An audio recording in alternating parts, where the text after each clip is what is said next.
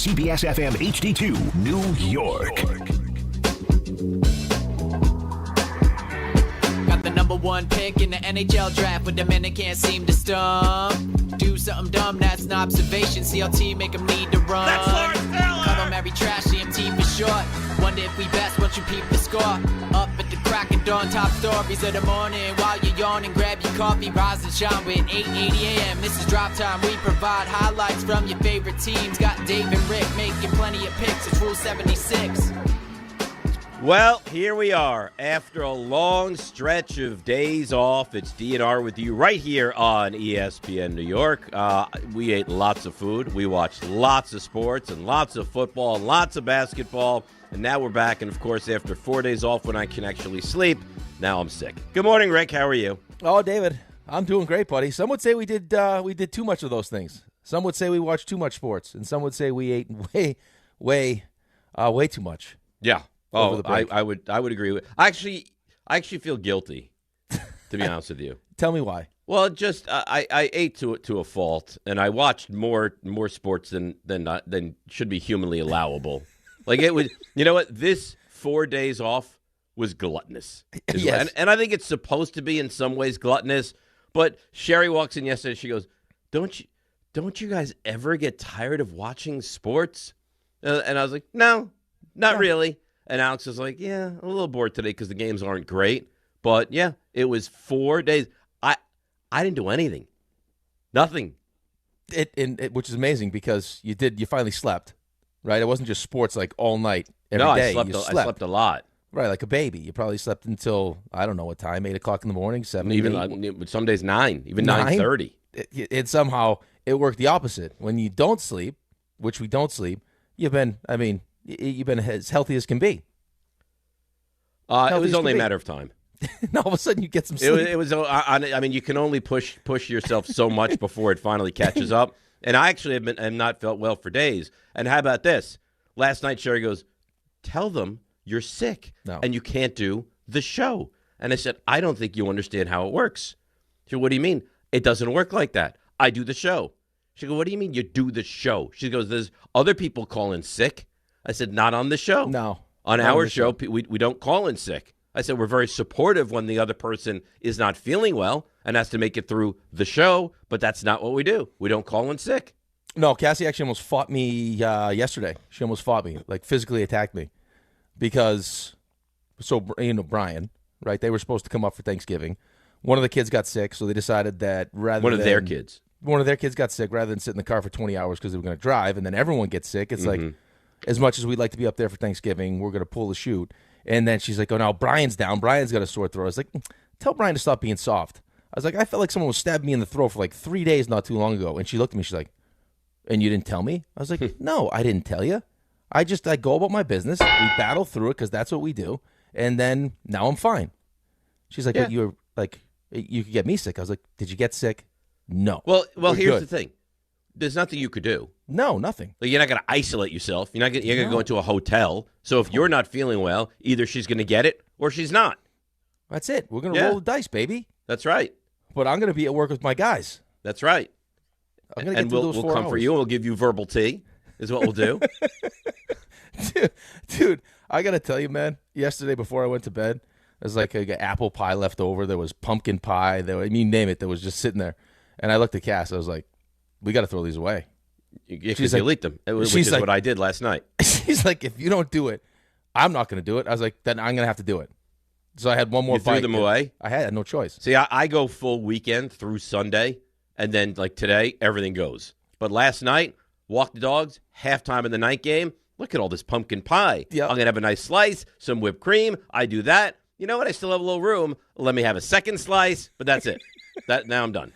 Yeah, that was it, though. No, because there's no chance. If those pies exist today, I'll eat them today. I had apple pie. I had cheesecake. I had pumpkin pie. I had banana cake. I had, you name it. I had brownies. I had chocolate-covered pretzels. You name it, I had it all weekend long. Did you weigh yourself? I weighed in prior, and I haven't weighed in yet since. So I would guess 5 pounds. At least. It would be my guess. Yeah. And that's fine. It was like Girls Gone Wild for me. Yeah. I wasn't wearing clothes when I was doing all this eating. I got the sweats. Thanksgiving Day, I started sweating. Cass is like, "Why are you taking your shirt?" I was like, "Because I get stuffing. I ate too much stuffing." I ate so much on Thanksgiving that I was like, I gotta go. I don't feel well. I was like, I gotta go. I have to leave the room. They're like, "What do you mean?" They're like, "You just want to get back in front of the TV." I was like, "No, I do, but I don't feel well. Right. I just don't feel well." Yeah. So I mean, what a weekend of sports. What a great Thanksgiving Day of Thanksgiving. The Thanksgiving games were great. I still think a couple of things that just jump off the page to me. Coaches are crazy, and I don't know that there's a rhyme or reason why they go, why they don't, when they go, when they don't, when they kick a field goal, when they don't. All that still feels like a very gray area, and the officiating in the NFL is god-awful. I mean, absolutely horrendous. So let me set the stage before we get into the Jets, who, I mean, I know there's a lot of people that didn't want the win. I understand why you wouldn't. You got it, and at least you got to win. At least they're playing for this coach. So Raanan is going to join us this morning, 7:35, because the Giants play tonight. Around the league, 7:55, led by Raymond. Football Frenzy, 8:30. Stuff you missed, 9:15. 3 stars, 9:53. And RJ wasn't here on Wednesday, although you tried to bring him into the fold, which was very kind of you. RJ, we did a Plays of the Week on Wednesday, and what we decided is we're going to do the final segment of every show as Plays of the Day. The full segment, 9:45 on Plays of the Day, because there's that much content that goes into the show every day. I thought you guys did great. I liked what you kind of brought the week to a nice close. It was a crescendo. It was an interesting day. Got a phone call I wasn't expecting, but I'm sorry for that. They scolded me, RJ. All I wanted was your opinion. That's it. I'm so sorry for that. I could actually put that to rest. So I went back and listened. Wanted to hear the full controversy. Listen, we on this show we do a little bit of ad-libbing. What was it about? I don't remember why did he need? Oh, that's right. It was about the read. My beautiful read. So Tom Bauer, as you know, he didn't do anything wrong. We do a little ad-libbing. That's what I did with your read, and that's why it looked a little bit different. But I thought Bauer did a great job. Ray did a great job, and listen, here we are all back together. Rick didn't do a great job, though. The fact that Rick tried to call you as you were busy with real family stuff is I'm sorry for that. I shot the text first. Well, you asked me if I was up. I answered yes, and you said, "I'm calling." Here comes the call. You up? Yep. Yeah, the rare 8 a.m. You up. But you knew he would be up. It wasn't a question of whether he was up or not. The question was, we know you have something family-related going on. Are you available? There's no way that Hess Toy Trucks want to end it with batteries included. There's no way. They got a tagline. Listen, those are the questions we need answered. I'm a man that prides myself on my reads and my partnerships. I'm not gonna let Hess down. No, but you let RJ down. No, not at all. Stop it, please. Okay. You know how much I care and love RJ. Mm-hmm. Never do that. Okay, dare you? All right, so let's get into it. Your Jets yesterday. If you went to that game, you know you're a heroic. Not many people did. No, not many people did. But it was a close game. I'm not going to sit here and tell you it was a very well played game, but I thought it was a tough watch, to be honest with you. But the Jets found their way to a victory, and I guess my question would be, how do you feel about getting that win yesterday?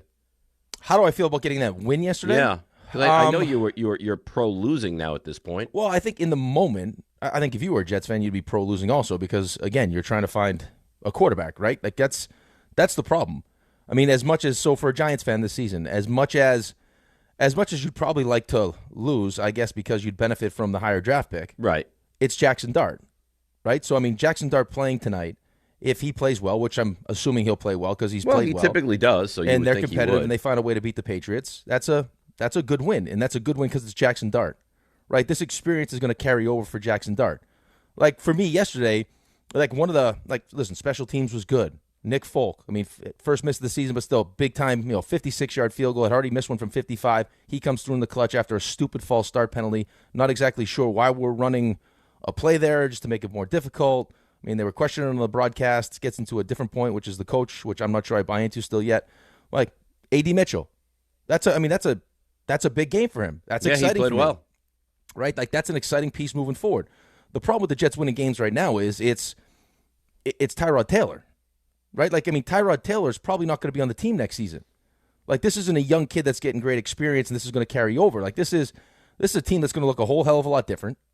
And with what you just traded. You traded Sauce, you traded Quinnen, and you acquire all these picks. And I'm sure we'll take phone calls today from fans that are happy about the wins. Well, we got all these picks. Well, it doesn't mean we need to use all the picks to get the quarterback when if you just lose games, you'll have the higher pick and hopefully get the quarterback with that pick. That's right, but isn't there something to be said for guys continuing to fight for the coach? The Right, coach is going nowhere. Right, they can fight and lose. That's fine. Yeah. I mean, listen, it's so there. This isn't the last game of the season. This wasn't the Giants with 2 games left. They had the first overall pick, and for whatever reason, it's a mandate that they got to beat the Colts. That's stupidity, right? Like, I understand that.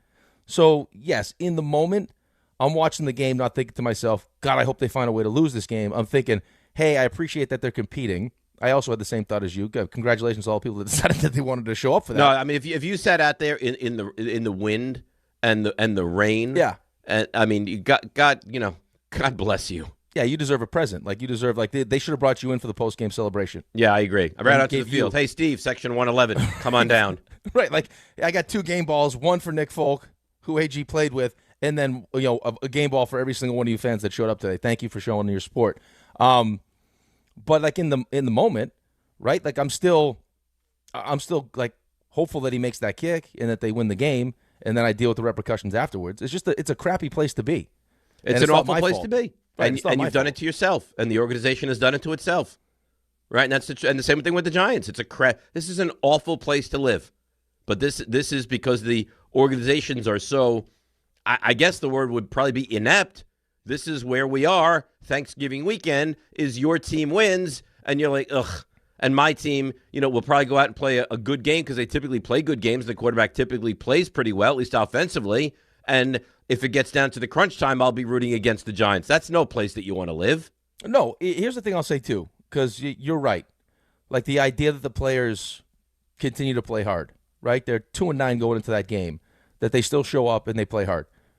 That's the expectation. Like, we shouldn't be so quick to give credit to players that they're showing up to do their jobs. Like, they're supposed to do their jobs. And the other thing I would say is you'd be absolutely crazy, right? Knowing how much power Aaron Glenn has in this organization, to think you could just go through the motions and quit right now. Like, you would have there would be any reason in your mind to think, well, you know what, I'm just going to shut it down. For what reason would you shut it down? AG is going to be the coach. Yeah. Right? He's the ultimate decision maker. Right, so if you shut it down, you're only hurting yourself. Right, with this team, because you won't be back, and then every other team that's going to see your tape and go, oh, this guy shut it down for the rest of the season because they were 2-9. Well, you're right, but, I mean, guys do that all the time. Right, but if they know the coach is going to be gone, it's much easier to do that. Like, did you see how Dexter Lawrence acted when they asked him about Shane Bowen being fired? Yep. He kind of, like, giggled. Like, he didn't know how to answer it, but his body language would suggest that he was happy that Shane Bowen was gone. Like, when you know the coaching staff is on the hot seat, that's why they don't like having coaches going to lame duck years.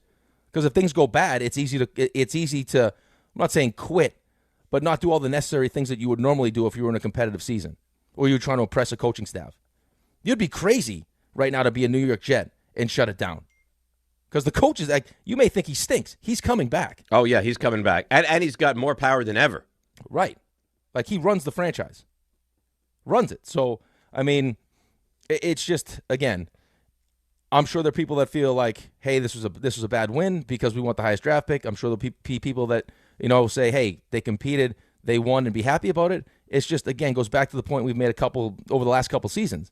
Because you've been through this, I've been through this. It's just it's an awful place to be. It's an awful place to be.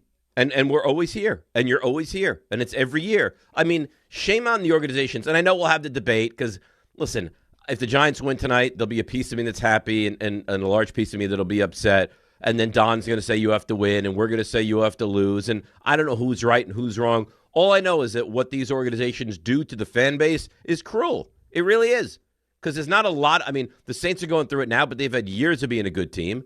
The Cardinals are going through it now, but there's not a lot of teams that year in and year out, every single season, you get to Thanksgiving, you're like, I really hope we lose this game because I want to have a better draft pick. Like, that's so awful that these organizations do this to us. And I don't blame the fans for rooting for their teams to lose. I blame the teams for getting into a position where your fans want you to lose these games.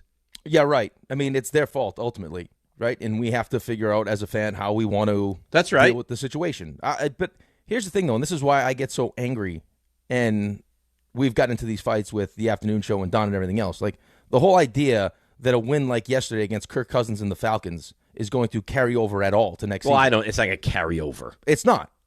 I mean, it may make you feel better about your coach, but still, like, I mean, I've seen enough already this season to give me, like, real hesitation. Yeah, I think you have real Him pause. and the offensive coordinator. Well, what carries over? I mean, the quarterback's not going to be the quarterback next year. No, like, I mean, that's the biggest problem. Is like these, again, this is not experience that a young quarterback's getting. These aren't wins that the young quarterback is getting to make him feel good about himself, build that confidence moving forward. But even when you have a season, like go back to the Giants' first year with Brian Daboll and Joe Shane. Right? Daniel Jones was great. Mm-hmm. Goes into Minnesota, plays great, they win a playoff game. Oh, that's going to carry it. No, it doesn't. No, it never carried. The only time I ever really remember it carrying over is when the Lions beat the Packers in that week 18. I guess it was 18. I don't remember at that point. And they knocked them out of the postseason. And the next season it carried over. But how often do you watch a team week 17, 18?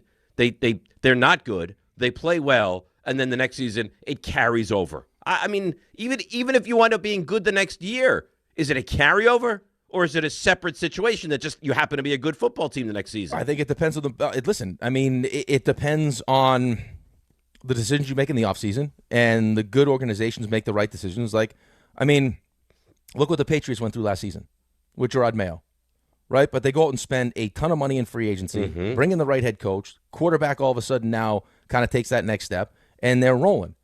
I mean, Washington Commanders, all the way to the NFC Championship game, right? I mean, hey, look at the NFC East. No team has repeated as champion. Maybe this is the year that the Washington Commanders win the... No, that doesn't happen. They have 3 wins. Right, like last year, Kansas City won all these one-possession games. Well, what happened this season? They can't win a one-possession game, a one-score game. So it's like, I mean, you can frame it any way you want to frame it. Like, you can go back to that Detroit win and say that was the impetus for all of us. It all depends on the players you have, the players you bring in, right? I mean, that's ultimately what it comes down to. Guys stay healthy. It's going to be a new quarterback room, right? So, I mean, if they draft a kid and the kid can play, things will change. If they draft a kid and the kid stinks, things will stay the same. Like, that's just how it works, especially in the NFL now with how important the quarterback position is. So the real thing is, do you trust the coaching staff, Darren Muji and Tanner Engstrand, to find the right quarterback, draft him, or if they don't draft one, find a veteran guy that they can bring in so this team doesn't get off to a 2-9 start. So I don't have to sit here and worry about, right, do I want them to win or lose? Right. Same thing with the Giants tonight. Like, if the Giants had 3 or 4 more wins that they should have, I'd be all in, I'd be excited, and I'd be rooting for them desperately to win this game. But because they've done this, and the coaching staff and the GM, and I mean, the head coach is gone, defensive coordinator is gone, that's not me to root against the Giants. That's the Giants that have put me in that position. Right, but for you at least, right? Like, I have the quarterback, yes. You have the quarterback. But I don't have the coach. But here's the thing. I have the quarterback, so I'd like to see him play well. But if he plays well and you win games, maybe that, hammers home the point that Joe Shane's going to be back next year. Yeah, or you just decide that, Mike Kafka's going to be a coach moving forward. I mean, that could happen. You're going to break in a new defensive coordinator today. We'll see what the defense looks like. But your situation is so much different than my situation. It couldn't be more different.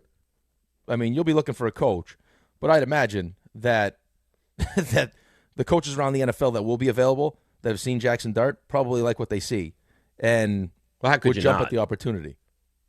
Yeah, how could you not? How could you not? You know what I love when I see it? Tell me. A good shower. Oh, I love a shower. From Bath Fitter. I'll tell you right now, wouldn't I love a warm shower? Oh. You could use one right now. I could use a nice steamy hot shower. Oh, clean up all that. That's right. It's all right there in the upper chest area. Anyhow, you know me. I'm Dave Rothenberg. I'm here to tell you about my friends at Bath Fitter. So they converted Alex's bath to a shower, did an unbelievable job. They offer custom bath renovations, including my favorite, the unique PermaFit solution. It's a watertight fit. How long does it take? Under a day, if that.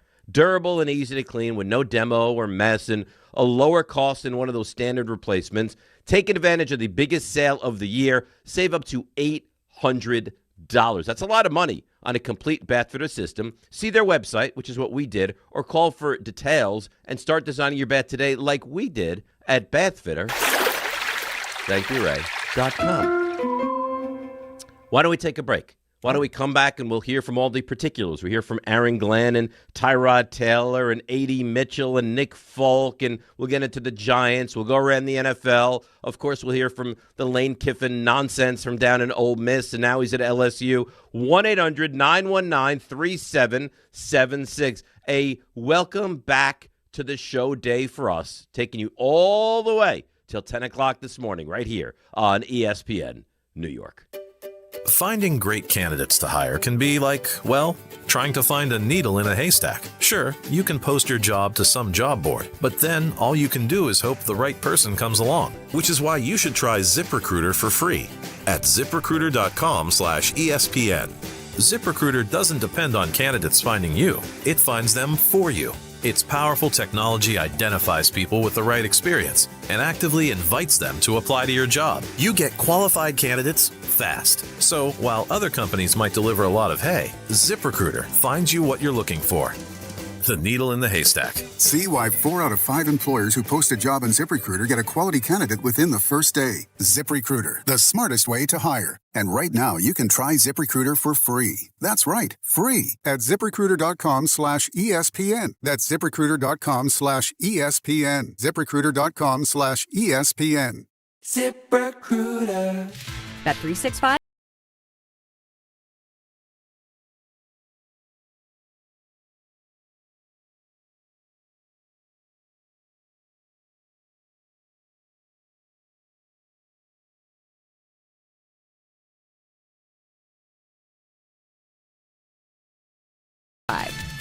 Gambling problem? Call 1-800-GAMBLER. 21 plus only. Must be physically located in New Jersey. T&Cs apply. Knicks fans, it's time for basketball, and the action starts on Wednesday at American Whiskey with Team ESPN New York and Ultra. Whether you need a pregame spot or you're looking for the right Knicks bar to watch the game versus the Hornets, American Whiskey is your destination. The party zips off at 7 p.m., and Team ESPN will be giving away ESPN, Ultra, and Knicks prizes. Join fellow Knicks fans on Wednesday at 247 West 30th Street. Cheer on your Knicks, enjoy Ultra draft and bottle specials, and cool prizes all game long at American Whiskey. I know that hiring can be challenging. You sort through tons of resumes and you get too many so-so applicants. You're just waiting for someone to match your role perfectly. Well, now, there's a place where you can meet them fast. ZipRecruiter. Need to hire right away. Start your search for strong candidates. The right fit awaits. Build your team. Build it sooner. Meet your match on ZipRecruiter. Just head to ZipRecruiter.com/free right now to try it for free.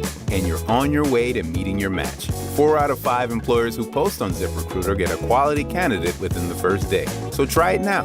Go to ZipRecruiter.com/free. Once again, that's ZipRecruiter.com/free. Meet your match on ZipRecruiter. Try it free.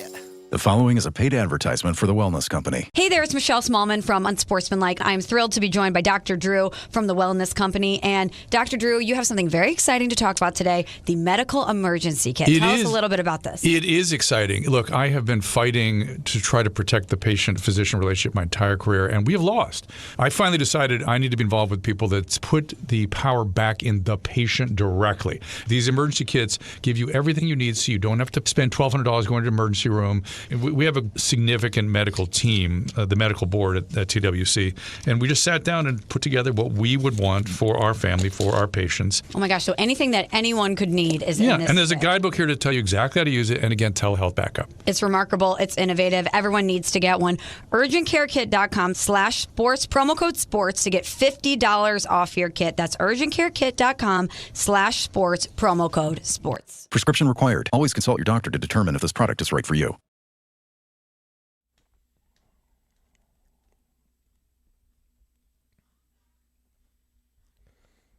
All right, we are back. We are in the New York groove. We are full-bellied. So what do you eat today? Is it today like a detox day for you? I'm not eating. You're not going to eat anything? I'm going to attempt not to eat. I feel so disgusting. Yeah. Like, this is the worst I probably felt. Did you go 4 days all in? Yeah, oh, yeah. Yeah, like, yeah. All in.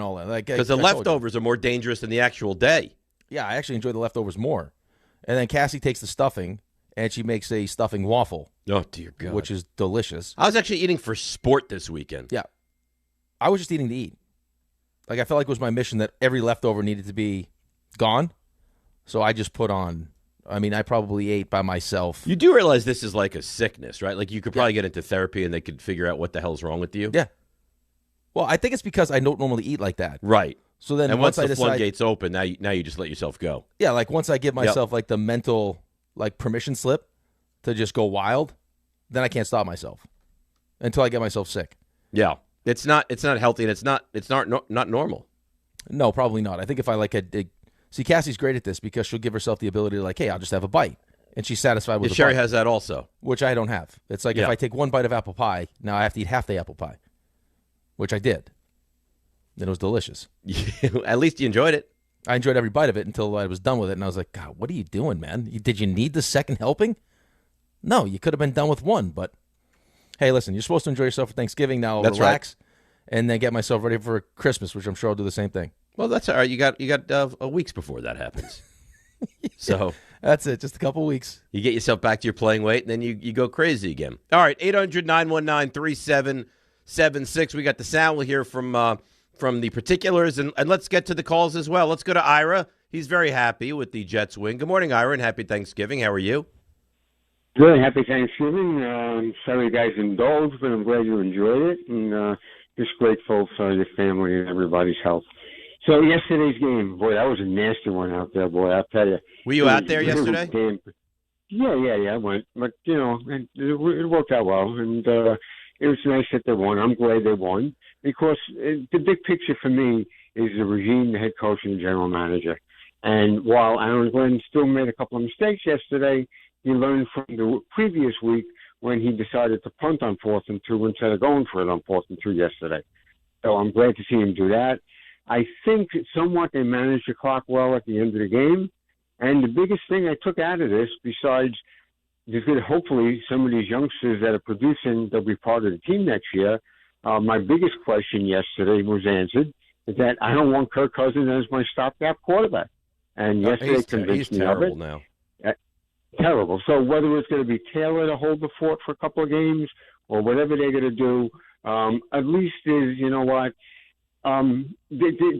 some light at the end of the tunnel until they get the quarterback. But the biggest question is, until these guys prove it, I don't trust these guys to develop a quarterback. Yeah, I think that's a very fair assessment of this. And you say there's some light at the end of the tunnel. Ira, until you get the quarterback, where's the light come from? I mean, sure, it's nice you won the game yesterday. It's nice they're competing. I'll give them that. But where's the light? I think they'll get the quarterback, so that's the light. It's what they do with the light. Does it stay dim or does it get bright? Well, anybody can get getting a quarterback is not. I mean, anybody can do that. Right. We got Sam Darnold. Just didn't. You got Zach Wilson. You get Sam Darnold. Anybody can get a quarterback, but it's taking that quarterback the right one, and then if it is the right one, developing in the right way. So those are my questions with the Jets. Right, and that's the biggest concern. I can't answer it. You can't answer it. Nobody can answer it until we see it play out. And that's what we're going to have to just wait and see. Yeah, our history would tell us that we don't, right? I mean, that's ultimately the problem, is that we've had how many different opportunities to do it, and it's just never worked out. To the point where you'll actually have people that aren't necessarily Jets fans that will say, hey, bring up Josh Allen. Right, I told you how many different times. Like Allen and I doing shows, we got one of his teammates from Wyoming calling, hey, you got to take this guy. You're an idiot if you don't. And then you see what Josh Allen turned into, and then you'll have people go, well, he wouldn't have turned into Josh Allen with the Jets. That's right. Right, Lamar Jackson wouldn't be Lamar Jackson. That's what bad teams do. So, yeah, I mean, there's a stigma that's attached to us as far as drafting and developing quarterbacks that until it actually happens, no one's going to believe it's going to happen. And you don't necessarily have. Well, when has it happened? Well, it hasn't. But I mean, on top of the fact, at least with you, right? The thought was the reason why this guy's got the job in the first place is because he can work well with quarterbacks. And you saw it in year one with Daniel Jones. So you actually saw we actually had tangible proof that he could make it work with Daniel Jones. Now, the idea that Daniel Jones goes to a different spot and has some success initially was, when Brian Daboll wasn't, didn't develop him that well because look at the success he's having in Indianapolis. Well, that's not just Brian Daboll. That's the amount of talent and everything else. And now we see Daniel Jones dealing with injury again, kind of regressing back to the means. Is the guy, when he finds his quarterback, and it took a while, that there was a sense of, I guess, I would say confidence, that once he does identify him, he'll be able to work with him because that's why he's here in the first place, which he did. He identified him, and he worked with Jaxson Dart, and now Jaxson Dart looks like he's going to be a stud. Aaron Glenn hasn't done it. Aaron Glenn, by the way, is defensive coordinator, right? That's why he has this job. And Tanner Engstrand, this is his first time doing it. So this isn't like Mike Vrabel coming in with Josh McDaniels, right? Now Drake May gets to work with Josh McDaniels. So, like, there is still that huge question mark surrounding the coaching staff and not just drafting the guy, but do you have the right pieces in place to develop the guy? And I'd say right now, again, we won't know till we know. Right. Well, I guess on the flip side, you can say they haven't failed at this, right? They haven't taken a quarterback. But did Justin Fields get better or worse? He got worse. Right. But Justin Fields wasn't good to begin with. Right, but Justin Fields still won 4 games last year with the Steelers. Yeah, no, you're not wrong. I mean, he was unplayable. But they haven't drafted and developed their own quarterback yet. No, right. They haven't identified a quarterback and drafted that quarterback. Right, but they identified a quarterback this offseason and paid him $30 million. Yeah, and he regressed. Like the guy got. And I was told after what we saw in the preseason when there was mixtapes of him not being able to complete a pass, like at the line of scrimmage, right, like dirting it to Garrett Wilson, that hey, relax because we don't want to show anyone anything yet because we built this whole scheme around Justin and our run Fields. game is going to be so dynamic that teams aren't going to know how to deal with it. Right, and he got to the point where he couldn't throw the football. Like, he was so bad at throwing the football that we had to make a change because how else would we find out if A.D. Mitchell and Mechie could play or not? Yeah, maybe they can, too. I mean, John's got them as, like, Jerry Rice and John Taylor. I think maybe they look like they could be capable. Well, no, I think it's, all of a sudden you got Garrett Wilson to that mix? Right, with Mason Taylor? That's not bad. Yeah, I guess. Listen, it's not CeeDee Lamb and George Pickens. I don't trust those guys as a number 2 receiver. Listen, it's not CeeDee Lamb and George Pickens, but it's a step in the right direction. Yeah, I think that's fair to say. But by the way, do you think that Indianapolis would like to go back and rescind that trade for Sauce Gardner? Now that he just hurt his calf? I mean, the quarterback's got a broken leg now. It looks like, the clock has struck midnight for him. They're losing games. You'd probably say they're not odds-on favorite to win that division. They could not make the postseason if they continue to do what they're doing. And you traded away 2 1s for him? Yeah. They went for it. It was a win for Jim. They got a little emotional. They wanted to take advantage of what was going on, and they decided to go all in. It's not quite the trade for Jamal Adams, but it doesn't look so enticing for the Colts fans right now. Whew. Yeah, they got Jacksonville twice. They got Seattle and San Francisco. And, oh, by the way, they finish off at Houston. Yeah, so they don't have an easy game on the docket. No, they do not have an easy game. And they could miss the postseason, which is what you should be rooting for. Of course it's what I'm rooting for. Yeah. I don't want to see them have success, and plus my draft pick's better. So the less success they have, the better that pick is. That's right. Yeah, it depends on what version of Trevor Lawrence you're going to get. By the way, quickly, what is Jerry Jones talking about? Explain. Well, he said that the Jets offered him, he offered the Jets Micah Parsons and a number 1 pick for Quinnen Williams. No. Yeah, that's what Ray, did he not say that? He said it. He may not remember. Who knows? Yeah. I don't know. I certainly I can't get in Jerry's head. Okay, I'm not asking you to get in his head, but he said it. He did say it. He said, what am I trading? You didn't hear this? We offered the Jets Micah Parsons and our first-round pick. He also, if you remember, he joined coming back. He joined your good friend Gary Myers on these very airwaves and said that the Jets told him, and I quote, that they did not have the resources to entertain that trade. So what is he talking about? It doesn't sound like he remembers what happened. Well, how could you remember? If you offered me Micah Parsons and a first-round pick for Quinnen Williams, would you like me to drive Quinnen Williams, or how are we getting him there? Right. Like, what else besides Quinnen Williams? Quincy, how many first-round picks are we trading? There's no way you give me a first-round pick and Micah Parsons for That's Quinnen what Williams. he said. No, that's craziness. That's I know. Well, he was Jerry's. I think he had tryptophan to the brain. He misremembered. Yeah, I know. But everyone's like, wait, what happened? And the Jets said no to that. It's like, no, there's no way. There's no way that happened. There's no way that really happened. No, I can't believe that. I agree with you. If that happened, I'm glad it didn't. I'm glad it didn't happen. Everyone would have to be fired on the spot. Can you imagine that? Yeah. No. Trading arguably the better player and a first-round pick? No chance. All right, so let's take a break. 800-919-3776. We'll hear from Tyrod. We'll hear from Aaron Glenn. We'll hear from you, the callers, listeners. 800-919-3776. We'll look to the Giants tonight. We'll recap more of the Jets. We'll go around the league. It's a busy, busy Monday after a busy, busy weekend. DNR with you, ESPN New York. Every aspect of your business will operate better and faster with artificial intelligence. AI is a race, and companies that act first will win. Thrive Managed AI is your advantage over all your competitors. Thrive partners with you on a smart, secure AI strategy for your business. Then they deploy and manage it for you. Be first and win the race with Thrive Managed AI. Start with a complimentary strategy consultation at thrivenextgen.com/ESPN. That's thrivenextgen.com/ESPN. 1-877 Cars for Kids. KARS Cars for Kids. 1-877 Cars for Kids. Donate your car today. 1-877 Cars for Kids. Donate your car today. Ready to get rid of that old car? Donate it to Cars for Kids. Call 1-877-CARS-FOR-KIDS to reach a friendly live agent. Donation's super easy, and your car can be picked up as soon as tomorrow. Call us now, 1-877-CARS-FOR-KIDS. That's Cars with a K to donate your car today. 1-877 Cars for Kids. KARS Cars for Kids. 1-877 Cars for Kids. Donate your car today. Hurry! It's your last chance to donate for 2025. Last chance! Donate now for a 2025 tax deduction.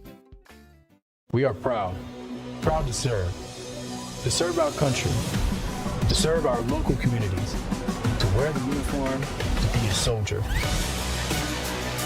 to serve abroad when and where duty calls. We are ready to stand with our brothers and sisters to defend, to serve, to fight. We're always ready, we're always there. We are the New York Army National Guard. Sponsored by the New York Army National Guard. Alan Hahn here to tell you about my friends at Bath Fitter. They remodeled a bath in my house, converting a tub into a shower. The result, amazing. Bath Fitter offers custom bath renovations, including their unique PermaFit solution for a watertight fit. It's done in one day, easy to clean, durable with no demo, no mess, and it costs less than a standard replacement. Take advantage of their biggest sale of the year. Save up to $800 on a complete Bath Fitter system. See their website or call for details and start designing your bath today at bathfitter.com.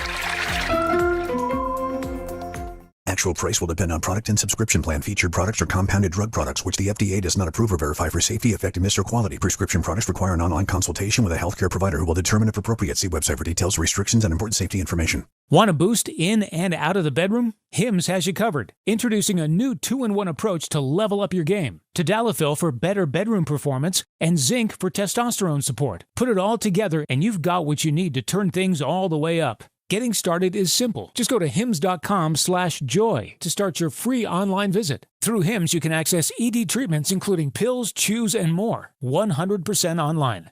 No office visits, no pharmacy lines. Just fill out a simple intake form and a licensed medical provider will determine if treatment's right for you. If prescribed, it ships free and discreetly to your door. Find affordable treatment options at up to 95% less than brand names at hims.com/joy. That's hims.com/joy, hims.com/joy. ESPN New York is throwing a holiday party you don't want to miss. Join us Friday, December 12th at your mother's house in Garden City Park. We'll be broadcasting the Michael K. Show live from 1 to 3, followed by Don, Hahn, and Rosenberg from 3 to 7, all while supporting a great cause. Bring a toy to benefit the Garden of Dreams Foundation and help make the season brighter for local kids in need. It's the ESPN New York Holiday Party, Friday, December 12th, brought to you by Spiked Aid, Security Dodge, Amazon Pickup, and ESPN New York.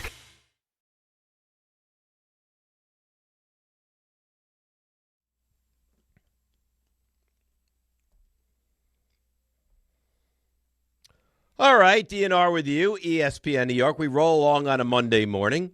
New York Holiday Party is back. Both the K Show and DHR are bringing the holiday cheer to your mother's house, Garden City Park, Long Island, Friday, December the 12th. That's next Friday. Once again, we're collecting. This is a very nice thing we do, and we would implore you to get involved. Unwrapped toy donations this year to benefit the Garden of Dreams Foundation. All kicks off at 1 o'clock Friday, December 12th at your mother's house, brought to you by Amazon Pickup, Security Dodge, and Spiked Aid. Did you see the social media post that Jake Montgomery put out on, maybe it was I guess it was probably Thursday, of the different table setups I did. I saw that, yeah. Yeah. So table 1 was me, Don, and I think Pat O'Keefe. Yeah. Who are you with at your table? You were not with Kay. No, I was not with Kay. It was me, the Ass Man, and Carlin. Carlin, yeah. Yeah, so that'd be fun. That's a nice table. Yeah, and then it was Ty, Michael, and Peter. And then Alan, Bart, and Dan? Yeah. Yeah. Sounds right. What table? I just assumed when you asked that you had the tables in front of you. Well, I just I looked at it and I remembered it. Mm-hmm. Which I did. Yeah. Listen, that's a fun little game. I like that game. I like that game. Raymond, what table would you sit at of those 4 tables? I've got to pull the tables up again because it's not registering. Here, so let me tell you. So it's Dave, Don, and Pat O'Keefe at 1. That's a nice table. Yep. And then you have, let's see, Bart Scott, Allen, and Grassa. Why did you have to say Bart Scott and then Allen? Like, why wouldn't you just say Bart? Because there was a little icon over his name on Instagram, and I was trying to buy time. I needed to make it go away. Okay. And then 3 was Michael K, Peter, and Ty. 4. You're going to make that universal for all of them, huh? That's right. Is Rick DiPietro. And then Carlin and Jake. All right, so Ray, where are you sitting? I think I might be sitting at table 4. You know you're going to eat good with Carlin there. Yep. What does that mean? What do you mean, what does that mean? What is it? No, what does that mean? Listen, choose table 4 if you want to choose table 4. What the hell does it mean? You know you're going to eat good if Carlin's there. Well, Carlin's, as I was starting Carlin's to say. going to eat good if Carlin's there. No, Carlin will definitely eat good, but Carlin also has his own little series where he rates restaurants, so maybe that we'll guarantee that we're going to have good food there. Why would you ask a question and then jumps down someone's throat before they can even finish giving the answer? He's the heavyset guy. Guy knows I think that's a cop-out answer. I think Rick is as much of a foodie, if not more, than Carlin. Well, as I was saying, Rick is also a foodie, but I know I'm also going to get good stories and a good time with Rick. And then I'm going to get to hang out with Assman, and that's always a privilege. Come on. What are we talking about So here? You're going table 4. I'm going table 4. All right. Enjoy the role you don't get on Wednesday. And RJ, where are you going? Boy, I got to tell you. You can say it. I got to tell you. Table 3 is kind of sneaky enticing. Keister, Peter, Ty. But Kay doesn't like you, though. See. That's Says awkward. who? Kay. Listen. No, well. Which, I think is interesting that RJ was going full names with Bart Scott and Michael Kay and then just says Jake. Listen, I don't know. I don't know You're sitting at table 3. So you want to sit with someone that outwardly doesn't like you. I don't know if that's true. And why does Instagram have these icons floating over people's heads? I can't actually see what's happening here. Why run the risk of him not really liking you, though? Do you understand the dynamic with me and Don? You guys are missing out on greatness at table 1. I don't know about that. That turns into that's a 2-hour stump Rothenberg situation. It turns into great conversation. Okay. We can go anywhere. Don's well-read. I've seen every movie, every TV show. We've seen every sporting event ever known to man. You want to break down Knicks play-by-play? We got Pat O'Keefe. We got everything covered. Okay. Everything. Sounds like fun. So we're going to talk about books, old sports, and the Knicks. Nice table. What more is there, RJ? Yeah, that's life. You want to talk about the 1980s, 70s, Niners? We got it covered. What do you want to talk about food? We got it covered.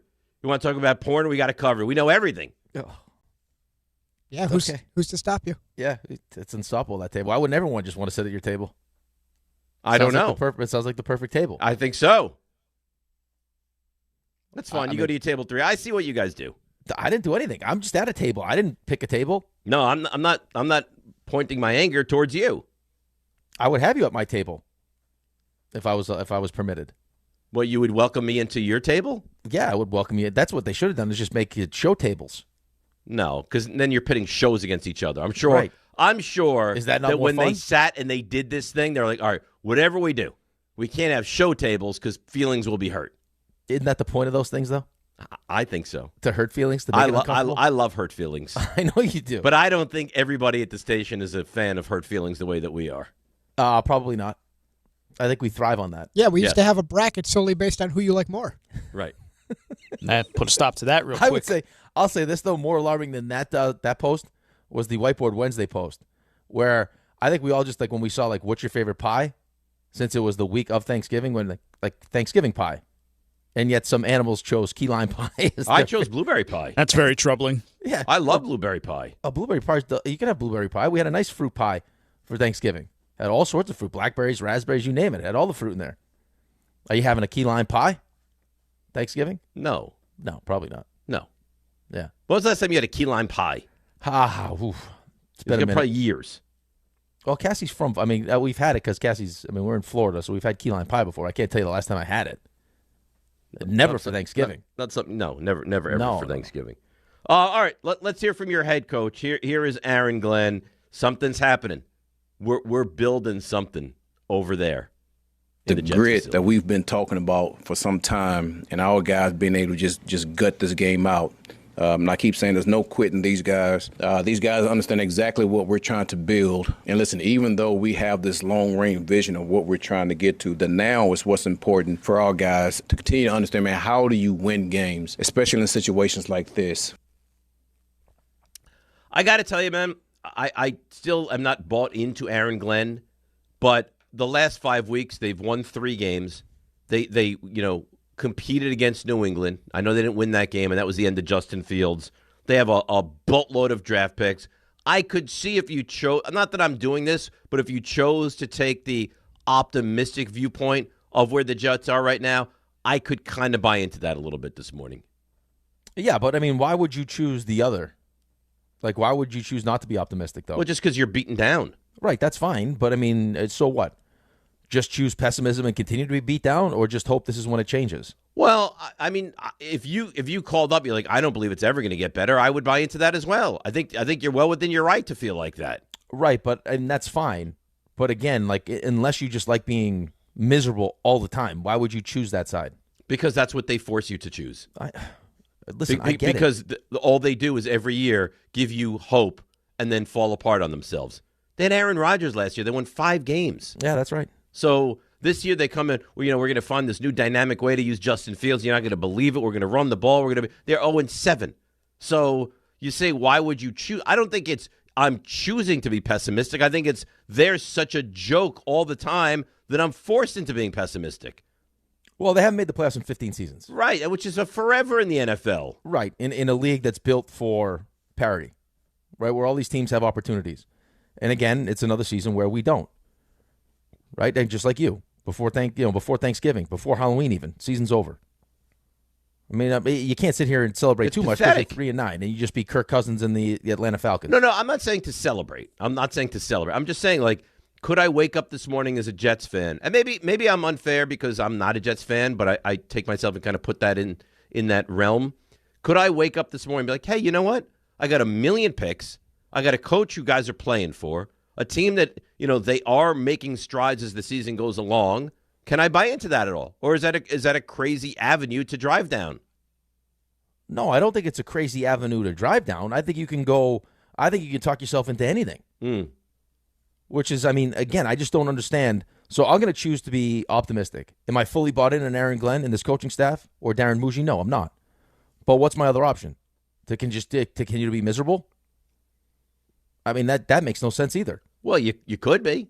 Well, but that's just, that seems like just unnecessary. I shouldn't have to try hard. They don't make it hard to be miserable. Right. No, they 3-9. don't. But it's like, okay, I haven't been to the playoffs for 15 years. Yep. I have a coach who I have no idea if he's going to be good. I don't know how the hell I'm going to wind up getting a quarterback. I'm the laughingstock of the NFL. The owner embarrasses me continuously. You could easily make a case for I'm not able to wrap my arms around, moving in the right direction here. Right, but either way, it's probably too premature to do either of those things. Oh, I think that's definitely fair.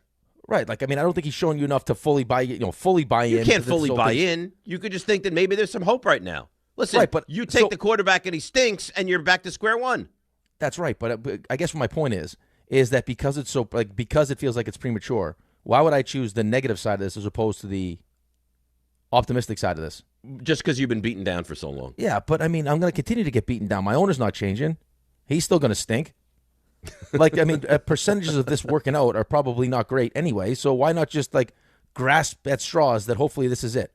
Because with hope comes heartache. Yeah, but either way, I'm not quitting on the team, so I would rather take the hope and deal with more heartache than just continue to be negative the whole time. Listen, that's fair. I got to take some joy in this, otherwise why am I doing it? Well, what joy do you take in this? Listen, we won. I mean, I guess there's some you woke joy up in this that. morning, you're like, hey, great, we won? Or you're like, all right, we won? Probably that. Yeah. Like, even the wins, these two teams, it's like, all right, the Giants gave you a moment, right? They beat the Chargers. That was exciting.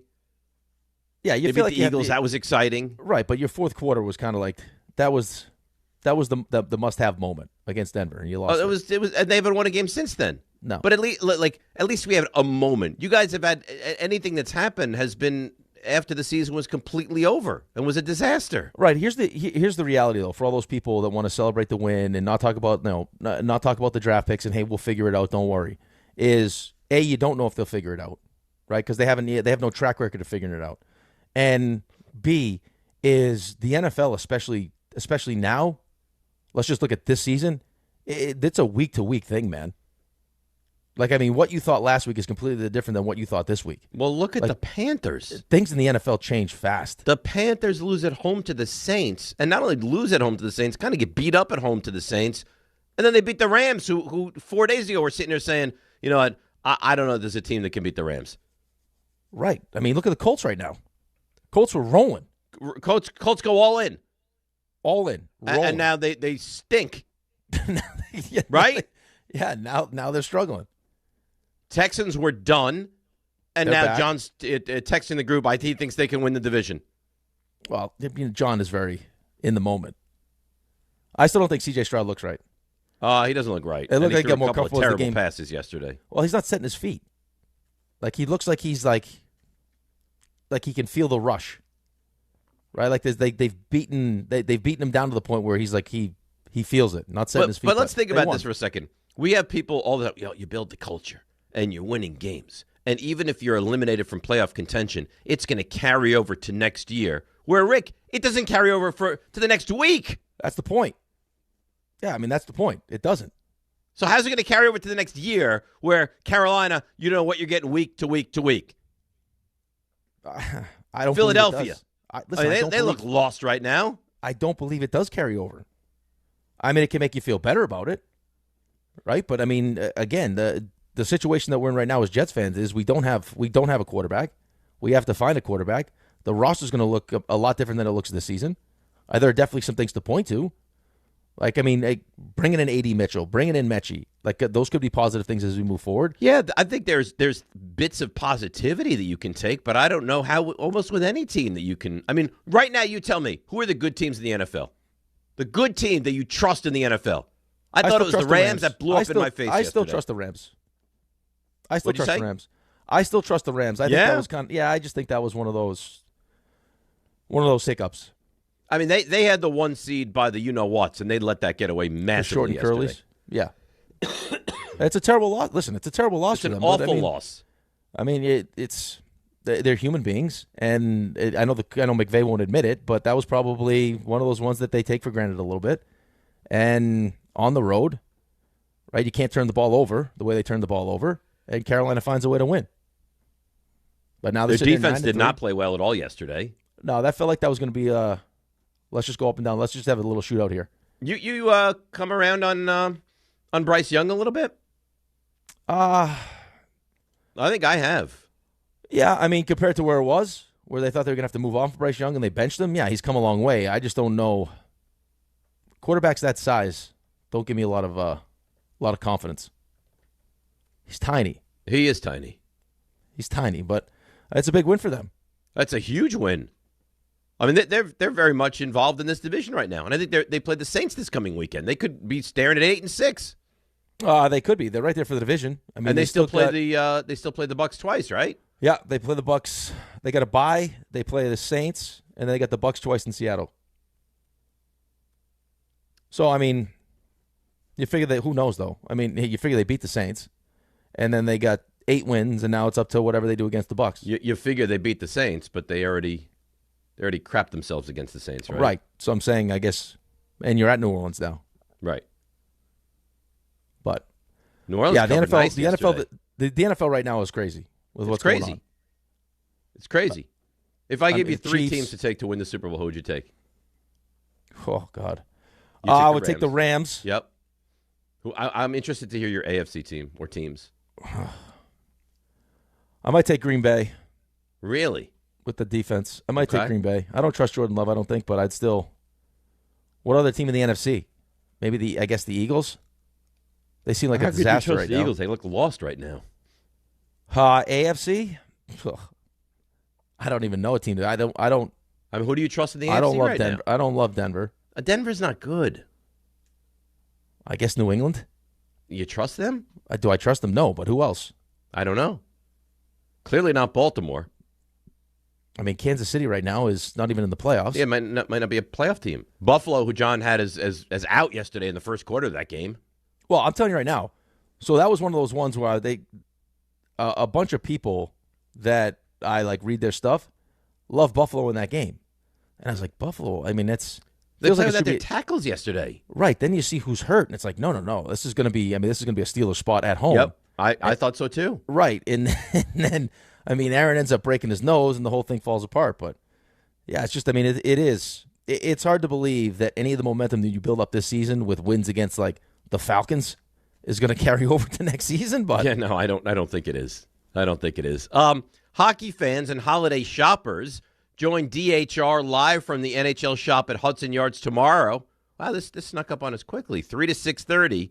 They'll be talking all things hockey, and they'll be joined on site by the great Mark Messier. All powered by Game 7 brands, bringing you closer to the action than ever before. Don't miss Don, Hahn, and Rosenberg live tomorrow from the NHL shop in Manhattan. Let's break. Let's line up the calls. We'll get into some college football. It was a big weekend for the college game. 800-919-3776. More on the Jets win. More on the Giants game tonight. DNR with you, ESPN New York. New York Presbyterian treats more heart patients than any other hospital in New York. From common to complex conditions, our cardiologists and heart surgeons are pioneers in advanced heart care, leading the way in minimally invasive treatments for faster recovery times. Find a doctor at nyp.org/heart. Stay amazing. New York Presbyterian. New York Presbyterian Hospital based on U.S. News and World Report 2025 to 2026 Cardiology, Heart, and Vascular Surgery Rankings. All right, let's see what's happening on the roads this morning and bring in our dear friend. Hope you had a great Thanksgiving. Welcome in, Debbie Duham. Hi, Dave. Hi, Rick. On this busy Cyber Monday, let's see what's happening. Welcome back, by the way. Hey, guys, we've got some issues on the FDR Drive North in the 40s with a collision, and then in the 60s, another accident. So double trouble on the FDR Drive. York Avenue closed in the 70s. It's all due to fire department activity. 78 eastbound local lanes, exit 56 in Newark. It's a collision being cleared. Sponsored by Compassion International. Compassion sponsorship means food, healthcare, education, and most of all, being known, loved, and protected. There are thousands of kids waiting over a year, and their rate sponsor a child with compassion today. Text the word radio to 83393. I'm Debbie Duham on 880 ESPN New York. Every aspect of your business will operate better and faster with artificial intelligence. AI is a race, and companies that act first will win. Thrive Managed AI is your advantage over all your competitors. Thrive partners with you on a smart, secure AI strategy for your business. Then they deploy and manage it for you. Be first and win the race with Thrive Managed AI. Start with a complimentary strategy consultation at thrivenextgen.com/ESPN. That's thrivenextgen.com/ESPN. I know that hiring can be challenging. You sort through tons of resumes and you get too many so-so applicants. You're just waiting for someone to match your role perfectly. Well, now, there's a place where you can meet them fast. ZipRecruiter. Need to hire right away. Start your search for strong candidates. The right fit awaits. Build your team. Build it sooner. Meet your match on ZipRecruiter. Just head to ZipRecruiter.com/ESPN right now to try it for free, and you're on your way to meeting your match. 4 out of 5 employers who post on ZipRecruiter get a quality candidate within the first day. So try it now. Go to ZipRecruiter.com/ESPN. Once again, that's ZipRecruiter.com/ESPN. Meet your match on ZipRecruiter. Try it free. Listen up, football fans. You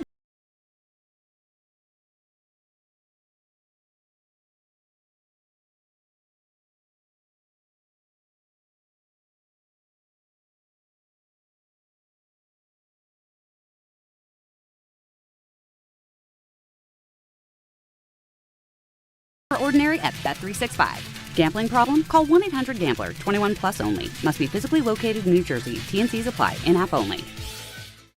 Alan Hahn here to tell you about my friends at Bathfitter. They remodeled a bath in my house, converting a tub into a shower. The result, amazing. Bathfitter offers custom bath renovations, including their unique PermaFit solution for a watertight fit. It's done in one day, easy to clean, durable with no demo, no mess, and it costs less than a standard replacement. Take advantage of their biggest sale of the year. Save up to $800 on a complete Bathfitter system. See their website or call for details and start designing your bath today at bathfitter.com. The post-crib assembly press conference, brought to you by Progressive. Michael, you had some trouble putting the crib together today. What went wrong? You know, those instructions can be tough, and, well, you saw the outcome. Here, just get one Were you upset when your wife pulled you and called in the backup? No, I mean, the baby needs a crib to sleep in, so whatever it takes. You've got a changing table to put together next. It's got a lot of drawers. What's your comment? You know what? We're done here. Like it or not, sometimes you need a backup. That's why there's Progressive to protect your home and auto. Progressive Casualty Insurance Company affiliates and other insurers. Not available in all states or situations. Hey, it's Reese Davis. Let's be honest, you can't keep an eye on everything. Unless you've got Blink Outdoor 4 cameras. While you're focused on the game, Blink's keeping an eye on your home. With up to 2-year battery life and with Sync Module XR, you can cover more space without constant maintenance. No wires, no worries. Blink helps keep an eye on what matters most. Get Blink today at the Home Depot. How doers get more done. 880 ESPN, WHSQ, and WCBS-FM HD2, New York. A Good Karma Brands radio station. This is DiPietro and Rothenberg. Falk's kick is good. He's a folk hero at MetLife Stadium. I still am not bought into Aaron Glenn, but the last 5 weeks they've won 3 games. It's more to me than just the win. These guys never quit. You chose to take the optimistic viewpoint of where the Jets are right now. I could kind of buy into that. There's some light at the end of the tunnel. We know exactly what we're trying to do, and we're going to continue to block out all the noise and keep our focus straight ahead in that vision that we got on what we're trying to be as a team. This is DiPietro and Rothenberg on ESPN New York and streaming live on YouTube. All right, DNR with you, ESPN New York. Email comes in, Neil from Manhattan. Good morning, Dave. I think the Jets fans need this morning, the last thing you need this morning is to be lectured by Rick DiPietro about optimism, coming from a guy who's walked under sunshine and rainbows most of his life. He was born with a beautiful face, a muscular body. You weren't born with a muscular body, no, I did were you? not have a muscular body, no. Apparently he has a third leg, incredible athletic ability, top pick in the NHL draft, paid a fortune, stumbled into a second successful career because of a friendship, not to mention he slept with so many hot women in his entire life, including his mother-in-law. You didn't sleep with her. You just slept in the same bed as her, right? Yeah, that's right. No wonder this guy's optimistic about life. That's not the life experience of most Jets fans. That's Neil from Manhattan. Right. Well, thanks for all those nice things, but yeah, I don't think any of that matters. I think there are probably a lot of really successful Jets fans that still deal with the same crap. I mean, Gary Vaynerchuk is a big Jets fan. During the NFL season. There are a lot of handsome, successful professional athletes that play for the Jets that also deal with getting beaten down by the Jets. Oh, yeah. Right. It's hard to be a fan or a former player of this team. Look at Quinnen Williams. First 3-game winning streak the man has ever had. Seems to be doing well with the change of scenery. Yeah, I would say so. By the way, so you didn't answer the question. I hate when you ask me questions and then you don't answer the question. What was the question? The question about favorites now. So give me a team from the Well, NFC. I wasn't asked that question. Well, but you asked it. So, I mean, can you ask you? Now I'll ask you it. Okay. So give me your AFC and NFC. AFC.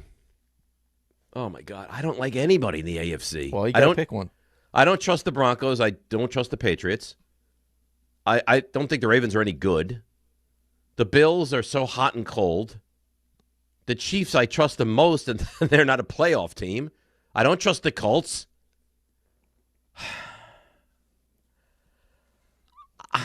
I guess I'll say New England because they own the path to get the 1 seed. But I don't trust anybody in that conference. Let me give you a better answer. I really don't trust Denver. I think they're just finding ways to win. I mean, right now you're looking for a team that's given you the least amount of reasons to question it. The least amount of reasons to question it might be New England, because I trust the coach. I think I trust the quarterback. There's an avenue to get the 1 seed. I don't trust the Broncos. I think the Broncos are paper tigerish. I don't think they have a real running game. And I don't really trust Bo Nix, who had a terrible interception last night. And I know this is going to be met with crazy reaction. I think their defense is overrated. I know they get 1 million sacks. I don't think the Broncos defense is an elite defense. I just don't. Okay. All right. So that's not Denver. So I'm taking the Broncos off the table. All right. Give me NFC then. I would say the Patriots in the AFC. NFC, see, I would say Seattle, but I can't because I don't trust Sam Darnold until I see it. I don't trust the Bears. And I get emails about, see how wrong you were about Caleb Williams. What was I wrong about? Was he good in that game? No, he wasn't good. They're winning games, but I don't think they're winning games because of him. So I wouldn't say the Bears. I don't think the Eagles are all that great. I think I'd still say the Rams. And that's it. So just one from each. Every team in the NFL gives me pause for concern. Yes. Packers, I don't know that I trust Jordan Love. I mean, 2 weeks ago we were talking about how they don't look great. So, yeah, I think there's real concerns about them. Lions, I don't know that they're even a playoff team. Eagles, I think they have real problems. I don't think their offensive line is even very good right now. I don't think their offense is very good right now. So I don't know who I trust. I don't trust the Bucks. I thought I might trust them early in the season. No. I think it's the Rams. Yeah, I think from top to bottom. I mean, see, like just as far as what you just described, like I mean, I'm with you with Seattle too. I mean, you should say Seattle. I can't say Seattle. The whole Sam Darnold thing in a big game. And Sam Darnold, let's be fair. Sam Darnold yesterday looked awful. Yeah, I still don't know why. I mean, I was going to take that game, and you two guys took it, so I got off of it. But that was a gift because the guy who played for Minnesota, I mean, he was. RJ thinks that he might be as good as Max Brosnan. He could have done that. I mean, it's kind of like what did Aubrey's wife say to him? Well, they were watching on TV. Yeah, you could miss. Well, kicks you could like do that. You could miss kicks like that. RJ, you think you could do that though? No. I like play quarterback. No, what I was referring to is, like I told you guys off the air, I only break this line out once or twice a year because I have a lot of respect for the line. It's not even a fine line. It's a Grand Canyon between the average person and an NFL quarterback or a professional athlete. What happened down by the goal line? That play, stumbling down, where he just basically handed the ball to the Seahawks. I wondered briefly, if I could do something like that. And then, the funny thing is you watch that play and you see the pressure and then you have the realization they're not going to pick up the fourth down. But then you see him just fling it, and you don't realize until they pan the camera that there's just Seahawks waiting to take the ball the other way. There's a flock of Seahawks. I mean, just waiting to take it back the other way. It's like, have you ever had eaten at the beach before? It's like seagulls, and all the seagulls are just waiting for you to just throw food or just drop food. That's what it was like. The football was a French fry. Yeah, that's it. And the Seahawks secondary were the Seagulls. Why even put him in that spot? Just kick the field goal. Yeah, like, I don't think he's thinking of that. Teams don't kick field goals; they don't do it. Right, but the kid stinks. Your defense is playing good. Like, why even that? Completely changed the game. Not that they were going to win anyway, but still. Like, why even put him in that spot?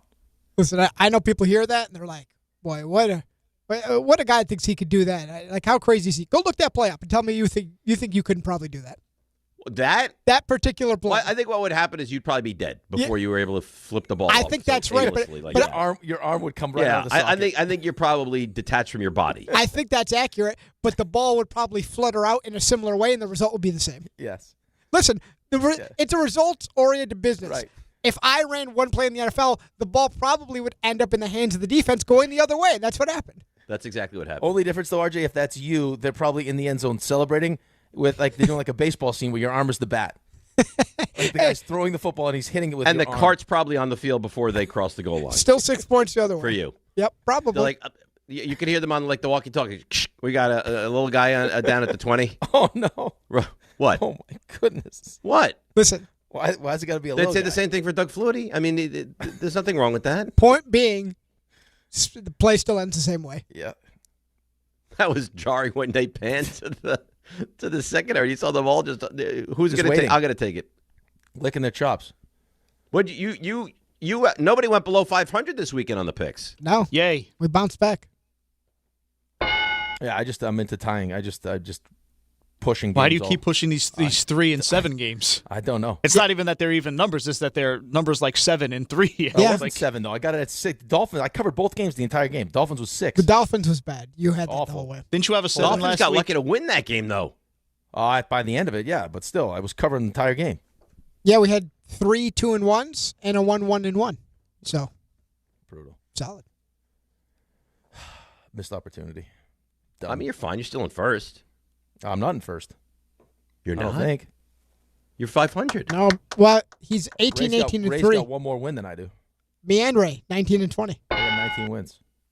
Is I don't know, 19 and 20 better than 18, 18, and 3? I don't theory, think so. It shouldn't be, but It shouldn't be, but we go by wins. I think we go by We wins. go by wins? Yeah. And how many wins do I have? 16? 16. Oh, you're right. So I'm there. only 2 wins behind Rick? No, yeah. he's back. You're right there. Yeah, but that doesn't seem right. Three ties should equate to something. It should be better, but Listen, if we want to vote to change it, but that's been the way we always do it. So it's just wins. It So should be it's best 19, winning- 19, 18, 16. It should be best winning percentage is what it Yeah, should be. that doesn't seem fair. Because that's how they go. Like, I mean, gambling's usually whoever's got the best percentage. I think that's how the standings go as well in the NFL. So I guess we can't change it in the middle of the season, right? well, it is what it is, right? Technically, Rick has a tiebreaker over you, so if you want to look at it like 2.5, 2.5. that's what the ties are good for. So if we each wind up with 27 wins, he would get the tiebreaker because he has the ties. Less losses. That's right. Mm-hmm. Okay. Yeah, I've already resigned myself to the fact I'd like that to I'm not gonna apologize to you also, David. Me? Yeah. Why? What did you do? I should have listened to you on Wednesday, and we should have just made all our picks.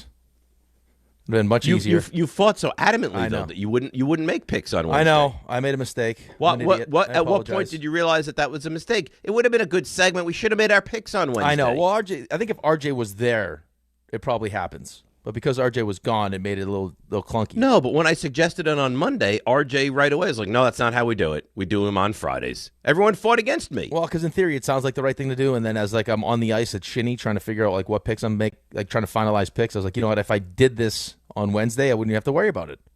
Mm-hmm. Could just get back to a little Shinny hockey. That's right. Yeah. But no, you had to add the stress of waking up on Friday and what games am I going to go with? Right. That's exactly what I did. Eagles stink, by the way. Yeah, and then taking Seattle right off the list for some reason. Why'd you take them off the list? Because you both took them. But so what? I know. That never stood in your way before. I know. I try to get. I like my picks. I thought I had good picks. You also could have benefited from that man giving the ball to the Seahawks. I could have benefited. Correct. Well, what were they Instead, saying? I was on the other end. During the pregame, I don't know if you guys had the audio on. I did because I took them in Survivor, and I had them with so I had the audio on that over the Bills and the Steelers, and they were saying, RJ, they look at Max Brosmer. Oh, Purdy. As Brock Purdy. Oh, I flipped down the volume. I very rarely have the volume on, but I had it on. Who was it, Greg Olsen doing that game? Yeah. Yeah, and I'm here. Oh, listen, they believe in this guy. He could be Brock Purdy. He could be Brock Purdy. He's a late draft pick. Oh, and no. Almost Mr. Irrelevant, and he could be Brock Purdy. And, no. You watch those first couple drives. Okay. Yeah, he was not Brock Purdy. No. He wasn't even Steve Purdy. That was really bad. That wasn't great. Well, that was the worst quarterback play we've seen all year. Probably. Yeah, that was really bad. Let's go to Artie in Brooklyn. See what's on his mind. Don't yell at us, Artie. Good morning. How are you? Hey, guys. Happy Thanksgiving. You too. Even worse than Fields, huh? That quarterback? It was bad. Yes. No, Yeah, it was really, it was really bad. beyond bad. So, I mean, look, I'm happy for Falk. I'm happy for the guys. But those last 3 plays where they took a penalty, trying to draw the other team off sides, like they thought it was going to work, like for every team. Then they throw 2 passes that were like just a complete waste. And then he kicks a 56-yarder. So, I mean, you look at the stats, the Falcons outplayed them. I don't know how you could be saying they're going in the right way other than they won the game. But my question is now, they win a few games with Taylor. Next year, if we drop down where we're not going to get one of those 3 quarterbacks, or we don't, Muji decides that he's going to wait another year, who the heck is our starting quarterback next year? I don't know. Is Taylor going to be the starting quarterback? It can't be. For a season, no. It can't be. Because, right. So, I mean, I'm looking, and it seems like all these guys that people are talking about, Muji's going to have to trade for. You either go with Geno Smith. Oh, God. or Casey Kasem. The DJ? Oh. I'd rather take Casey Kasem than I take Casey Kasem? I think he's not with us anymore. That's not the guy? I think you're talking about Case Keenum, maybe? Here's my question. That's probably who he's talking about, I would imagine. If the Colts get out of the playoffs, and I think that's the 18th pick, can we trade 6 and 18 and get number 1? Thanks for taking the call, guys. 6 and 18 would be enough to move up. If the number 1 team wants the quarterback, they're going to take the quarterback. Right? Because the Saints, there's no way that they can sit here and tell us that Tyler Shuck is the guy. No. If the Titans go 1, I think 6 and 18 could get you up to 1. Oh, that depends on. That depends on the other teams that want to get up to 1. Right. I mean, what are the other? Now, the thing that you have, the advantage you have, is you have a lot of draft equity. Right, but I mean, if it ends up being 1, if it's only Mendoza, and the Saints are hell bent on they think Mendoza's the guy, I mean, yeah, you're still gonna be in competition with them and whatever they offer. And do we want to give up everything? I mean, if New Orleans has the 2nd pick, right? I mean, what would you rather have if you're Tennessee? The second pick plus whatever else, as opposed to I think it depends. It depends how I value that 2nd pick. And it depends how the Jets are going to sweeten it. Right, or Vegas. Are the Jets going to give me? I mean, listen, the Jets might not even pick 6. The Jets still have the Saints. They still have the Dolphins. They still have Jets are some 7 games right that are now. winnable on their schedule. Well, the Jets are 7 now anyway, so they're not picking 6th. So I mean, right now the Saints have 2 and Vegas has 4. Do they want Mendoza? I mean, he says 3 quarterbacks. We don't even know if there's going to be 3 quarterbacks. Well, we don't know who's going to come out here. Right, and then here's I guess the bigger issue for Aaron Glenn is we know how fast things work here. So if you don't draft the quarterback and we don't have that hope, right? Like at least with the Giants this season. Now expectations changed because Jaxson Dart played really, really well. I mean, he burst onto the scene and they beat the Chargers. It was, hey, we win games or the young quarterback flashes, right? Young quarterback does more than flash, so now we have to win games and Brian Dable's fired. If you don't draft the young quarterback, which gives you the hope, and you got some stopgap, and you go, 2-7 to start the season again, like, are you going to be around? I don't for think year you can 3? wait. So let's think this through. If you don't take the quarterback next year, right, and it can't be Tyrod Taylor as the everyday quarterback, but you I don't know. There's some stopgap guy. You have another 4-13 season. Now you're going to draft that quarterback in 2 years. And you have to imagine his first year, it's probably not going to be great, right? Even if he's pretty good, it's going to be. So now you're talking about 2 more. So you will not be playoff competitive for 3 full seasons? I don't know. Well, why are you even forecasting 3 full seasons? I mean, I don't know how many wins we end up with. 4 or 5, maybe? This year? Yeah. Yeah, we got 3 now? Yeah. Okay, so we'll call it 5. So you're 5-12. You go another stopgap quarterback. Right. Justin Fields didn't work out. You paid him $30. Go another stopgap. Doesn't work out. You win another 4 games or 5 games. You're 5-12. Right. Now you draft a quarterback. Well, you're going to let Aaron Glenn draft the quarterback? What do you think? You're going to have to. Well, are you really? What do you think? Are you going to fire him? You're going to trust him now after back? All right. So then, if that so then let's play this down the road a little more. If you're Aaron Glenn and you have the idea of, if I don't get the quarterback this year and I have another subpar season, I might be out. How do you not take the quarterback this draft?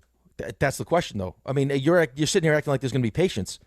Halfway into year 2, after winning a Coach of the Year and a playoff game, Giants fans are done with Brian Dable. I don't think there should be patience. I think that you should get the quarterback this offseason.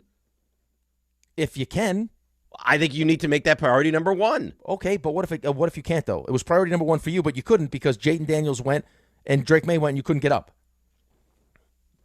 And that's when there was 3. There might just be 1. I listen, I got to tell you, by the way, the more I watch Tyler Simpson, right? Is that his name? Simpson, yeah. Yeah. I am not impressed with him. I know that he has all these things that people love. Right, but which is why he should go back for another year, he said. He should go back for another year. Right, Dante Moore, same thing. Now, I don't know if he comes out or he doesn't come out. But, I mean, you could also be in a situation where, I mean, if Tennessee ends up with a first pick, they're not taking a quarterback, right?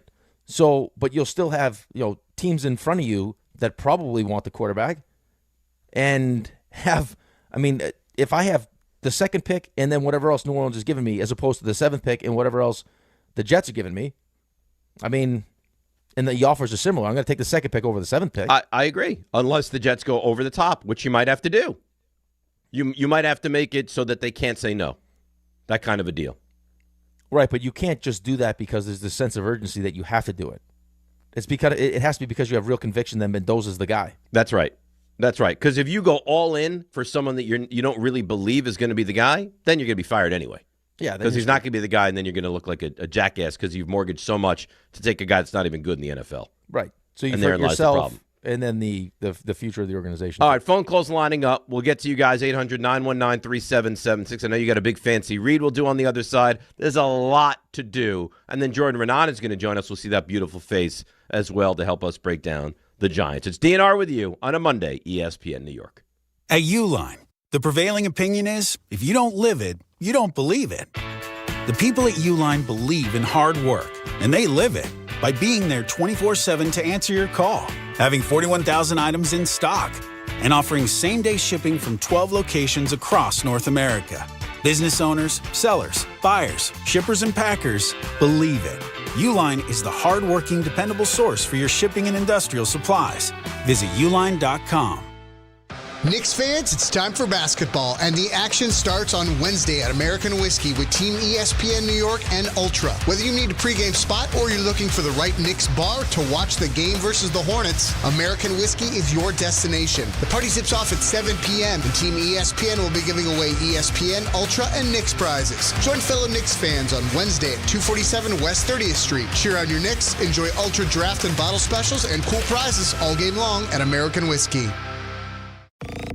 Dave Rothenberg here to tell you about my friends at Bathfitter. They converted my kid's bath to a shower and did an incredible job. They offer custom bath renovations, including their unique PermaFit solution for a watertight fit, and it's done in just one day. It's durable and easy to clean with no demo or mess and a lower cost than a standard replacement. Take advantage of the biggest sale of the entire year. Save up to $800 on a complete Bathfitter system. See their website or call for details and start designing your bath today at bathfitter.com.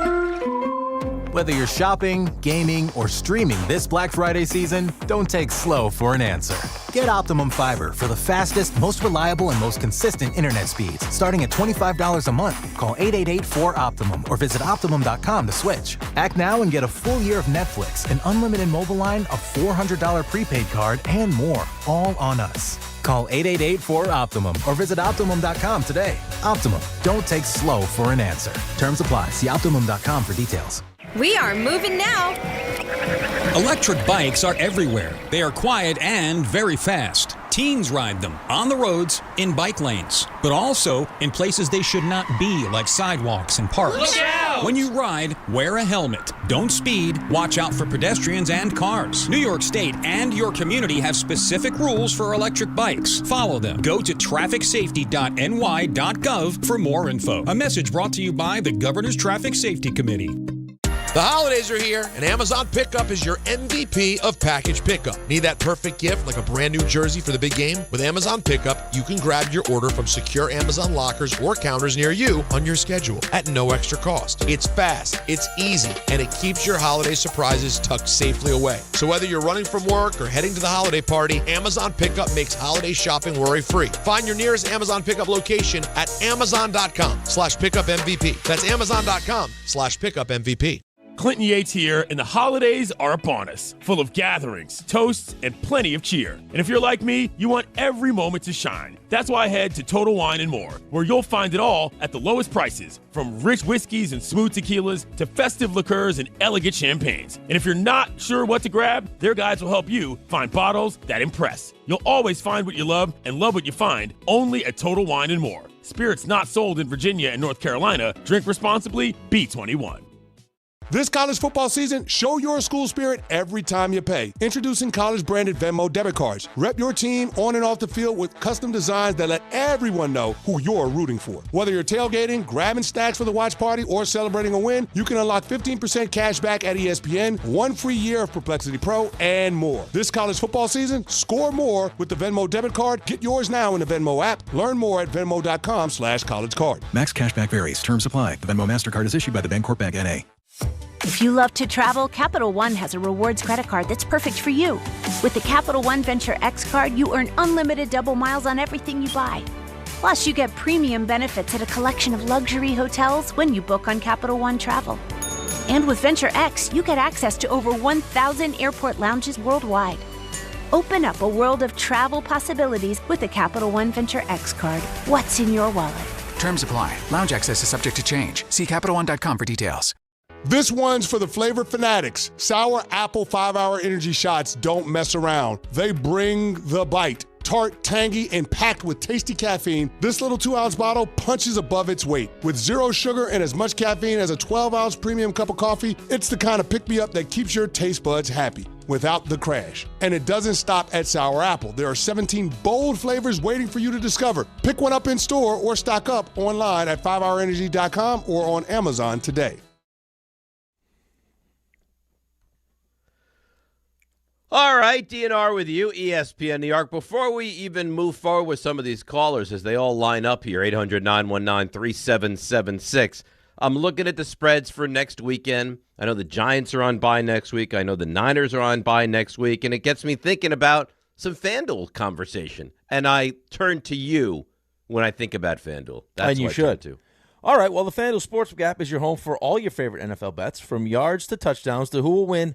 With FanDuel, any play can be the play of the game. Tonight, are you ready for this? Yeah. FanDuel is giving all customers a 30% profit boost token. That's right, you can get in the action with a 30% profit boost token this Monday night. So make FanDuel your go-to app for any snap. Just visit FanDuel.com/Rick to bet on the game. Play your game with FanDuel, an official sports betting partner of the NFL. Must be 21 and older and physically present in New York. Opt-in required. Bonus issued as non-withdrawable profit boost tokens. Restrictions do apply, including any token expiration and max wager amount. See terms at sportsbook.fanduel.com. For help with a gambling problem, call 1-877-8-HOPE-NY or text HOPE-NY at 467-369. You know who won big yesterday on FanDuel? Who? The Savage. Really? Mm-hmm. That's I don't know if nice. this is meant for air, but why not? He sent me a screenshot of a 3-leg parlay that he made. Bucky Irving, anytime touchdown score. Yep. Done. Tyler Warren, anytime touchdown score. Done. Tyler Algier, anytime touchdown score. Done. Nice. Yeah. So he won lots of money. That's going to be nice for all his. I mean, he's got an expensive lifestyle with all his dates and his. Give me all your money. Right, his yoga classes and now his big half marathon. Right. He's doing puppy yoga, which costs him like $75 a shot. Woof, woof. He's going all the way to Calgary for a half marathon. Right. It's big stuff. Yeah, he's got a lot going on. He's an important guy, as is Jaquan in the truck. Jaquan, you're on ESPN New York. Hey, what's going on, fellas? What's going on? What's up, man? What you guys doing this morning? Good. Now, I was just calling to give my boy Rick his props. You know what I mean? I know a few weeks ago he was real down on the Jets, and you know what I mean. I didn't mean to offend you or say anything about negativity, and I wasn't blaming you or saying you would switch teams or anything. All I was just saying was just give this chance for a little optimism, because at the end of the day, the team is playing a little bit better. I think the offense is moving a little bit better with Tyrod, even though he missed some throws, but of course he's a backup. They're definitely better with Tyrod Taylor quarterback than Justin Fields. I don't even think that's a debate. John Mechie, if he could freaking catch the ball to hold on to it, it'd have been a lot better as well. And I just think the defense and the special teams, that guy Williams, he's actually playing a little bit better as well. And the second point, I just want to ask you guys, do you think it's something to it that Aaron Glenn, he played the position? Because I know a lot of people still up and down about the Sauce Gardner trade, but I think that we won that trade. Not saying that Sauce wasn't a great player for us or anything like that, taking anything away from him for what he did. But I just think Aaron Glenn played the position, and he could kind of see maybe this guy won't be right for his scheme, and maybe that's why it was easier for him. Just because he played the position, not saying he was super high level, but he did play at a decent level, and maybe it was easier because he played the position for him to just, let it go. And I think once we finally get a quarterback, hopefully, man, that's all we got is just hope. But thank you guys, and enjoy the show. Oh, thanks, Jaquan. Yeah. I mean, you got to get the quarterback. We sit here, we talk about that ad nauseum. You don't have the quarterback, you can't compete in this league. It's that simple. Right, but I also think that in the midst of a season like we're having, right? I mean, it's 3 wins. You're 3-9. Season's over. You're not going to make the playoffs, right? You're trying to build towards the future. I think it's just you have to recognize because you did give an extension, and you worked it the right way, so it made it movable. But, I mean, when you take a step back, the reality is this whole thing is not going to change until you get the quarterback. So as much as you might like Sauce Gardner, maybe he didn't like Sauce Gardner and didn't think because he had played the position that, in the long run it was going to be worth paying him what they were paying him. But like him, don't like him. Like Quinnen, don't like Quinnen. The most important thing for this franchise to do is find a quarterback. That's right. So in a lost season, the more opportunities, the more lottery tickets we have to make that happen, the better our chances are. Now the question is, can you take those lottery tickets and turn them into the quarterback? That's your $1 million question, and you haven't been able to do that. Now, if you can hit on Simpson or Moore or Mendoza or somebody else, then great. If you can't, you're going to be back to square one again. Right, because you're not going to win if you don't have the quarterback. You can't. Right, so what is the sense of having Quinnen or having Sauce if you don't have the quarterback? There is none, because you have those guys, and you haven't won because you don't have the quarterback. So top 10 picks right now. How many of these teams need quarterbacks? Tennessee, they don't need a quarterback, right? Cam Ward, they're all in on him, and they should be. Saints need a quarterback, right? We're in agreement. Tyler Shuck is not the answer for the Saints. All right, so that's one. Giants don't need a quarterback. No. Vegas needs a quarterback desperately. That's 2. Cleveland needs a quarterback is 3. Washington, no. And then it's the Jets. Yep. And then Arizona, yes. Atlanta, I guess they can stick with Penix, right? Well, that's the Rams pick. It's the Rams pick, though. That's right. It goes to the Rams, and they, you know what? I wonder if the Rams would consider taking a quarterback. Or are they just going to continue to build around Stafford? Yeah, but I mean, you're sitting there talking that they're 9 right now. I mean, we're saying there might be one quarterback. They're not going to take the 9th overall pick. Right. That's fair. And then the Bengals, no. So of those teams that you really have to worry about if you're the Jets, it's the Saints, it's the Raiders, it's the Browns. Maybe, yeah, Browns. Right? Browns. Because I first of all, if Stefanski's there's no way he looks at Shador and thinks he's going to be the savior quarterback. Well, he did say Shador's going to start next week. I get that. Which is, a step in the right direction for Shador. But, listen, they don't have a lot of weapons offensively. Right? I mean, Jerry Jeudy looks like he's pissed off again, which is not unlike Jerry Jeudy. And they got Judkins. That's it. Judkins, good running back. Yeah, he is. But it's not a good offense. No. Which is sad because their defense is legit. Oh, their defense is awesome. Myles Garrett is what a waste that he's just on that team and that organization. He's got 19 sacks already. He's going to break the record. What's the record? 22.5 by Strahan, right? Strahan and TJ Watt, yeah. Yeah. He's going to shatter that record. He should. Yep. I think he's gotten more sacks the last 5 weeks than any team in the NFL. I think he's got a good chance. I thought I checked this too. I think he's got a good chance this upcoming. Yeah, he plays Tennessee. Oh yeah. He might break it against Tennessee. I think they're the league leaders in sacks allowed right now. This week is Cleveland, Tennessee. Oh, yeah. Barn burner. Oh, boy. Good 1:00-er. I mean, Tennessee really should be winless. They should, except the game that I picked that Arizona just gave them. Why? I mean, you're leading the picks. Why do you have to go back there? I'm not leading the picks. I don't have the most wins. I have the best percentage. I don't have the most wins because I look at every single one. You're not in real danger to lose the picks right now. Who knows? We got lots of picks left. I got 5 weeks of the season. I got 15 you got regular 14, season picks. 15, 16, 17, 18, and then you got all the playoffs. Yeah, so I got 15 regular season picks left. It's a lot of picks. Maybe you'll have a fall apart. Why? I've already gone through that. Don't say because that. I need that because I can't lose again. But why me fall apart? Why not Ray? RJ's Ray's never lost. Have that's Ray fall fine. apart. I don't care who falls apart. One of you guys needs to fall apart. Okay, just don't put that on me. Somebody goes like a good 4-11. And I go I didn't do anything to you. Why do you wish this on me? I don't care. He wants who somebody falls to lose. apart. I just need one of you guys to fall apart. I'm not calling any of you out and being like, I hope you specifically fall apart. I just hope one of you falls apart. It is more fun when you lose, though. Why? People like it. It's not fun for me. I know, but people like it. Like, what's in the best interest of the show is you lose because people like it. But we don't know what it's like for anybody else to lose. I lost. Yeah, but you weren't out and about. You were in studio in a Rangers 90. Well, you guys decided to put me in a Rangers 90. That was your choice. Well, this would be nice for you at the big Mets tailgate to be out there in a costume of one of us. That would be great. Maybe what I do too is to really change the clubhouse camaraderie. Maybe I go in the clubhouse dressed as whoever. I bring Lindor and Soto aside and say, "Listen, fellas, we got to make this work." You talk to those guys? Yeah. Get them on the same page? This is what teamwork. This is what a great team looks like. I'm dressed up as one of my teammates. Thing. Yeah. Really bring everyone together. Dressed as someone else. Yeah, but that's what I would say. And that way, if it blows up, then you'd be like, it wasn't me. No, but I would say I love my teammates so much, I dress up as them. Mm-hmm. That's how much I love them. I'm Dave Rothenberg. Look at me. Then you could do bath fitter reads. Yeah. Right? I would go right. I could go into the shower. This doesn't look. This doesn't Bring look all like, your Johnsons. This isn't sealed properly. Yeah, that's right. You become an expert in the bathtub trade. I'll fix this right up. All right, let's take a break. We'll come back and we'll do all that we do. We have Jordan Raanan. We go around the league. We've got the frenzy. We've got it all. It's DNR with you on a busy, busy Monday morning right here on ESPN New York.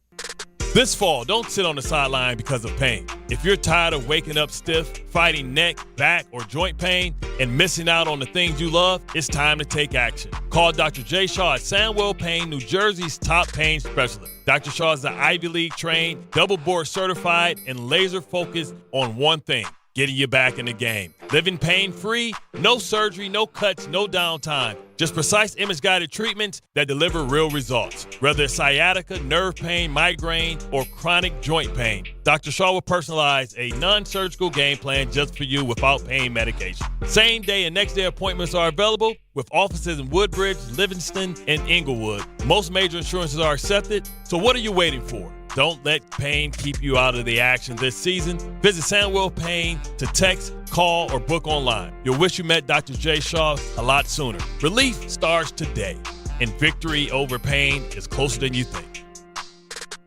Some stages celebrate. This one tests everything. Every drive, every approach, every putt. Pressure builds, resilience matters, and history waits for the bold.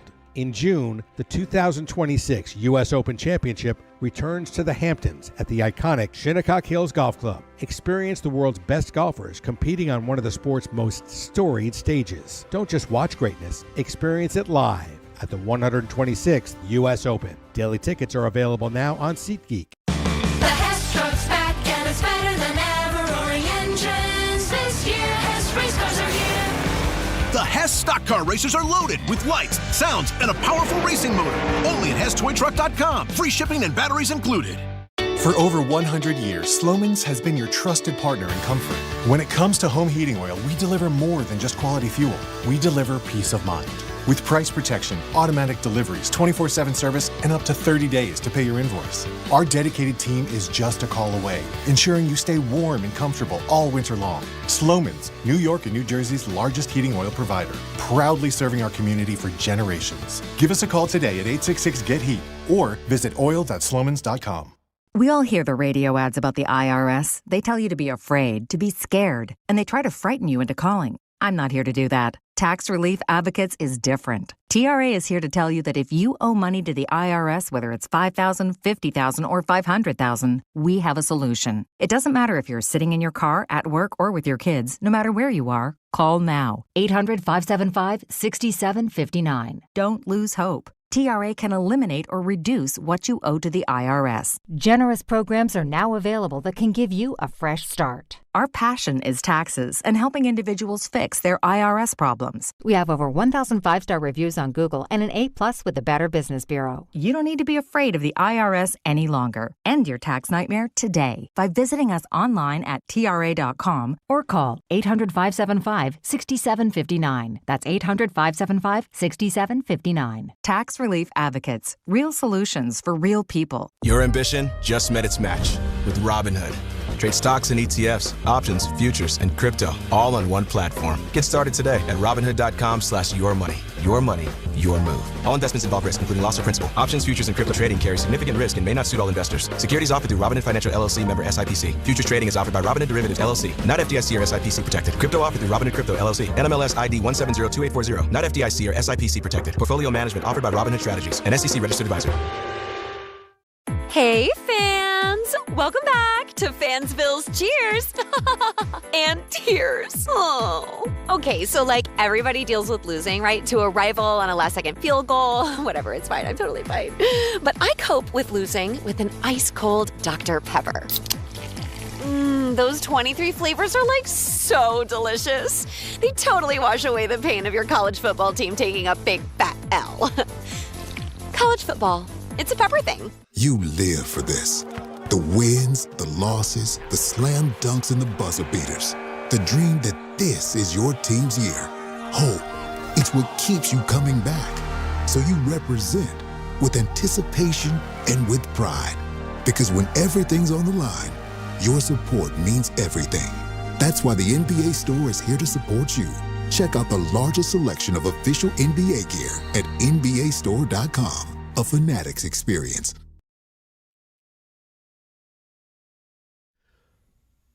All right, DNR with you, ESPN New York. Game time brought to you by Tullamore Dew Irish Whiskey. When it's game time, it's Tully time.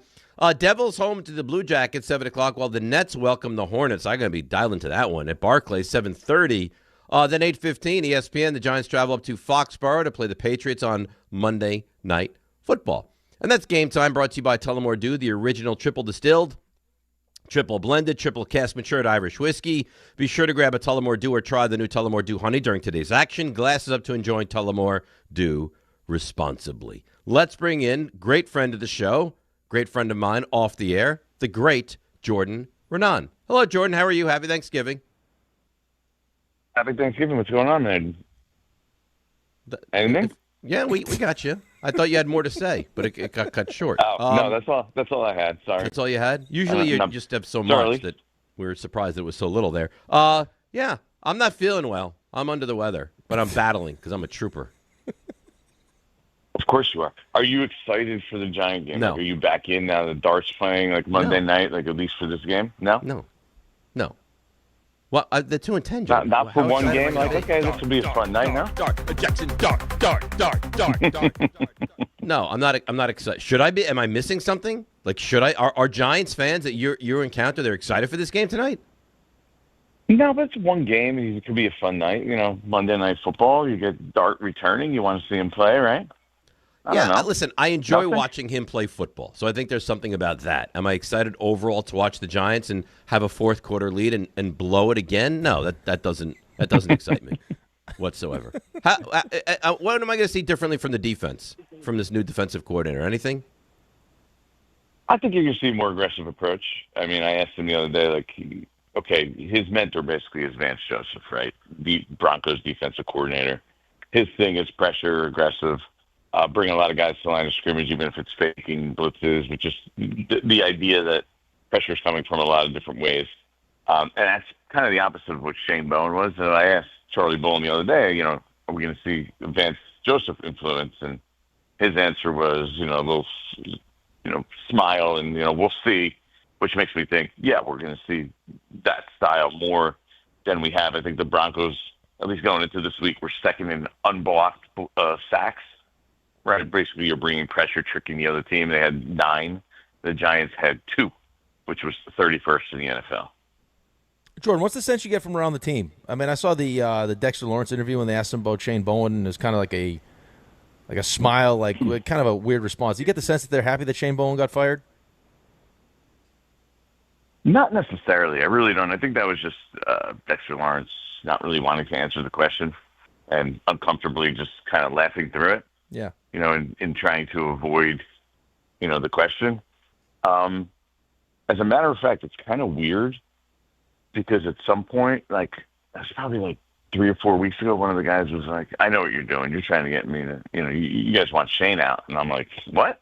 Like, I'm not trying to get Shane Bowen fired. I mean, and they were kind of fighting back against that narrative and putting it on them. So I don't think that's the overwhelming feeling in the locker room. I think they look at it as like, okay, well, we'll keep losing, we keep blowing leads. This is the result. But I don't think they were really yearning to get rid of him, to be honest with you, which is a little weird, I know, because they've been so bad late in games and defense just hasn't been good. So Jaxson Dart, he's back tonight. There's been conversations with him about you have to kind of change your ways a little bit, be smarter, not take the same punishment. Do you think that gets through to him, or do you think we're going to see the same reckless quarterback out there tonight for the Giants? I think the more you continue to repeat that to him, the more it will soak in, right? And the more you go out and play, the more you're looking for spots where maybe you can avoid the hits. And if you think about it in the last game, right, even though he got concussed in Chicago, there were multiple occasions where he slid in that game. And he's a guy who doesn't slide, right? So I do think it's kind of thinking in to some degree now. I don't think you're ever going to totally get rid of it. I have a story out there today, and I spoke to his dad, and his dad coached him growing up, and he told him this is kind of like the mentality that he has. So I don't think you can completely get rid of it. First of all, his dad was a safety at Utah, right? Played defense. His brother, Diesel Dart, great name, right? Diesel Dart. Isn't that unbelievable? Yeah, High school, that's 3-star some name, recruit. Like yeah. And Jackson actually told me he was ticked off because he was supposed to be named Diesel, and then they say they didn't name him Diesel, and then his brother got named Diesel. But on the separate note, his dad was telling me when they were growing up, the dad coached him all the time. Jaxson Dart was a linebacker, and before practice, the day before practice, he would talk to his dad about the drills they wanted to do, and he would make sure that he lined himself up, Jaxson Dart, against the biggest and strongest, best guys on the other side because he wanted to go against them one-on-one in tackling type drills. Like that's the mentality that he has. So I don't think you're going to completely be able to knock it out of him. The only thing is, and this is what a lot of guys say, is when you're near midfield, it's the first quarter. You don't have to fight for those extra couple yards. Like that's a time where it's not necessary. Now, when it's near the goal line, when it's third down, you're not like he's going to do that, right? That's who he is. But there's other times where maybe, hey, live to fight another day. I think that's what they're trying to get to. Jordan Raanan joins us here on the show. Jordan, as far as play calling, so it was Kafka that was still calling the plays. I know it was Dable's offense. Are you expecting less potential design runs for Jaxson Dart as he's coming back? In that story, if you go read it, it says one player actually said to me, and it was unprompted, I don't think you're going to see any design runs in this week's game. So I do think that they're definitely aware of without Brian Dable there. You know what? This isn't the smart thing to do, especially right now off the concussion. And I'd be surprised if you saw any design runs. Now I don't know, maybe near the goal line, if the QB sneak or something, they might do it. But I think they're going to try to avoid that, especially early on here as he's just coming back from the concussion. Offensive line for New England is kind of banged up, right? Is that what I'm led to believe? Mm-hmm. So, I mean, They obviously have that a new should left bode side. well for the Giants' pass rush, you would think.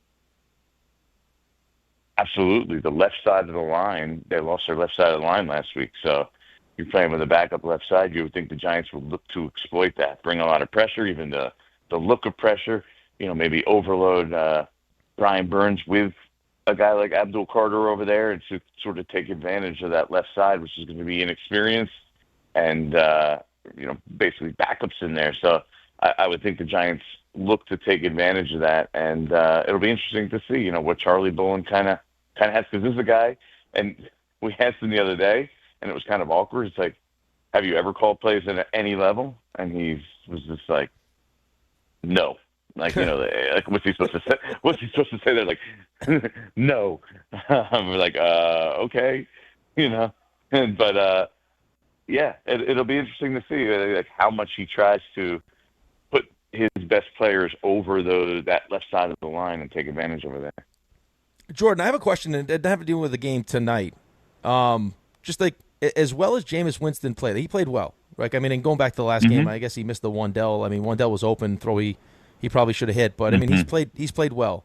And as a guy who roots for the Jets, I mean, he's a better option than anything I have. I know the plan is, hey, we'll bring him back. He's making $4 million as Jaxson Dart's backup, and I know with Jaxson Dart's trips to the blue tent, that'd be great. But do you think that Jameis is going to be happy coming back next year as the backup with how well he played in that little stint as a starter? I think Jameis Winston signed on knowing what he was signing on for. Okay. And he's under that realization. Like when you talk to him, like I asked him before the trade deadline about, hey, would you want to go somewhere else where you could play? There's other teams who clearly could play in this league. And he said, once I make a commitment, I'm all in. Like, this is what I signed up for. I feel like I'm obligated to see it through. I'm paraphrasing a little bit. And so I think that's the case here. He knows what his role is. He's the backup in New York. I think the Jets is across town, but he likes the idea, I think, of being in New York as well and all that comes with it. And also, let's be fair, like the Giants need a backup. Like they can't afford to be leaving themselves vulnerable at the quarterback position when you have a quarterback who plays the style that Jaxson Dart does. It makes that backup quarterback position that much more important. For $4 million, that's actually a really good backup quarterback deal. I mean, that's basically half the price of what a high-level backup quarterback is going to be this offseason probably. So they can use that money on a kicker. No design. They can use that money for a kicker for next season. Get that solved away a little bit.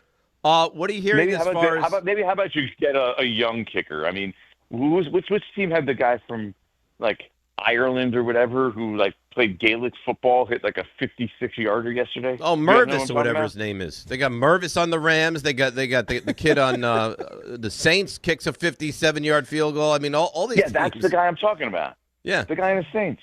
He played Gaelic football. Like there was, if you go see, there's a video of them in Northern Ireland, like going ballistic when he hits it.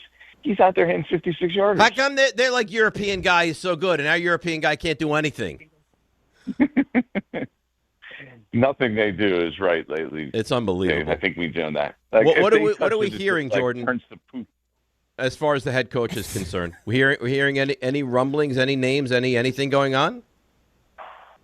I think it's been kind of quiet right now. I think the only thing that you do hear is that, and I told you this about Joe Shane, being, I believe, and from talking to people around the league, they think he's going to be attached and stay as long as the other head coach or the head coach they want to hire wants to get rid of him, right? And you do hear a little bit of that. Like, not everybody's totally thrilled that, hey, this might be a job that comes with Joe Shane. So there, from what I heard, has been some pushback on that's out there. So could force the Giants' hand at some point here, but I think we're a little distance away from that because you really can't do much at this point, right? Aside from talk behind the scenes, because most of these guys have jobs right now. It's not everyone's Lane Kiffin out there, All right, Jordan, I want to ask you a question just NFL related before Dave asks you what you think is going to happen tonight. So he asked me the question, I asked him the question.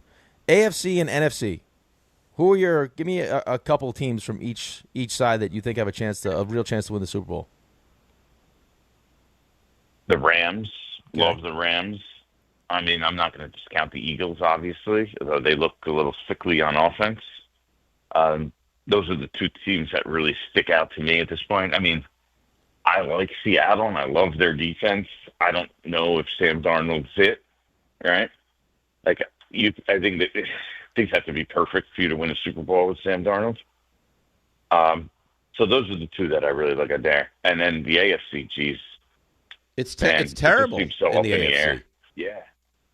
Yeah, like, I mean, Buffalo really doesn't look great, right? I know they won yesterday. I don't believe the Ravens are something's wrong with them this year. They don't look right. Lamar Jackson's not the Lamar Jackson we've known in the past, so it's totally wide open. I'm not a true believer that probably the Patriots are ready yet, so I don't even know. Denver? Do you guys believe? I was just about to say, do you guys really believe that Bo Nix is good enough to win or make a Super Bowl? No, and they have almost no running game, and their starting running back is out, and I think their defense is a tad bit overrated. No, I don't. I mean, someone's got to go. I don't know who that team is. Yeah, I guess I would still say the Bills. I mean, really? I still, yeah, I know that they still have Josh Allen in these big games. Their defense definitely worries me. I don't know. The AFC is crazy because wasn't that supposed to be the strong conference? Yeah, supposed to be. All right, so what do you think tonight? Giants going to go into New England and get a victory? You're very excited about this game, I know. You going to yell at me with whatever I say here? No, I don't care. I mean, a few weeks ago, you just started yelling at me because you didn't like what I said. A few weeks ago, I cared. I don't care. Now he can't see you. If you were on video and he saw you, I think he'd get more frustrated. But that could be true. Fine. Although you're doing a really good job in this hit today. A really nice job. What do you want me to just sit back? Okay, thanks, Jordan. It's wonderful talking to you. Bye-bye. No, I have to give my opinion, my emotion. Nice clip. I think the Giants, as long as Jaxson Dart plays, this team is definitely capable. We've seen it how many times now of playing with any team in the league. So I'd be surprised if they didn't, especially him coming off injury, come back, new defensive coordinator, play strong in this game and give themselves a chance to win it at the end. Now, God knows if they can hold the lead or win at the end, but I don't know. I kind of expect it to be a close game. I think what do we have with the spread? 7. Was that 7, yeah. 7.5? 7? Something in the I think 7.5. Yeah. Yep. I could easily see the Giants covering and giving themselves a chance to win today. Will the Giants? Here's the question for you. Forget about win because you know they'll blow it in the end. Will the Giants have the lead in the fourth quarter at any point tonight? Yes. Wow. That doesn't excite you. Would you? Don't you think so? Probably. He's dead inside, Jordan. There's no. I mean, it's not even fun anymore. I can't believe he's so dead. Like it's a Monday night game. It's prime time. It should be fun. 2-10, Jordan. So what? I know, but this is like that's the thing. This is at least the last game where, like, if you win, you could feel good about it on Tuesday morning, I guess. But you know, like, okay, we beat a really good team on the road on prime time. Like, we could feel good about that, and it's something you'll Jaxson Dart can build on, and you can say, okay, he has now primetime wins against the Eagles and Patriots, a combined, what are they, 18 and if they would lose 18-6, that's impressive. But I feel like I already see, and maybe this is where there's the disconnect. I feel like I already know he's really good.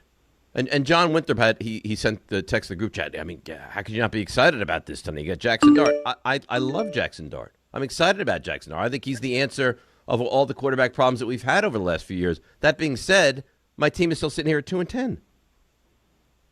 Yeah, well, there's nothing that's going to change that now. I get it. The season's over, but you can still it'll just reiterate the fact, okay, this is the dude. This is the guy. Right. This is what we have moving forward. To Jordan's point, though, I mean, we used to have the stats about Daniel Jones in primetime. You couldn't win primetime games. Now you got a kid that's able to step up in primetime against good teams. Could you imagine if you actually put the pieces around? If he goes into New England on a Monday night and finds a way to win with this team, I mean, you have a whole offseason now. I think the sky's the limit for this team regardless if they win stop this game being such a downer, would you please? Sorry. Yeah, I'm thrilled, Jordan. I can't wait to watch the game tonight. And it's on ESPN and ABC. Yeah. They win tonight, you're going to be super excited tomorrow morning, dreaming about what this team could be next year and moving forward. I feel like that anyway. You have to. I feel like a good offseason. Like it. I'll tell you what. I'm excited about for next season. You hire the right coach. You have a good offseason. There's no reason this isn't a playoff team next season. Oh, by the way, let's put you on record. Who's the head coach you want? I want to hear this. Wow. You're just going to, I mean, right here in front of God and everybody, you're just going to throw this. That's not a fair question, I don't think. Come on, man. Wait, you haven't already come up with this? You haven't thought about this for the last... I've thought about guys I like. I'm not ready to give you a final answer. Who do you want? I mean, I'm just a reporter. I mean, you're going to put me on the spot? I mean, you go on the spot. Wow. I mean, it's not Mike McCarthy. That wouldn't be my choice. I'll tell you that much. Why you down on McCarthy? Why? Yeah. I mean, he's not a great in-game coach. I know he's considered a program builder. His offense is kind of outdated. Carpe omnia, sees everything. He wasn't really. They had to bring in an offensive coordinator to call plays at some point there, right? I don't know. Just doesn't excite me. All right, so I'm not even asking you who you want for the job. Who would excite you for the job?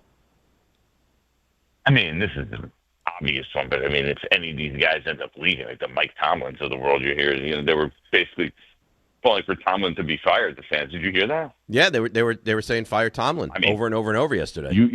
You would walk to Pittsburgh and pick him up. Am I wrong?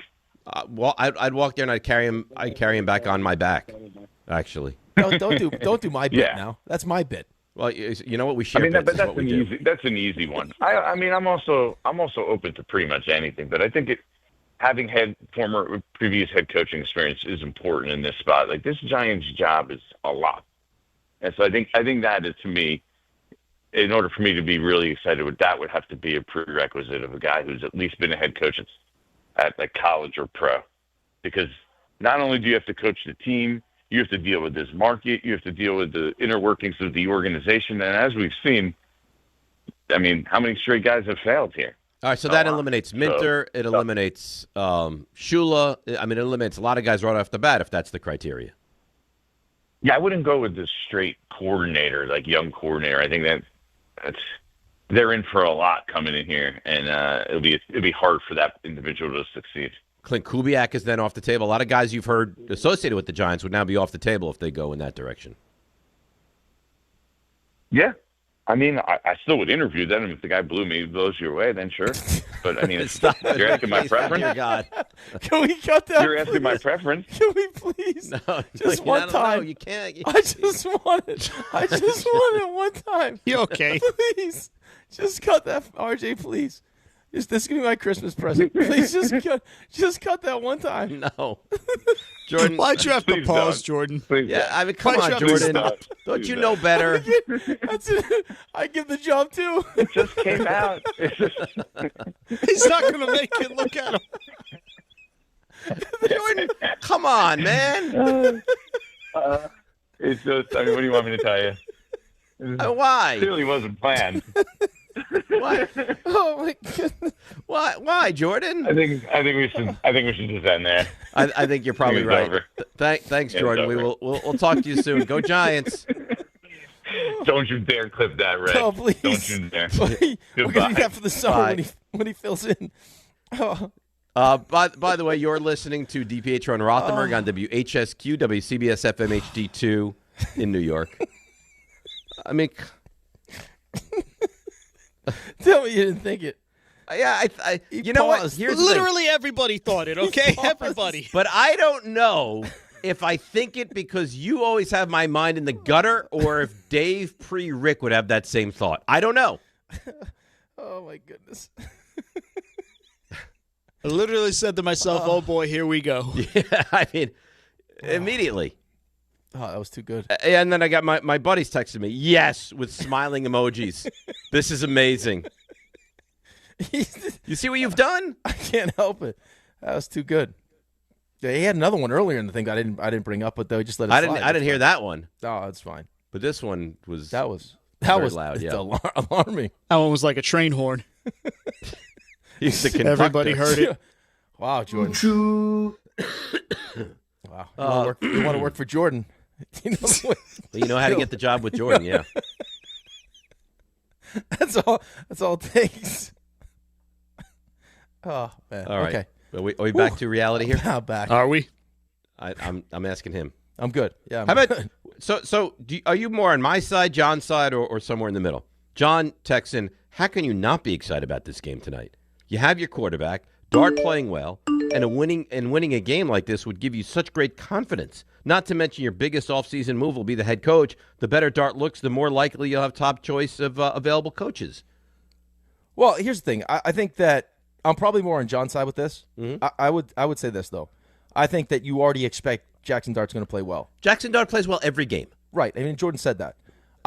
To the point I was making, I do think that if all of a sudden now you go into New England and you have the lead in the fourth quarter again, and even if you blow the lead, but Jaxson Dart plays that well, gives you a chance to win, I think, yeah, I would be excited about that, knowing that I'm going to have a new coach, right? We're going to have a whole offseason, another draft. If you actually put the right pieces around him, the fact that you can go into New England against a 10-win team and give yourself a chance to win says a lot about this kid and what he can do with not great talent around him. What can you imagine with the right coach and talent around him he could do? I think that already, though. But like, well, how does I think that it just differ? reaffirms it. How does that differ when he goes into Denver and gives them all they can handle and they lead and they blow? Like, he's done that so many times already. He did it against Philadelphia. He's done it numerous times. Right, but I guess so. I guess that John's point is more, how could you just not be excited, period? Like, anytime you get a chance to see this kid play, I would be excited. I'd be nervous just because I don't want him to get hurt again, but I'd be excited. Yeah, I'm excited to watch him. I'm sorry, and maybe it's me. I mean, my team is 2-10. It's hard for me to be overly excited watching the Giants play football.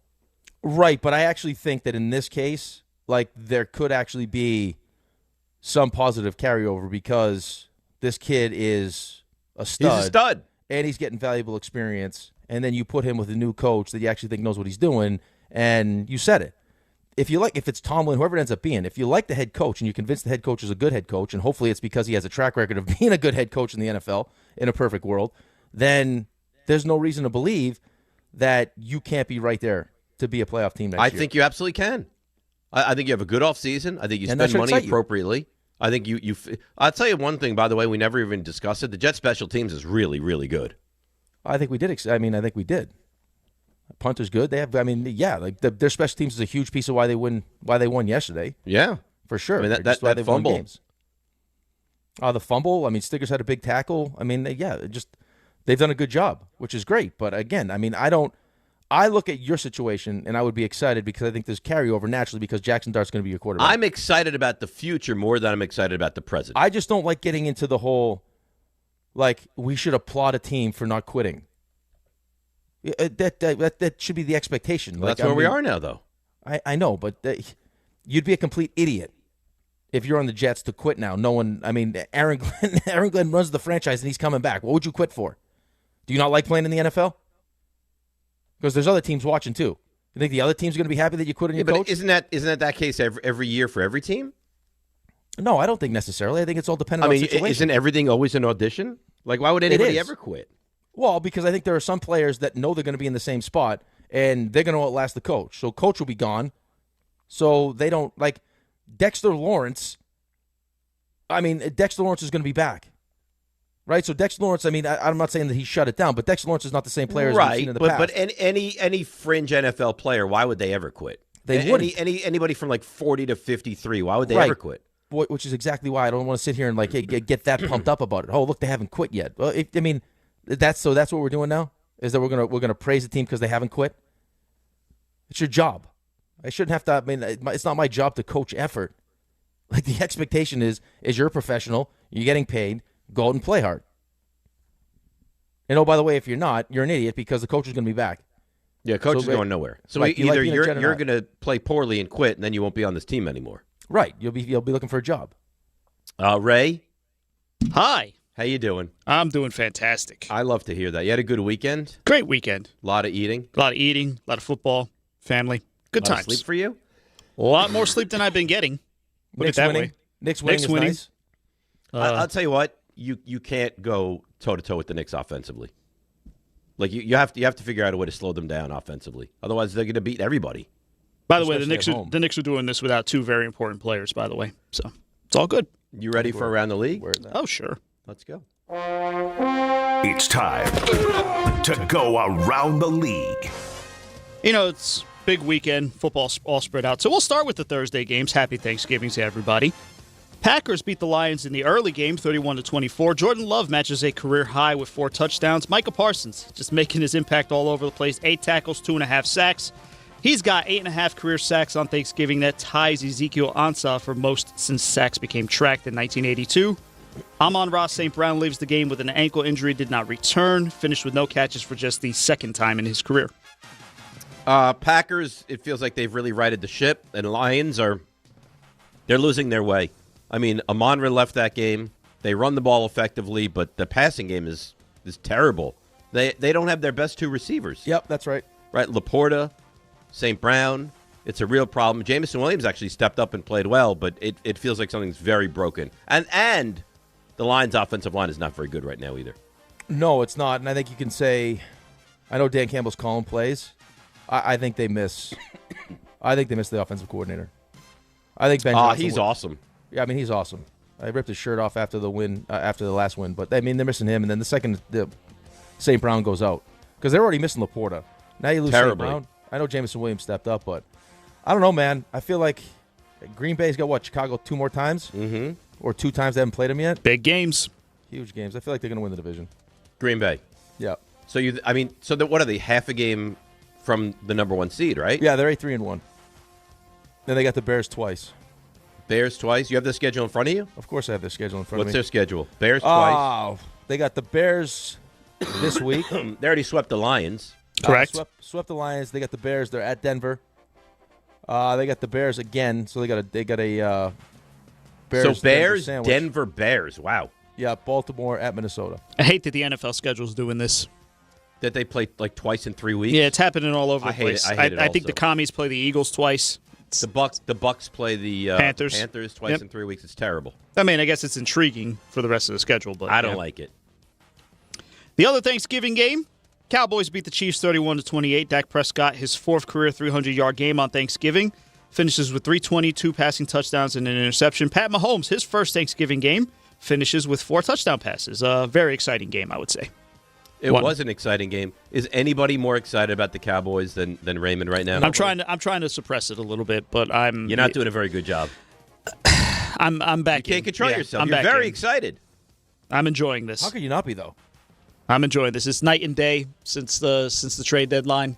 Defense is actually respectable. They keep getting guys back. I think Trayvon Diggs came back to practice yesterday. Lions on Thursday. Big game. Huge game. You can't stop CeeDee Lamb and George Pickens. Like you can't stop George Pickens. I stand by it. Pickens is better than CeeDee Lamb right now. I mean, those two, man. My response to that is, who cares who's better? They're unstoppable together. Well, I just think it's a good conversation piece. I mean, Dak continues to play well. The defense at some point is going to bite them in the butt because they're just, even though they're getting guys back and Quinnen Williams and all this, they're still not good defensively. I mean, they're good enough. All right, we'll see. Night game. How good could it get? Like what do you sit here? What they're 6-5-1. What do you think can happen? You think there's a playoff team right now? I mean, running the table is a necessity. If they want to make the playoffs, they've got to run the table. It has to happen. They can't lose a game. I don't think they can. I don't think that they can. You don't think 10-5-1 gets you in? I mean, we just went through the NFC right now. There's going to be 3 teams making it from the NFC West. We agree with that? Agreed. There could be 2 from the NFC North. Okay, so that's your 3 wild. That leaves you 1 wild card spot. It's going to be a tall order because there could be 2 from the South as well. Come on. You don't think the Panthers and Bucks could both make it? No. Because they play each other twice. They do play each other twice. No. There's no reason you can't go all 3 teams, 10-5-1. All 3 teams in the West. All 3 teams in the West have 9 wins already. You know what? All 3 of those teams are getting. You know what? Forget this entire conversation. Let's talk about the real conversation. Forget about the wild card. The NFC East is in play. The Eagles are falling apart, and we'll get to that in a second. But the night game on Thanksgiving, Bengals beat the Ravens 32-14. Joe Burrow's back, first start since week 2 after the turf toe surgery on the left foot, leads the Bengals to the win. Bengals are 3-0 when Burrow starts, and he has won 8 in a row. Not a great day for Lamar Jackson. Speaking of defenses rebounding, how about 3 turnovers from Lamar Jackson on that Bengals defense? 2 fumbles and an interception. The Ravens they're bad. I mean, I know we sit here and we say they're going to win the division. They might just like process of elimination, but they're not a good football team. No. They got destroyed at home by Cincinnati. The shame of it is that Cincinnati doesn't have 1 or 2 more wins because they're probably the best team in this division right now. Pittsburgh is brutal. Baltimore is not good. Cleveland stinks. Someone's got to win it, but it's going to win it. You're going to win this division because you're the best of bad football teams. Right, it's probably going to be Baltimore. Team. It's going to probably be Baltimore, but I mean, Lamar Jackson's not Lamar Jackson right now. No, he's not right. Defensively, they're very mediocre. Better though. I mean, the defense was an atrocity before. Right, it was like worst defense in the NFL. It's better, but it's still not good. They're not good. Well, I mean, their biggest problem now though is the offense. Right, I mean, it's just Lamar Jackson. I don't know if he's got 3 different injuries, but he's clearly not the same guy. So, like Lamar Jackson when he was winning MVPs, getting into the postseason, turned into a different version of himself in the postseason. Like this version now isn't even what it was in the post. Like, no, he's clearly not healthy. No, it has to be, right? By the way, the Eagles. I mean, Ray, you say what you want. I mean, I know the Eagles are a mess right now, but they got Vegas and they got the Commanders twice. They got the Commanders twice, and they also play the Chargers this week. And Burrow's got Herbert's got the hand. He's playing with it. He's getting surgery. It sounds like he's playing. He says he wants to play with it. That doesn't mean he's gonna play with it. He's gonna play. I'd be surprised if he doesn't. Speaking play. of the Eagles, I don't see how you win the division, but God bless. Listen, it's in play. It's in play. It's all I'm saying. Bears beat the Eagles. Table, they got the 1 tie. Correct. Right. So I mean, they get to 11 wins. They run the table and get to 11 wins. They only need the Eagles to lose 2. Yeah, but right, the 2 Eagles, of 5. And the way the Commies are playing, you don't think they can beat them at least once? I don't know. Maybe. Well, Jane Daniels is going to come back. Maybe. I mean, the defense played better last night. Maybe. All right. I mean, maybe. All right. Anyway, don't ruin Ray. Let's let Ray keep his hopes alive, please. No. Yeah, it's the only thing keeping me engaged right now. Stop. You have the Knicks. That's true. Bears did beat the Eagles 24-15 on Friday night, maintain their lead in the NFC North. 5 in a row for Chicago. They've won 9 of their last 10 at 9-3. They're off to their best 12-game start since 2010. Eagles have lost back-to-back games for the second time this season. Both instances followed a 4-game win streak. Lots of boos going on in the field in Philadelphia. That was a highly embarrassing football game. I mean, the Bears took their will. Ran the ball right down their throat. Ran the ball right down their throat. And we've been led to believe, because we've watched it for so long, that even though the Eagles' offense is kind of fraudulent, we all think that Jalen Hurts is overrated, we all have completely bought into this defense as being elite, right? And they were not. They were run over. And it's not like Caleb Williams was great. He was average, but the Swift Monangai combination ran the ball up and down their throat. Yeah, it was a lot, man. It was embarrassing. It was highly embarrassing for Philadelphia, and they got booed off the field. Bears ran 85 plays to the Eagles' 51 plays. What was it? 81 to what? 85 to 51. Oh my God! Plays. They ran for almost 300 yards, 281 yards rushing. Yeah, and I'll tell you what. They said it was the Bears' first time that they had 200-yard rushers in a game since Walter Payton and Matt Suhey. I'll tell you what. Tush push. Want to stop it? Just go in there and just rip the ball right out of his hands. Yeah, I mean they had what the Giants should have had. That's right. Right? They just didn't blow dead on that play. It depends on the officiating crew, though. Every week, you don't know. Luck of the draw. Oh, are we done? You agree? Are we done with the tush push? Can it be done now? I'm done with. I'm done with the tush push. I'm done with the referees. All of it. Yep. Okay. I want to take my victory lap on Kyle Monangai, by the way. Great running back. Great running back. Well, who was standing in your way? Nobody. But I'm just wants to be praised. Yes, exactly. Ray. Yeah. Great call on Kyle Monangai. Thank you. Yeah. Ray, you want a job with Jordan? Dolphins beat the Saints 21-17 after a 2-7 start. Miami has won 3 in a row, 4 of the past 5 on powering through. Devon Achane hits a career milestone, 1,000 rushing yards for the first time. Saints are 2-10, tied for the second worst record through 12 games of a season in franchise history. That game was over. It was 16-0. Dolphins were rolling. Saints scored a touchdown, got the 2. Then they got the late touchdown. If they didn't get picked off there, they could have kicked the game-winning field goal. But the 2-point conversion in a rare moment was returned for 2 points for Miami. Miami doesn't cover that game, which affected you greatly. Don't look now. Miami's won 3 games in a row, and they're 5-7, and they pay a visit to your New York Jets on Sunday. Did it not look like the onside kick was touched short? Yeah. I just can't tell what they're going to call, but yeah, that was. Well, it looked like he touched it at like 9 3/4 yards, but it looked like it was pretty obvious that it didn't go the full 10 yards. Right. Was also wondering why no one in Miami. I guess because it hit. Did they say that it hit the Miami player before it got to the 10 yards? It hit his calf, maybe. Oh, yeah. Well, no, the finger. I think they were showing the finger. Well, I had the sound off, so I couldn't tell exactly. They kept showing the finger, and whether the finger was rotating or not, I don't know. I don't know. Say, it looked like he touched it before 10 yards. Needless to say, no, I'm not saying him. I'm saying that there was a Miami player that was holding up on a block, and they kept showing like the ball looked like it may have hit his calf, like the Miami player's calf before it got recovered by the Saints, which would negate, I guess, the whole 10-yard thing. I don't care. I had that game covered the entire time. That was in the bank. Boom, win for me, and blew it. Sorry, gross. That's it. Jaguars beat the Titans 25-3. Trevor Lawrence, arguably his best game of the season, throws for 229, 2 touchdowns, no picks. Good for him. Surprising. Not much to say. I'm sorry, Rick. I'm sorry this has happened to you. Not much to say about the Jags, other than they got a couple more injuries there. Left tackle Walker Little has a concussion. Wide receiver Parker Washington left with a hip injury. Trayvon Walker was already out. Guard Patrick McCarry was already out. Eric Armstead was already out. So that means the Jaguars could potentially be without 5 starters next week against the Colts. That's first place in the AFC South on the line. Indy hasn't won in Jacksonville since 2014. More on them later. Cam Ward, 10 games now this season in which he's been sacked at least 3 times. Trails only Warren Moon, who set the record with 11 in 1984. Titans have allowed a league-leading 48 sacks this year. We talked about it earlier. Things could get really ugly next week because they play Myles Garrett and the Browns. Yeah, Jacksonville, they just continue to win football games, and I'm not exactly sure how. Obviously, yesterday was because they just went up against a bad opponent.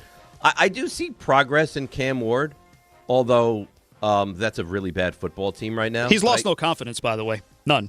But I feel like he is making some strides here. But, man, oh, man, the Titans, they're dreadful. They're really bad. Yeah, I saw him after the game. He was talking about going for it, and he's like, listen, coach knows how I feel. We're 1-11. Right? Like, why are we not being aggressive? So, I mean, you talk about a bad situation for a rookie quarterback to be in right now. I mean, they should be winless. We all agree on that. They should be absolutely winless. And he's getting the crap kicked out of him. And he does show flashes, like the throw he made last week. I mean, it wasn't the first time he's done it either, where he's running like full speed to the sideline and then throws all the way across his body.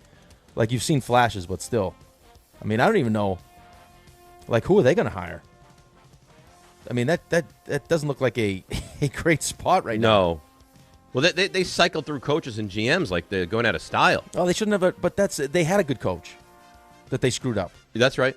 Like Vrabel should still be there. That's right. Buccaneers beat the Cardinals 20-17 to snap a 3-game losing streak. I don't know about you, but even when the Cardinals got the ball late, I never felt that the Bucs were going to lose this game. Just didn't. And then that last drive by Arizona was just a complete disaster. Half-game lead in the NFC South for Tampa Bay, and they own the second easiest remaining schedule according to ESPN Football Power Index. More good news for the Bucs. Bucky Irving is back. Chris Godwin is looking more like himself. Mike Evans and Jalen McMillan are on the cusp of starting the 21-day practice window. They're still giving up a lot of explosive plays. They gave up 386 total yards. Familiar story for the Cardinals, who have outgained opponents in 5 of their 9 losses and have lost 4 of those by 4 points or less. Their 7th loss in 1-score games and 4 loss in a row, 9 of 10 after starting 2-0. They compete, but they're just not a very good football team. That being said, Rick, I mean, I'd like your take because I know your family is huge Bucs fans. I was of the mindset that early in the season they looked like a real powerhouse, and I know they'll probably still win this division. But I think the bloom is kind of off the rose with Tampa. I've been very unimpressed with them. Yeah, I agree. You're not the only one. That's exactly how Cassie's dad feels. He's happy that they won. Doesn't love the coach. I mean, the second Arizona had the ball before their last drive when they ended up scoring he's like, this is what Todd Bowles does. If he can go into prevent and just give up a touchdown, that's exactly what they do. So he was pissed off about that. But I'm with you. Like, Ibuka started off red hot. He was awesome. He dropped a couple passes yesterday. Yeah, that hasn't looked good. It's good to get Godwin back, but their defense, Ray just said it. I mean, the amount of explosive plays, their special teams hasn't been good. I'm with you. And a lot of the wins early in the season were like Baker Mayfield making magic happen late in games. 49ers beat the Browns 26-8. Did you know the Niners hadn't won in Cleveland since 1984? It's only 4 games, but still, 1984 is a long time ago. Big bounce back game for Brock Purdy. 3 INTs last week, none this week, a touchdown and a rushing score. Takes care of the ball. Niners had 0 takeaways for just the 3rd time this season. No surprise, they've won all 3 games. They were trailing 10-8 with 7 minutes left in the 3rd. Browns went for it on 4th and 1 from their own 33. That was a really good play call. Yeah, Harold Fannin fumbles the center exchange on an attempted sneak. Purdy scores 9 plays later to give San Fran the 2-score lead, and it never got close after that. Browns clinched their 4th losing season in 6 years under Kevin Stefanski. Since leading Cleveland to the playoffs in 2023, he is 6-23. Myles Garrett, sack number 19, passes Mark Gastineau for most sacks through 12 games since sacks became official. That was back in 1984. That Gastineau set the record, not that sacks became official. Stefanski says Shedeur will start Week 14 against the Titans. Not everyone's happy in the Browns dressing room because, well, it's Jawan Jennings again, and here's Shelby Harris after the game. He's and I want that known. Like, I see why he got punched in the because that's some, like, he says some things that you should not say to another man ever. But, like, I don't respect it because you say that, then run behind your O-line. That's some real soft and I want that known. I see exactly why they punched him. I'm surprised nobody punched him in the jaw yet. Yeah, nobody is a big fan of Jawan Jennings right now. He's just unlikable? What's the deal with him? It seems like listen, he blurs that line of what you should say and what you shouldn't. They were upset because Malik Collins went down, who played for the Niners last year, and that was kind of the moment that is in question of what was being said. Listen, if you're saying anything about anyone while they're hurt, that is way out of bounds. But I'd be curious as to what he said because Collins was a Niner last year, so I wonder where that went. But I mean, but there's some real disdain for this guy around the league. There is now a history. Clearly, yeah. Niners are. You know what is impressive about them? They get as much as they possibly can out of this team. There is no way this team should have the record they do with the injuries that they have. But he's a great coach, and they get every ounce out of what they have. Impressive. Right, and yeah, Brock Purdy missed time. Mac Jones steps in and plays well. They still, I mean, they're doing a better job of it now, but they were having a hard time actually like running the ball like they like to run the football. Don't look now, but Christian McCaffrey's going to go 1,000 and 1,000. He's awesome, and now Pearsall's back and Kittle's back, so they got some of the offensive weapons back, and they never lost McCaffrey. Right, and that game was, I mean, I think we all recognize that San Francisco was going to win that game, but they stupid, they didn't muffin the punt, right? I mean, that game's what 17, but the Browns, 17-8. This is what they do. I mean, they have a 4th and 1. How many times was there a 4th and 1 yesterday? They get under center and they fumbled the ball backwards. So it happened like 3 or 4 times yesterday. I actually think Shedeur Sanders is going to be a good NFL quarterback. We'll see. Texans beat the Colts 20-16 in the span of a month. Indy has gone from having a multiple-game lead in the AFC South to now fighting for their playoff lives. They've lost 3 of their past 4 after having the best record in the league through the first 8 weeks. This loss drops them into a tie with the Jags for the division lead before next Sunday's matchup. Things are only getting tougher for Indy. Daniel Jones has the fibula injury. It's a fracture. He's playing hurt. Sauce Gardner might have sustained a serious injury. We don't know whether it's a Achilles or calf or what. He said it doesn't feel like an Achilles. He said it feels like it's like So in the I- upper part of his calf. So I saw somebody point something out that Tyrese Halliburton, when he but was they asked him after the game, though. Yeah. Because I know it looks like someone that you look back to see if someone kicked you. Yeah. Yeah, but he said it felt like it was more like up in his calf, not his Achilles. Hopefully it's not too bad. Texans have won 4 in a row after their 3-5 start. All those are one-possession games. First time in NFL history a team's won 4 straight by 1 score. C.J. Stroud returned under center for Houston, had a couple hiccups, ran beyond the line of scrimmage and threw a pass at one point.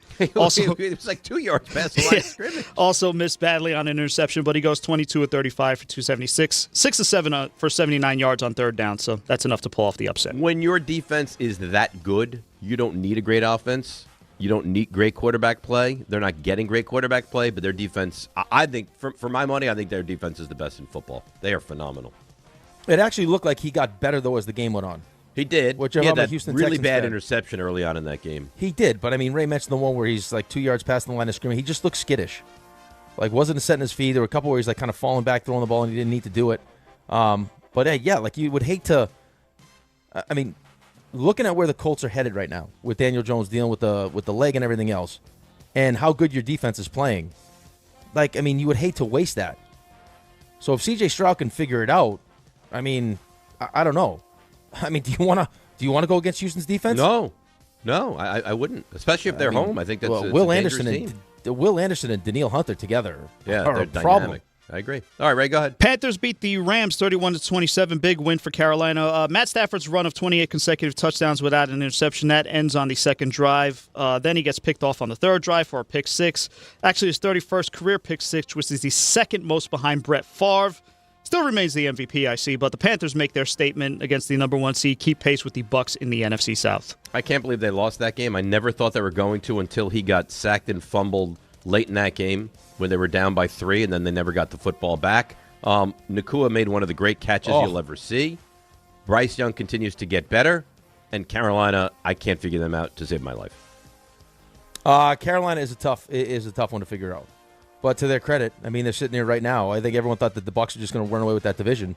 7-6, play the Bucs twice, have a real chance to win the division. I think there's actually some fear right now, just speaking to people in my house that are Tampa Bay Buccaneers fans. And I think they should be fearful. But I always felt the same as you, that it didn't look good for the Rams. Like, this is not the team you're used to seeing. Maybe it was hey, we took our foot off the gas a little bit, but we'll figure it out. Like, we'll come back. And then sack fumble, and it was night-night.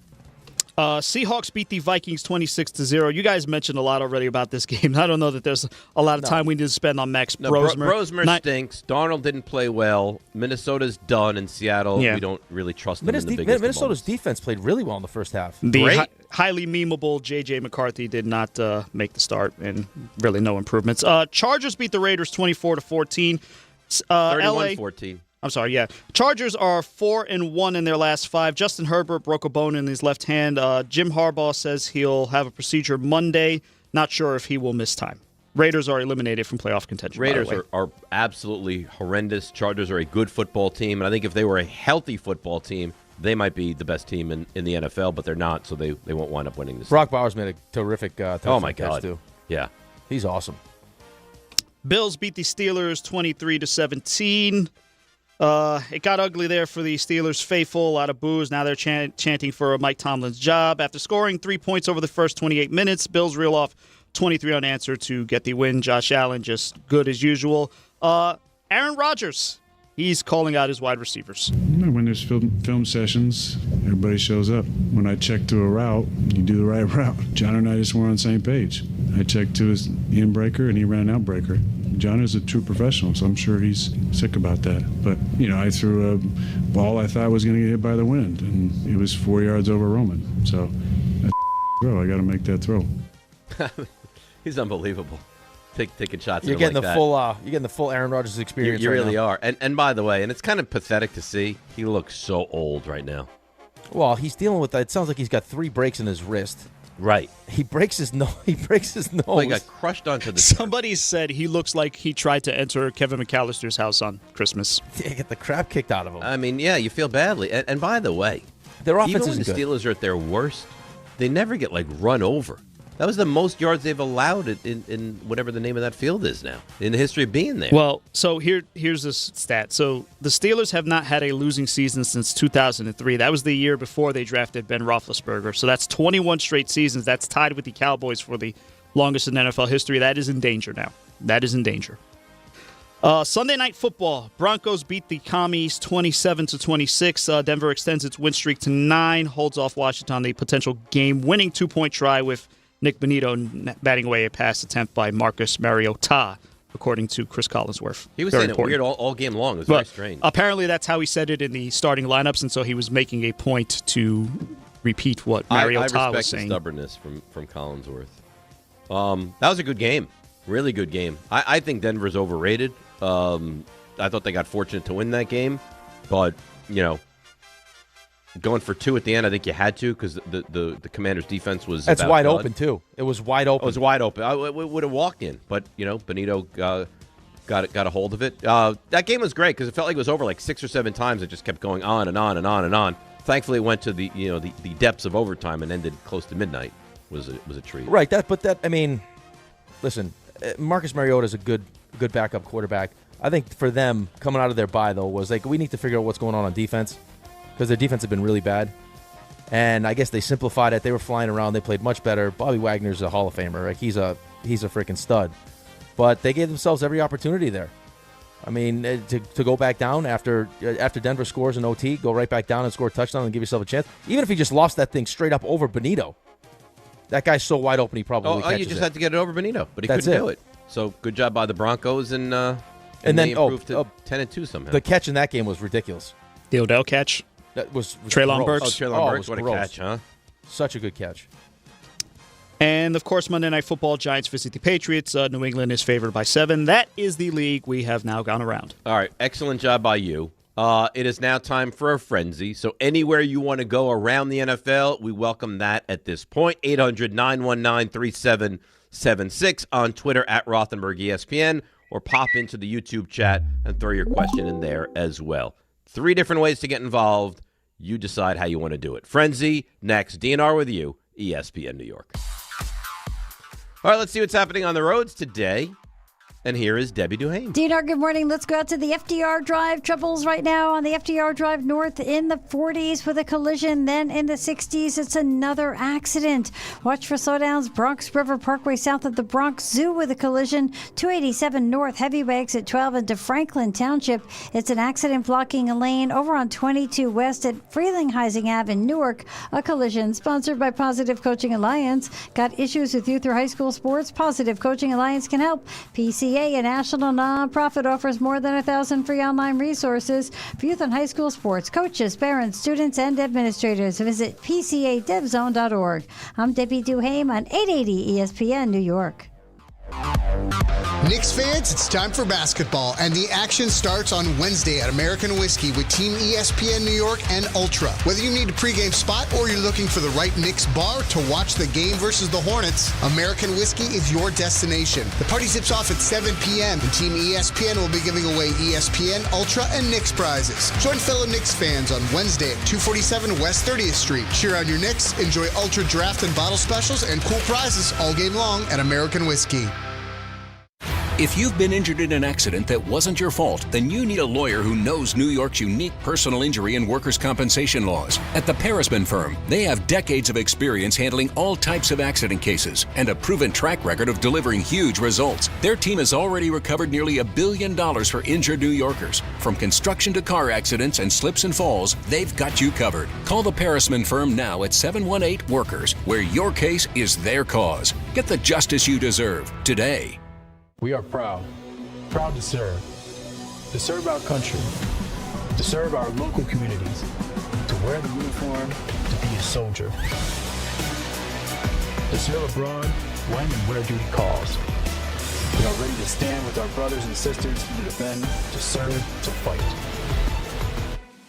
We're always ready. We're always there. We are the New York Army National Guard.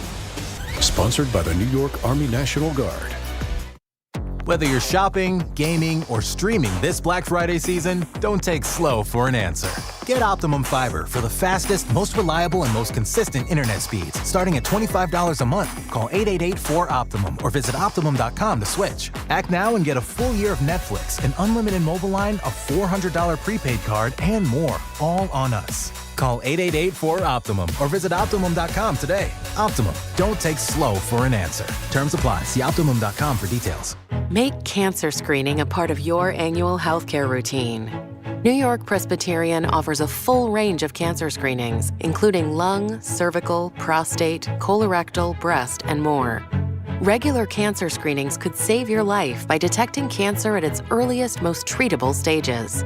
Screenings are available across New York City and Westchester. Learn more at nyp.org/cancer screening. Stay amazing. New York Presbyterian.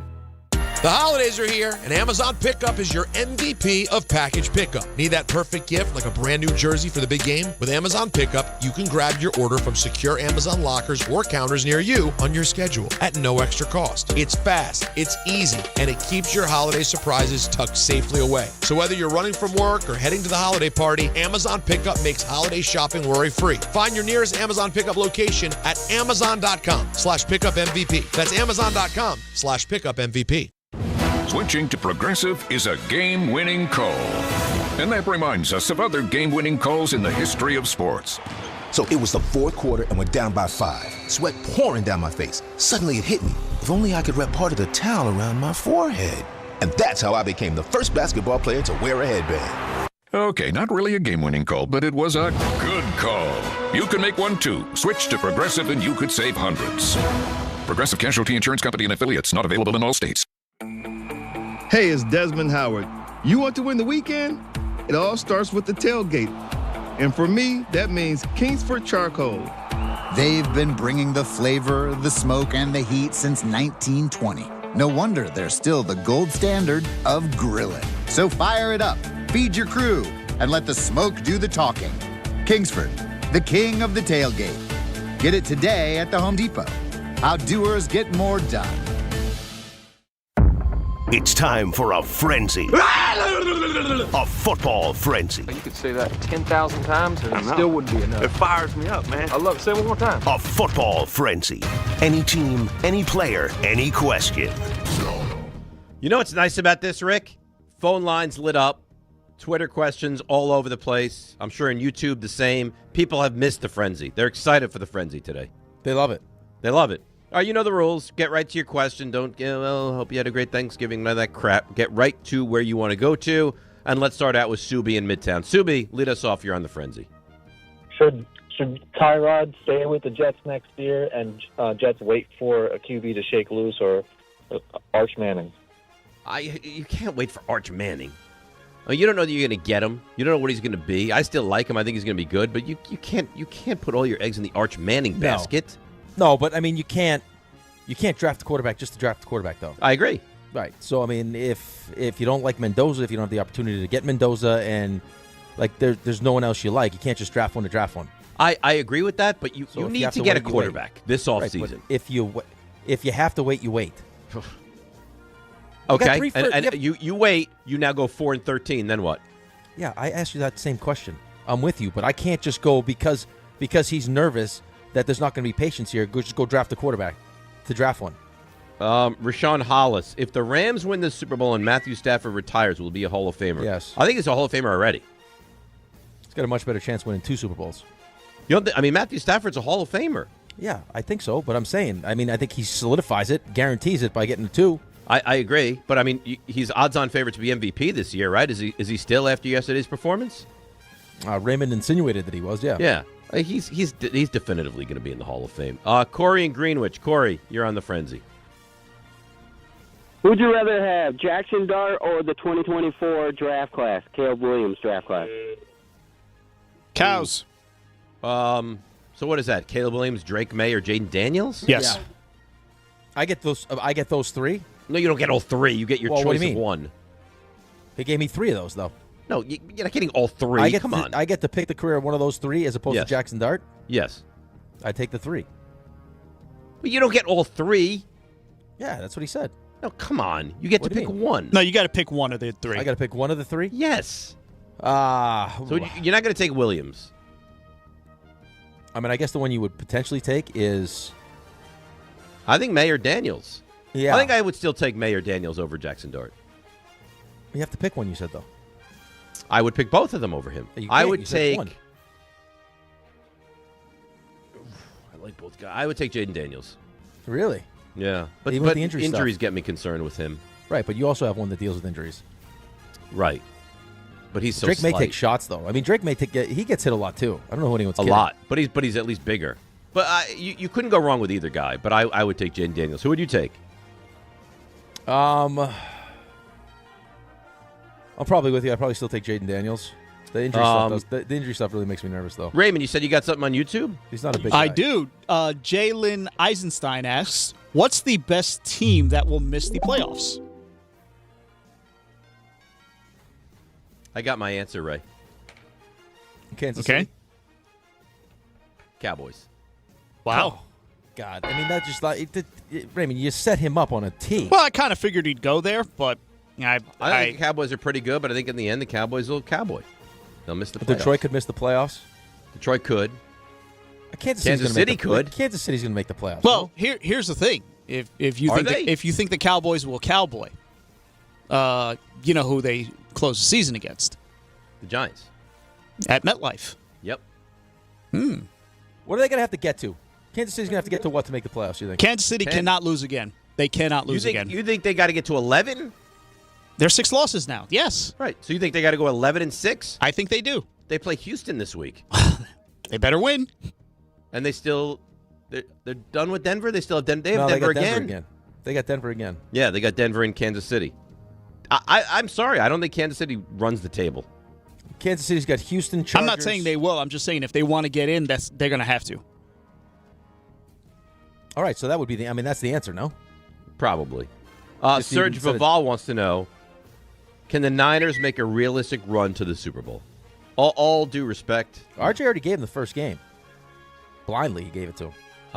No, but that's not a Super Bowl team. They're not healthy enough to be a Super Bowl team.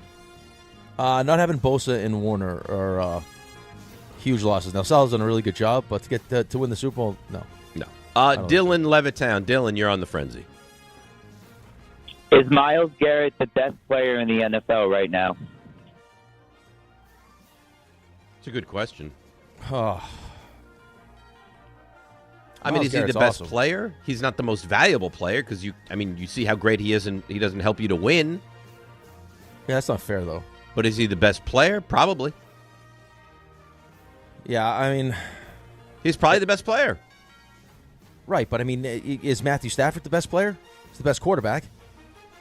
Position's more important. Yes, he's the most important, and he's playing at an MVP caliber level. Right, but how do you judge that though? Who's the better actual player? Well, either they both play one side of the ball. Right? So, and who are you giving it to, the best quarterback or the best defensive player? I mean, I think the best player is Myles Garrett. Is he the most valuable player? No, I don't think he's the most valuable player. I don't think you're understanding the point, though. Right? Like, I think I understand the point fine. I think he's the best player in football. Well, tell me why he's better than Matthew Stafford? I think he's better at his position than Matthew Stafford is at his position. Ray, what do you think? I think he's definitely the best defensive player in the league. That's not the question. Yeah, so. Yeah. Who's the second best quarterback to what Matthew Stafford's doing right now? The quarterback play has not Josh been Allen? Josh Allen. I mean, I know you'll give me a hard time. Dak's playing really well. Dak's playing really awesome. I mean, Dak right now leads the league in passing yards. Mahomes is playing pretty good football too. Mahomes is playing outstanding like usual. Yeah. So in your opinion, Myles Garrett is the drop off from Myles Garrett in the next best defensive player is greater than the drop off from. I think so. Stafford I think that's correct. I think that's so. correct. All right, so your answer's right then. Not that I wouldn't take Stafford I would take Stafford over Garrett just because the quarterback's more important. Well, no, but that's the only way to figure it out, though. Is what I'm saying. Yeah, they both play one side of the ball. Player even be on defense? Second defensive player? Yeah. Right now? Exactly. I mean, Will Anderson's a stud. He is a Benito's stud. having a good year. Let's go to Billy in the truck. Billy, you're on the frenzy. Who's got the better chance at winning their division, the Bengals or the Cowboys? Cowboys. Definitively. Because the Steelers still play the Ravens twice. Right. So, no, Cowboys. Joe and Elizabeth. Joe. Was Ka'imi Fairbairn's extra point attempt against the Colts yesterday a make or a miss? I thought it was looked like a miss. It looked like a miss to me. Yeah, it looked like a miss to me. Can you explain to me why that's not reviewable, please? I don't know. Well, I mean, it makes no sense. There are a bunch of things I don't understand why the rule is the rule. I get they actively felt like they were trying to make Washington lose last night in a couple different calls. Well, they succeeded. Right, like I mean, if you're gonna replay assist the down on contact, and the guy tripped him, shouldn't you also be like, oh, well, the only reason he's down is because the guy tripped him, and it should be a 15-yard penalty. You would figure. Justin Jersey. Justin, go. Does Raheem, the worst dream ever, finally lose his job after losing to the Jets, or does he survive today?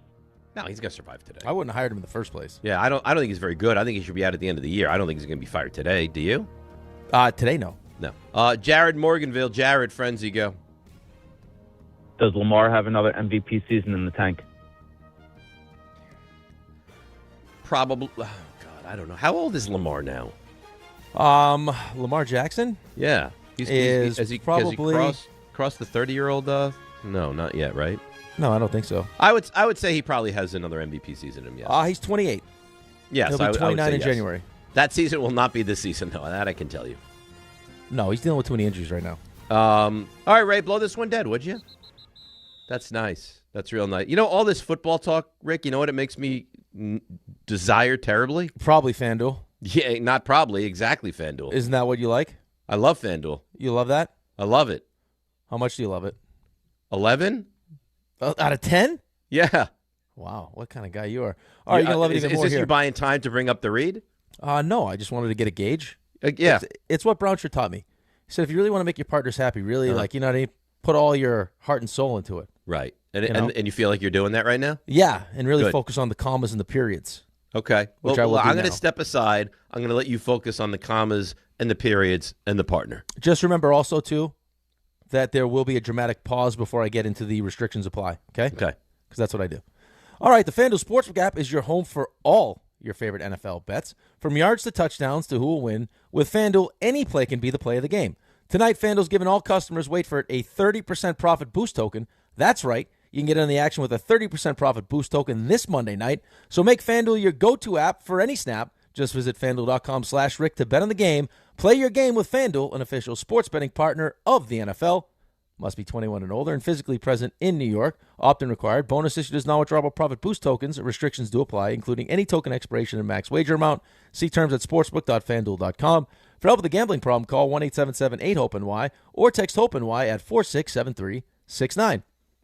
That was really nice. How about that? I see why FanDuel is so impressed with your reads. Really well done. I can't take all the credit. This is Mike Brownshire, who really helped me, walk me through it. It was give him all the beautiful. credit. Just beautiful. All right. Michigan, Ohio State, Texas, Texas A&M, and Lane Kiffin. A little college football conversation on the way. DNR with you, ESPN New York. Listen up, New York. It's football season, and you should be out there enjoying every play, every tailgate, every moment. But if you're dealing with neck pain, back pain, joint pain, or sciatica, even getting off the couch can feel like a challenge. That's where Dr. Jay Shaw at Sandwell Pain comes in. He's one of New Jersey's top pain specialists, Ivy League trained, double board certified, and dedicated to getting you back in the game. Here's the difference. No surgery, no scars, no long recovery, no pain medication. Just precise, non-surgical, image-guided procedures that get real results. Dr. Shaw treats everything from neck pain, back pain, migraines, nerve pain, and chronic joint pain. And he builds a custom game plan that's right for you. Same-day or next-day appointments are available with offices in Woodbridge, Livingston, and Inglewood. And yes, most major insurances are accepted. So don't let pain keep you on the sidelines this season. Go to SandwellPain.com to call, text, or book online. Relief is closer than you think, and it starts today. Finding great candidates to hire can be like, well, trying to find a needle in a haystack. Sure, you can post your job to some job board, but then all you can do is hope the right person comes along, which is why you should try ZipRecruiter for free at ZipRecruiter.com/ESPN. ZipRecruiter doesn't depend on candidates finding you. It finds them for you. Its powerful technology identifies people with the right experience and actively invites them to apply to your job. You get qualified candidates fast. So while other companies might deliver a lot of hay, ZipRecruiter finds you what you're looking for.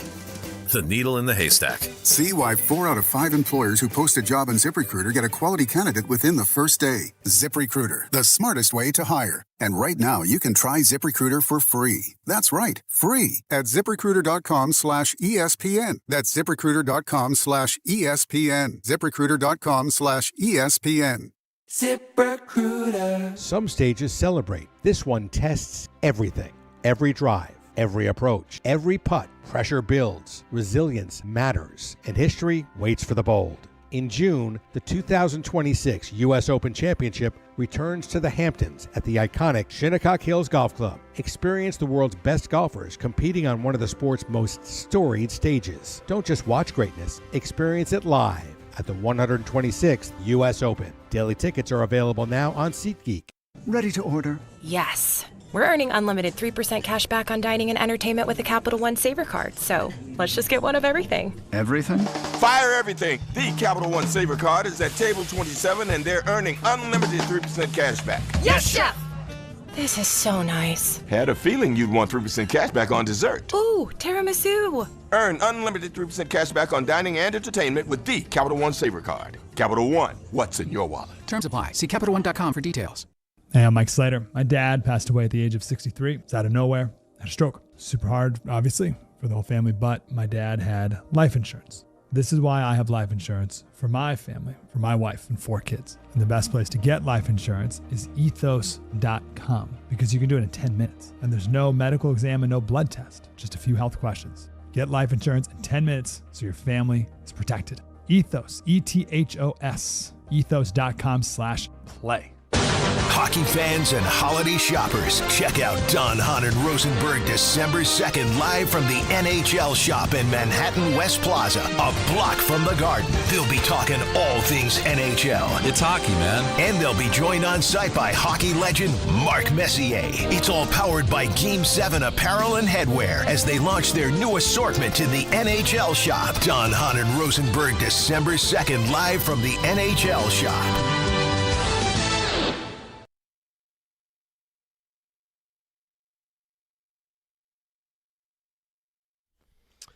All right, DNR with you, ESPN New York. I want to tell you, you know who I am? I'm Dave Rothenberg, and I'm here I'm Dave Rothenberg, and I'm here to tell you about my friends at Bathfitter. So they converted Alex's bath to a shower. Incredible. Offer custom bath renovations, including their unique PermaFit solution for a watertight fit. It's done in just one day, if that long. Could take even half a day. Durable, easy to clean, no demo, no mess, lower cost than a standard replacement. Take advantage of a massive sale right now. Save up to $800 on a complete Bathfitter system. See their website or call for details and start designing your bath today like we did at bathfitter.com. So, college football was very busy this weekend. We have championship weekend coming up this coming weekend. Lane Kiffin, you know, he had this reputation of being weaselly. And I feel like he kind of got away from that, and I feel like that is now caught up to him again in the way he left Ole Miss. Right, but, I mean, if you were in his position and you felt like LSU was a better opportunity, I think that's... Then leave. I get it. Then up and leave. Right. I don't have a real problem with him up and leaving. My problem is the amount of time it took him and the fact that he thinks he's being done wrong by not being allowed to stay on and coach the team. Yeah, that seems crazy to me. I don't know if I would have... I was saying this to RJ. I mean, at that point, I mean, I know you can't, but like in a perfect world, right? Like, wouldn't you want to finish what you started if you're Ole Miss also on the other side of it? Like, I would want that if I'm him. Chance? No, if I'm Ole Miss, I just can't. No, I can't. I can't have you, who's leaving me, to go to a rival of mine, coach my team in the playoffs. Even if I think you're the best coach, I can't do it. I can't have you coaching my team. Right. It's an awful position, period. Right, like for both sides. Now, worse for Ole Miss because he's going off to what he thinks is a better opportunity. He's taken, whatever coach has decided to be on the private jet with him will be with him at LSU. He's making $12 million a year. So he feels like, he got everything he wanted. It sucks for Ole Miss. It sucks for their players. And it also, how college football does this sucks, period. Like, this shouldn't be able to happen. Right? Like, this should not happen to Ole Miss in the players. No, of course not. You shouldn't have your coach stolen in the 11th hour when you have, this might be one of the highest moments in the history of the program. It is. Right? It is. This is the first time they've won 11 games, right? Right. So they win 11 games. They're a clear, surefire playoff team. They're a good team. Their offense is as good as almost any offense in all of college football, and now your coach gets ripped away, and you don't have a head coach going into the playoffs. Right, no, well, not just coach, right? Not just coach. Oh, your staff. Whatever coaches. Whatever coach he wanted to bring along, if they weren't on the plane. See, that to me is what makes it so easily. Like, he wanted to stay, they won't let him stay, and then he won't let his guy stay because he wasn't allowed to stay. Right, but that's how this works. He's not the only coach that's done that, I'm sure. Where it's like, hey, listen, I'm leaving. If you want to come with me now, or you're not going to have jobs. It feels like it's a tough thing to do, but Lane Kiffin's also looking out for what's in his best interest. I don't have an issue with him leaving at all. LSU's a better job. LSU's going to give you more money to develop a roster. I get all that. My issue is that you think you should be able to stay on as coach for the playoffs, and then you're annoyed and become petulant when they tell you you're not going to be allowed to stay on. Right. I understand what you're saying. I get it. It's crazy to think that he thought it's crazier for him to think that Ole Miss was going to let him stay on after deciding that he wanted to leave and go to LSU. I agree with you. Like, you're not going to get both. Listen, he gets what he wants. Yep. Right? He gets the job. He gets the money. He clearly decided that LSU was a better opportunity than Ole Miss was moving forward. It sucks for everyone involved. Right? Really. And who it sucks worse for is clearly Ole Miss and the players. Yeah, the players. But it also sucks that you're put in this position. Like, even if I truly believe that LSU is a better opportunity than Ole Miss, and this is my opportunity where they've offered me the job, and I have to take it now, it sucks for me also. Like, I don't want to have to make this decision right now. I'd like to coach out the season, see what happens with Ole Miss, and then you can offer me the job, and then I'll take the job. Yeah. That's how it should work. I agree. You shouldn't be allowed to hire or probably even talk to these guys until the season's done. Right. Could you imagine now if one of these coaches in the NFL that's doing well going to the postseason was ripped away and hired by another team? It would be ridiculous. Of course not, because that wouldn't happen. And it shouldn't happen in college as well. Let's take a listen quickly to Lane Kiffin. We'll get back to this at the 9 o'clock hour as well. Here he is on the Ole Miss AD not letting him coach moving forward. He asked me not to come to the meeting and said I couldn't come, but which I totally understand. I don't know that I necessarily agree with that. We're trying to find a way, to make this work and coach the team and give the team the best chance to win. But I also, he's got a job to do, and like he said, he has to live here. Like he said, maybe all the national people understand why he should let me coach, but he has to live here, and it's a little different when you're the AD. So totally respect that, and Keith has been amazing to us over the 6 years. No, nobody understands that he would be allowed to coach moving forward. Yeah, well, it makes no sense. Well, it does make sense. Like, it makes sense because it gives you the best chance to win. Like, that's what makes sense about it. That's the only thing that makes sense about it. Like, if we let Lane Kiffin leaves and he doesn't stick around to coach this team, do we have a better chance or a worse chance to win? You have a better chance to win with Lane Kiffin as coach. Right. There's no way you could have Lane Kiffin coach this team. I know. So again, it's a bad situation. The idea that in the midst of this season for Ole Miss that he's being offered a job at LSU is garbage. It shouldn't be allowed to happen. I agree. Like, this should wait till the season's over, and I know it can't because of the college schedule and everything else, but this is something that Saban keeps talking about. Like, you're at the mercy of what the schedule is. So, this is when they had to do it. He decided that LSU was a better opportunity. It shouldn't have presented itself to be like this. You should have to wait till the end of the season. Right. Finish your season. Whatever happens, happens, and then you can move on if you think LSU is a better job. Yeah, that's correct. All right, we'll get back to this. I think it's a really interesting conversation in the 9 o'clock hour. Back to the Jets we go next. Jets it was a good win. It was a good, solid win yesterday over the Falcons. We discuss it next. 800-919-3776.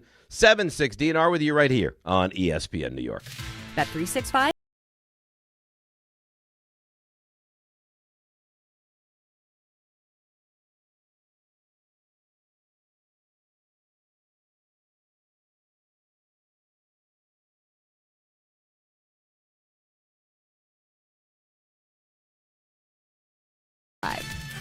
Gambling problem? Call 1-800-GAMBLER. 21 plus only. Must be physically located in New Jersey. T&Cs apply.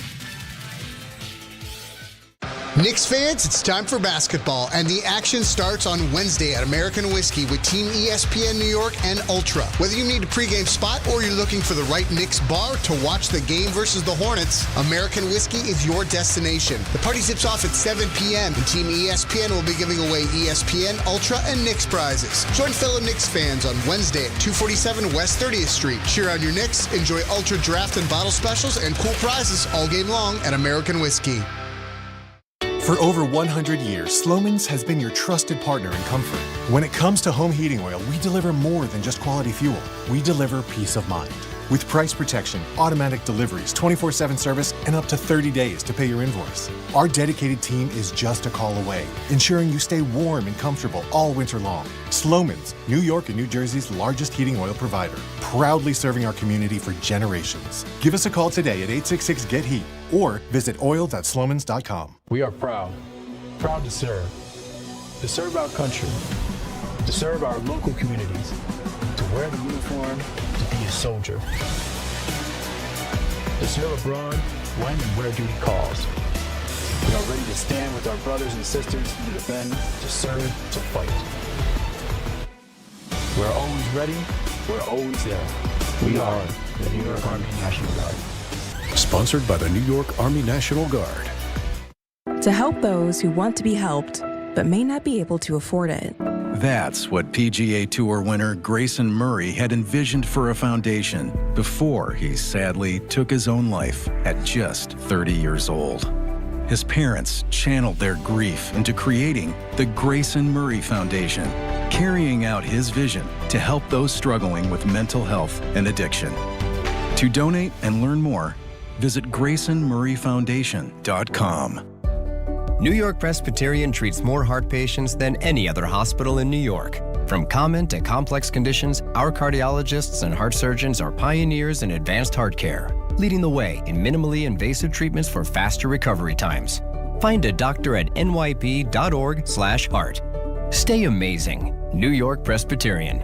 New York Presbyterian Hospital based on U.S. News and World Report 2025 to 2026 Cardiology, Heart, and Vascular Surgery Rankings.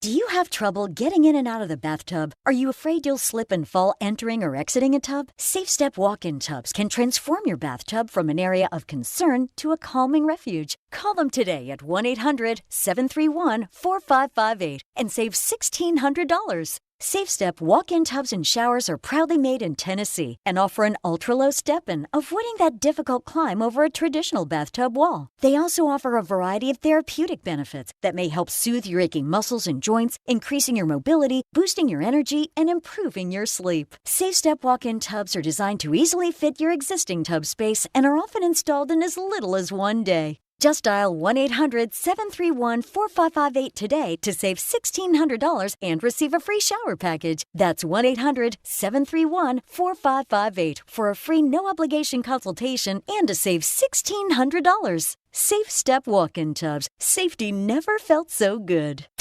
Hey, this is Mika Zibanejad. Hey, this is Adam Fox. Catch every Rangers game right here on 880 ESPN. WHSQ and WCBS-FM HD2, New York.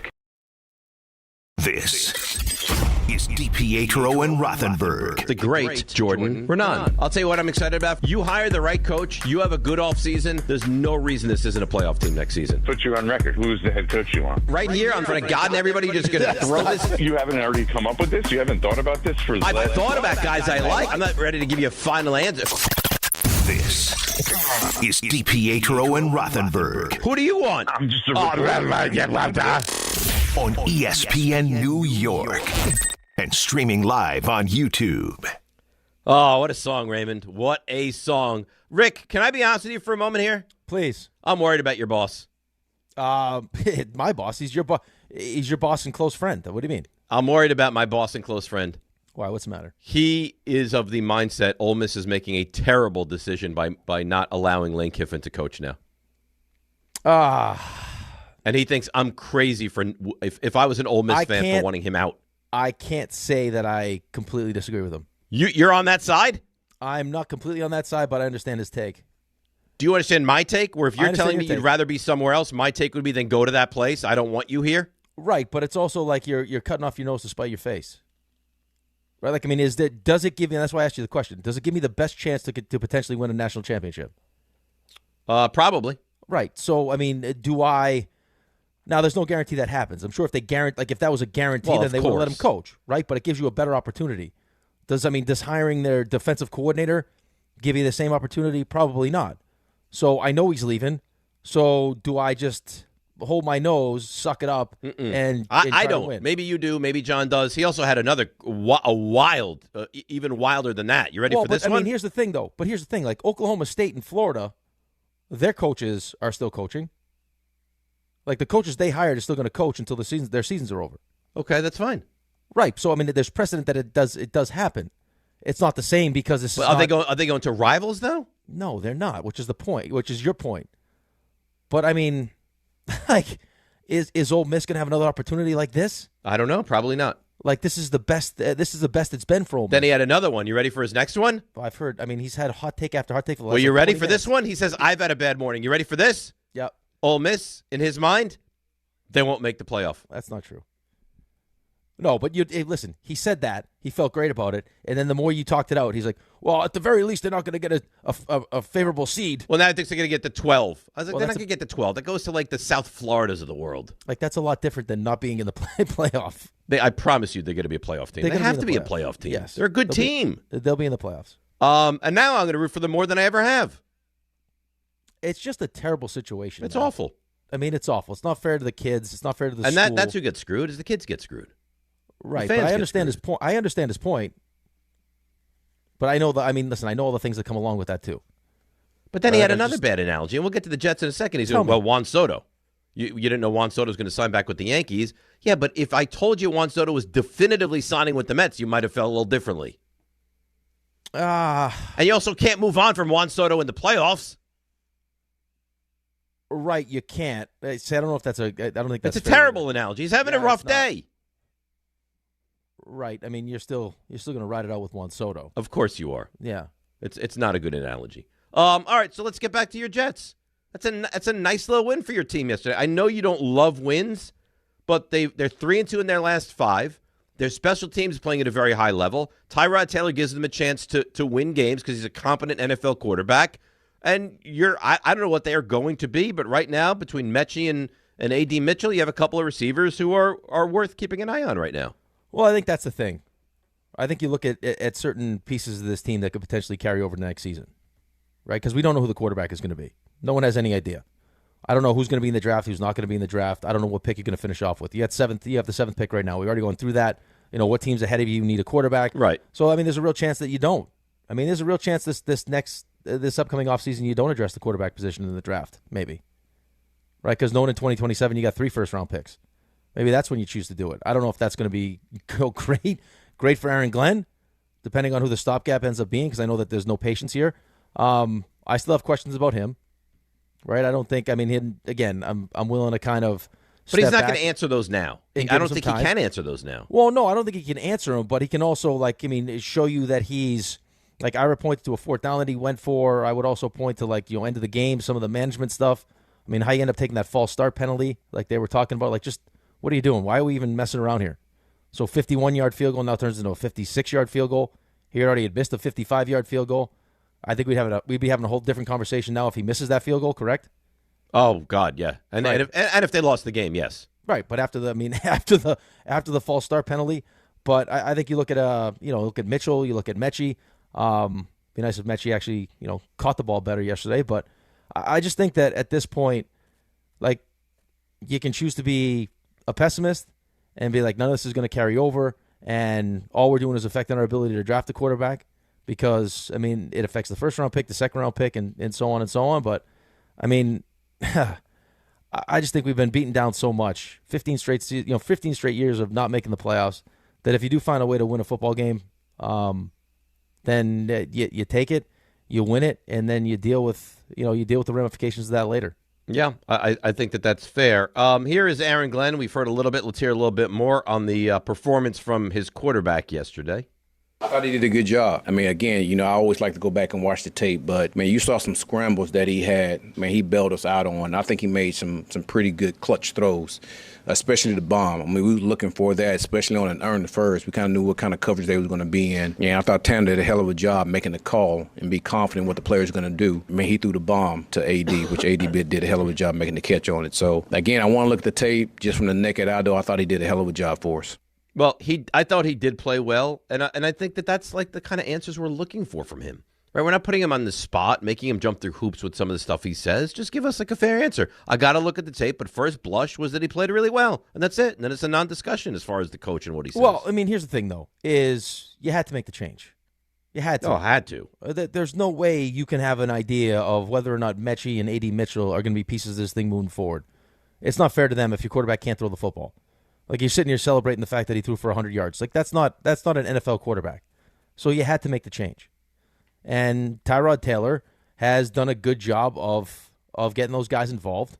And I think that there should be some level of excitement moving forward once you had Garrett Wilson to that mix compared to what we had. Mason Taylor looks like he's going to be a pretty good player. Yep. See what happens with Breece Hall. But again, this is all going to come down to, Aaron Glenn might be a good head coach. He might be a bad head coach. I can tell you what, though, if they get a quarterback that's good, he'll look like a good coach. Like, you'll have if a they much develop better chance him properly, he will. Yeah. Right. You'll have a much better chance of being a good head coach if you got a quarterback that can play. That's the biggest part of this whole thing. Yeah, they didn't quit. Great. You'd be an idiot if you decided that you're going to just fold it up now. Yeah, but we've seen that in the past. I think you make it sound like that's so easy. How many times have we seen a team that stinks and guys just they mail it in? That happens. Right, but is that coach normally back? Does that coach have full autonomy? It feels like of the organization. This guy's running the organization. Right, so you'd be a complete idiot if you run the Jets right now. Okay, and how many times have you run across complete idiots? It happens a lot. Yeah, right. So if we want to sit here and applaud them for not quitting, we can do that. I just don't. I have a hard time doing that just because Jets got a turnover yesterday. Jets got a turnover, which is nice. On American soil. American soil. It'd be nice to sprinkle in an interception here at some point. That'd be a nice touch, but special teams has been really good. It really Puncher's been good. And they win. It's against Kirk Cousins, who's not very good. It's a backup quarterback. He's terrible. So I don't know what they're going to do this offseason at quarterback. I think we all agree Fields is not going to be here. Taylor, if you draft the quarterback, maybe he'll be here. But there's been a lot of Kirk Cousins could be the quarterback next year. No, he can't. No. Right? We agree with that? No, you can't move to Kirk Cousins for next season. I'm all set. You still almost gave up 400 yards of offense. You gave up a $167 on the ground. So there's still things, missed tackles.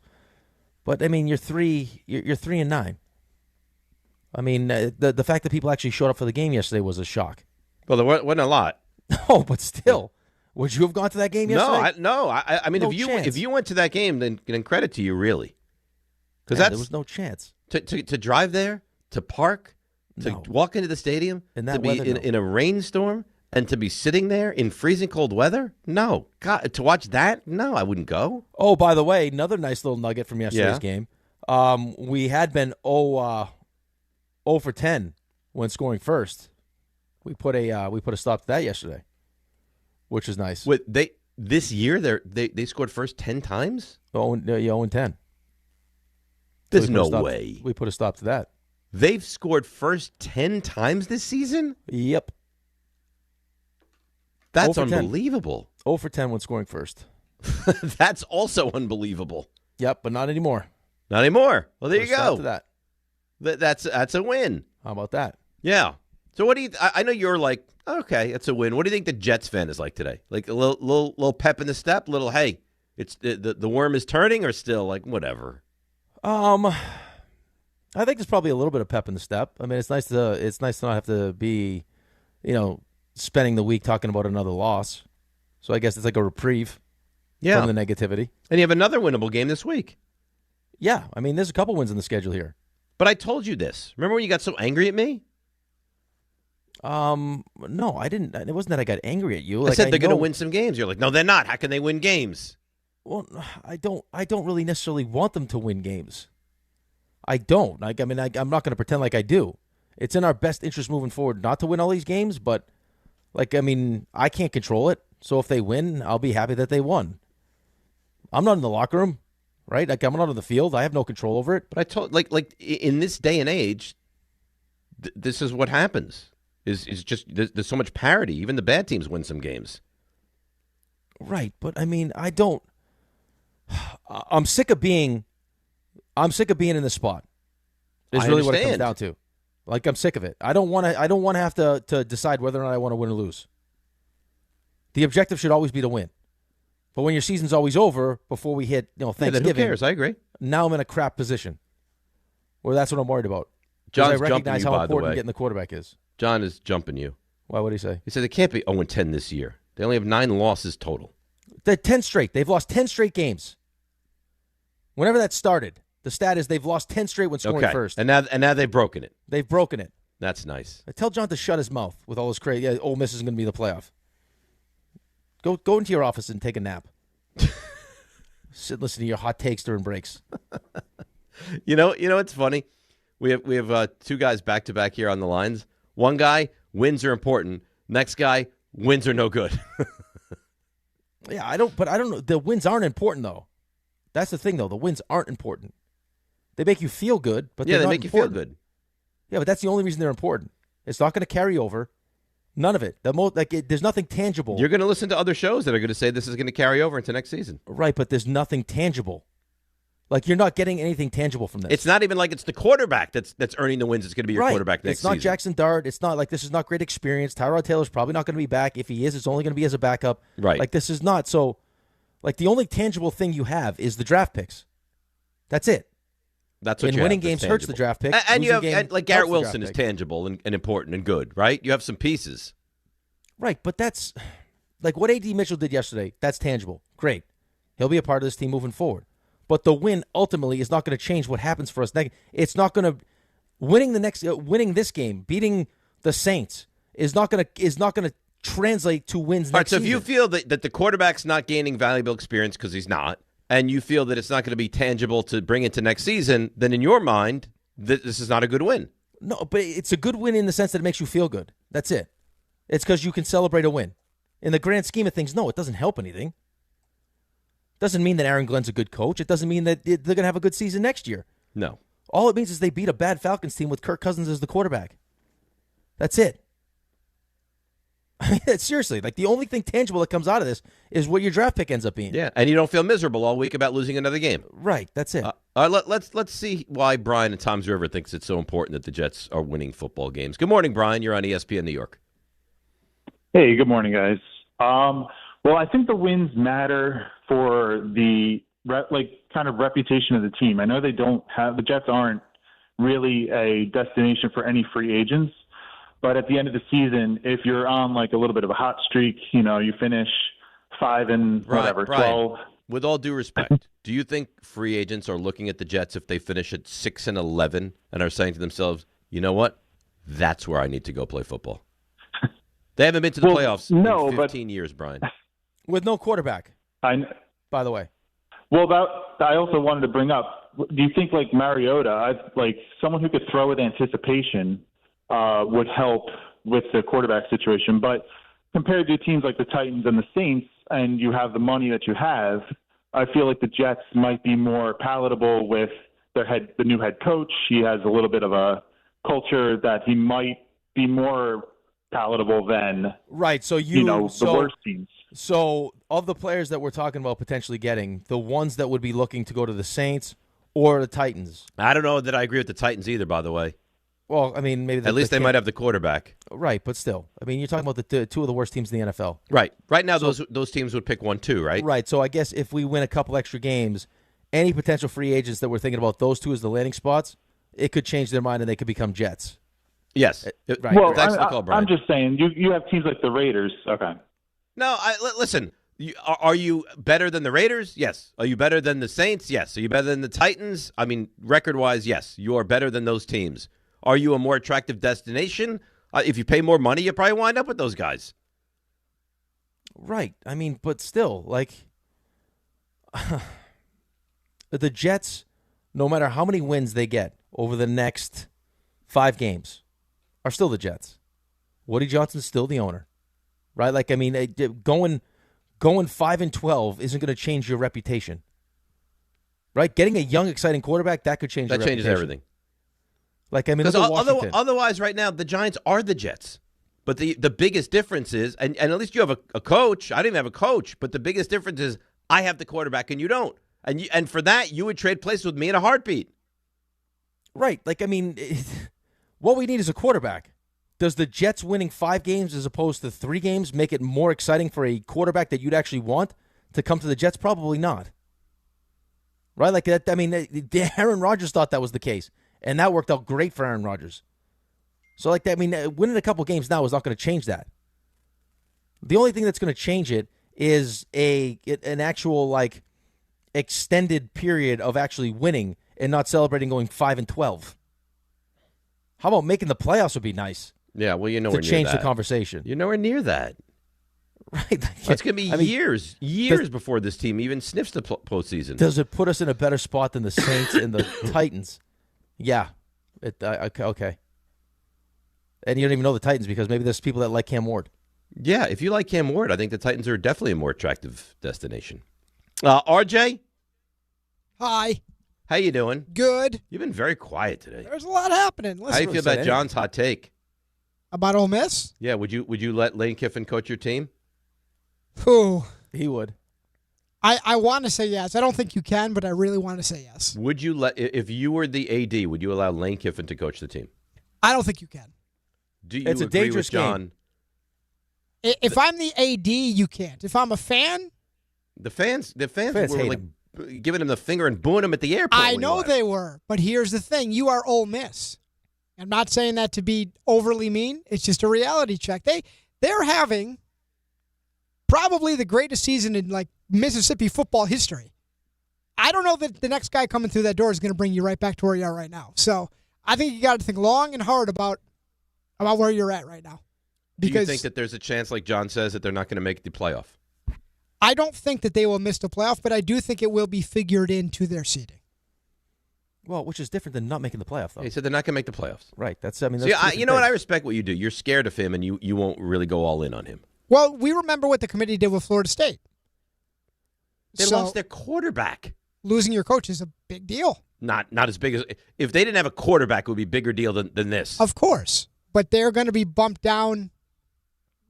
I would expect them to be bumped down a couple of notches. So what are they, 6 now? Just remind me how many teams were in the playoff when Florida State was left. Okay. Well, but we're talking about different things. Right, but no, but John's not. Though. But you're using Florida State as an example as to why they're going to be out of a 12-team playoff. No. When they're 11-1. No, I'm saying that was factored in, much like the college basketball seeds are figured in when there's an injury.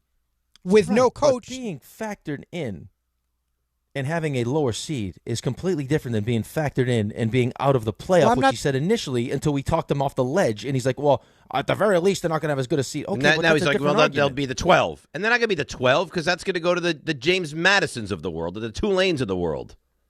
No, I agree they're going to make the field. I'm not arguing that.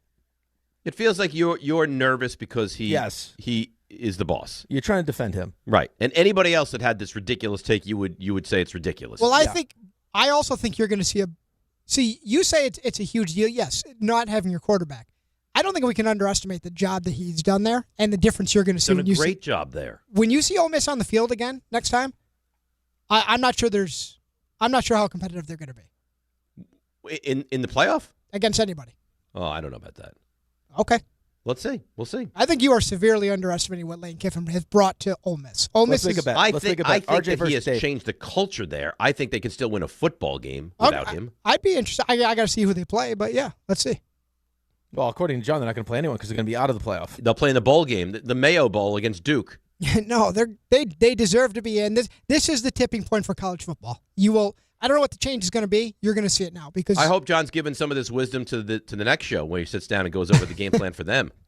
Yeah, you're going to see some kind of change. This is the tipping point that played out, and it was ugly, and it's the epitome of the moment we're in right now, and there needs to be some kind of guardrails put on this system. Are you ready for the stuff that you missed? Yeah. Would you like to do that now? Sure. Let's go. Now. Walk up three-pointer. He got it! See ya! Score! Put in the box! The you missed.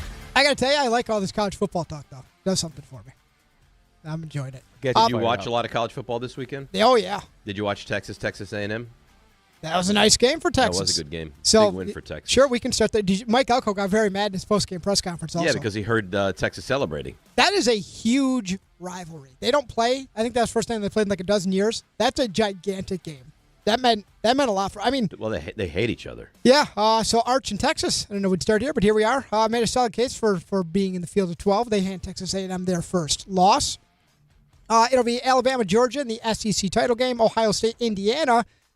Boy, this would be like a pseudo-national championship. They're 1-2, and they will play in the Big Ten title game. Big game to watch. What's the spread on that? Do we have a spread on that game yet? I actually looked it up, and I was a little bit surprised. Let me think. Sure. So Ohio State clearly favored. I'm going to say 7. So that's what I thought. 5.5. Oh, so we're not that far off. No. But I thought it would be 7, maybe even 7.5. Mm-hmm. So I'm intrigued by that. Elsewhere, a lot of college football coaches in, out. We know Lane Kiffin is off to LSU. Michigan State has fired Jonathan Smith after a 4-8 season. Reports say they're going after Pat Fitzgerald. Kentucky expected to fire Mark Stoops, if that hasn't happened already. You see what his buyout is? I did not. $37 million. Oh. You hear who they're hotly interested in? Kentucky? Yep. Who's that? Chip Kelly. Oh, dear God. Mm-hmm. I heard Brian Dable the other day for Penn State again. You hear who's leading the charge for that? I think Brian Dable wants that job. Nick Saban. I think Dable is leading the charge for Dable to get the job. Yeah, interesting. I've read in some places he actively wants that job. I don't think that'd be a terrible hire. No, I don't either. Yeah. I think that's. I mean, and Coach Saban saying that would probably lend credence to that because they're tight. Florida. Remember Tulane's coach John Summerall said that he didn't know how good his team was. Apparently, he believed that because he's leaving. He's going to Florida. So, I mean, who could blame him? Around the NFL, some injuries to tell you about. So, Justin Herbert broke a bone in his left hand. A lot of quarterbacks breaking bones in their offhand. He expects to play next week. And Steelers, they put their left tackle, Broderick Jones. He didn't play yesterday, but he goes on IR. And Frank Ragnow, who was attempting to come back, he's a center for the Lions, or at least he was. Failed his physical. Yeah, failed his physical. He will not rejoin them this season. You know, I saw this over the weekend. So the Islanders hockey players, man. So Kyle Palmieri, the best. Tough. This is one of the great plays ever. So he's folded up in the corner. Yep. Turns out he tore his ACL. left ACL. He's going to be out 6 to 8 months.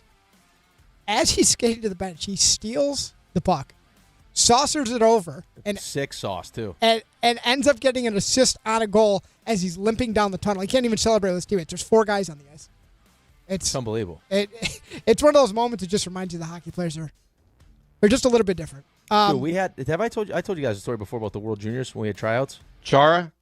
No. Why do you such do a you do bad this? guy? No, Chara he wouldn't be on the U.S. team anyway. He snapped his leg. He slapped it. You could clearly tell he snapped his leg behind the net. Got hit, fell weird, and snapped his leg, and then skated off the ice. He used the dasher to get himself all the way off the ice. Snapped his leg, and the coach was like, "I think he snapped his leg," and I was like, "Yeah, I think you're right." And he's like, "Is he really trying to get off?" He's like, "If that kid gets off the ice with a snapped leg and it's really broken, he's going to be on the team." Kid made it all the way off. Came by himself all the way off the ice. Hockey players, man. They're different. Wild. They are different. They are different. Islanders. By the way, not to interrupt, but quickly, now I know all the December birthdays. We got the December email. We got the email. Everyone Terrific. December birthday. I'm Terrific. very excited about it. How's everything in the kitchen? We good in the kitchen? I don't know about that. I know Jake Montgomery's birthday is on 12/27, which is information I did not have before the show. That's big. Yeah. Tom Wilson had a couple of goals and assists for the Caps in a 4-1 win against those aforementioned May your Islanders. mouth be bold and bright.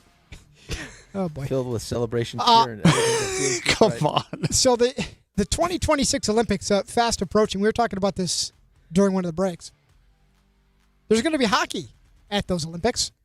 Maybe. Will there? Well, the hockey arena's not done. Oh, no. And the official statement from the Olympic Committee, there's no plan B if it's not done in time. Oh, Doesn't sound like that. How could they, they said they will not develop a plan B. There's no plan B.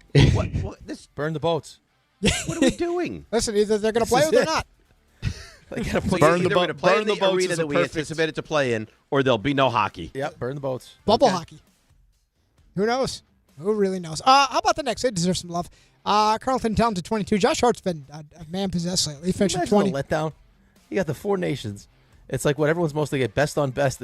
I'm sorry, guys. We can't do play. this. Arena. The arena's not ready. Yeah, not great. Jalen Brunson had 18 win over the Raptors. The Knicks are slowly putting it all together. So, I mean, they nearly gave away a 24-point lead. Ray and I were talking about this during one of the breaks. Feels like the Knicks have that switch, and that might not be a terrible thing because it seems like we talk about flipping a switch in sports. It feels like in basketball you can turn it on and off because the Knicks turned it on in the third quarter after they 16-1 run. Yeah, or into the fourth. You can't play no defense and go toe-to-toe with the Knicks. No. You can't do it. You have to beat them the way Orlando beat them. Knicks are 10-1 at home, 13-6 overall. They are perfect, by the way, since Josh Hart joined the starting lineup last week. These are the same two teams in the NBA Cup semis next week, which, by the way, Knicks are the only team to make it to the knockout round in all 3 years. So there's that. This is unbelievable. That's something. The Cup, baby. Thunder beat the Blazers. Why am I telling you? Thunder 20-1, and by the way, they just got Jalen Williams back, so things are going pretty well for them. Joel Embiid was back for the Sixers last night. Double overtime loss to the Hawks. Embiid had 18. Maxey had 44 in that loss. The Warriors have cleared enough salary cap space to seemingly sign Seth Curry. Feels like that's going to happen. And Ryan Housley, you remember him? Goodbye. Signed a 2-year deal. $28 million with the Baltimore Orioles. So they evidently feel strongly they can fix him. Otherwise, that's good luck. That's not a great deal otherwise. Yes. And that's stuff you missed. Well, that's a good job by you. A really good job by you. All right, let's break. Come back. More Jets and more Ole Miss, and we didn't even touch on Michigan, Ohio State. So still a lot to do. DNR with you right here on ESPN New York. Let's see what's happening on the roads, and here is Debbie Duhame. Hi, Dave. Hi, Rick. Great win for the Jets yesterday. Love it. And good luck to the Giants tonight. Hey, guys, we're seeing delays inbound George Washington Bridge of 45 minutes. Outbound George, lower level construction till 2:30. Lincoln, 15 minutes in. Holland, about 20. Troubles on 684 South Exit 4 into Bedford with a crash. And traffic slowing down on 522 at Ridge Road in South Brunswick with an accident. Sponsored by Unbound.org. Right now, there are young people across the world facing a tough choice. Continue their dream of education or drop out to help their family put food on the table. You can help change their future in a single moment. See how far your support can go at Unbound.org. I'm Debbie Duhame on 880 ESPN New York.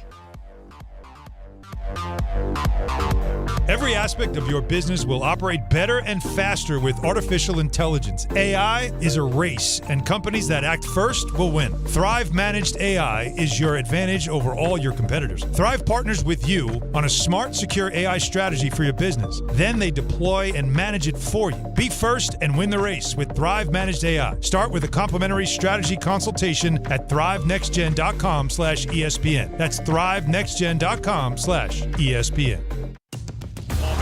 To the net. Score! The New York Islanders are back in action with a brand new theme night schedule you won't want to miss.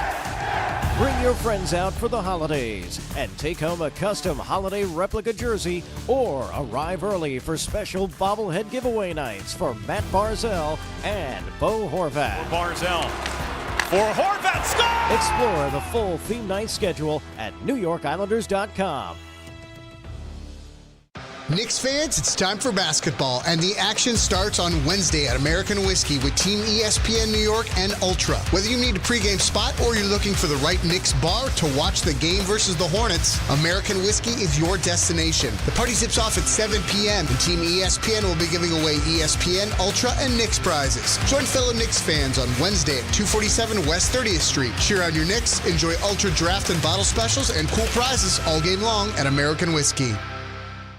Friends, it's football season, the best time of the year. You should be out there tailgating, cheering on your team, and enjoying every Sunday. But if you're dealing with neck pain, back pain, sciatica, or nerve pain, even getting off the couch can feel like a challenge. You don't have to live like that. There's help. Dr. Jay Shaw at Sandwell Pain is New Jersey's top pain specialist. He's Ivy League trained, double board certified, and is dedicated to helping you get back in the game. Here's what makes the difference. No surgery, no scars, no long recovery, no pain medication. Just precise, non-surgical image-guided procedures that deliver real results. Dr. Shaw treats neck pain, back pain, joint pain, migraines, nerve pain, and sciatica. with a plan that's customized for you. Same-day and next-day appointments are available, and with offices in Woodbridge, Livingston, and Inglewood, relief is always close. So don't let pain keep you on the sidelines this season. Visit SamwellPain.com to call, text, or book online. Most major insurances are accepted. That's SamwellPain.com. Relief is closer than you think, and it starts today.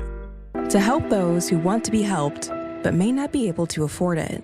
That's what PGA Tour winner Grayson Murray had envisioned for a foundation before he sadly took his own life at just 30 years old. His parents channeled their grief into creating the Grayson Murray Foundation, carrying out his vision to help those struggling with mental health and addiction. To donate and learn more, visit GraysonMurrayFoundation.com.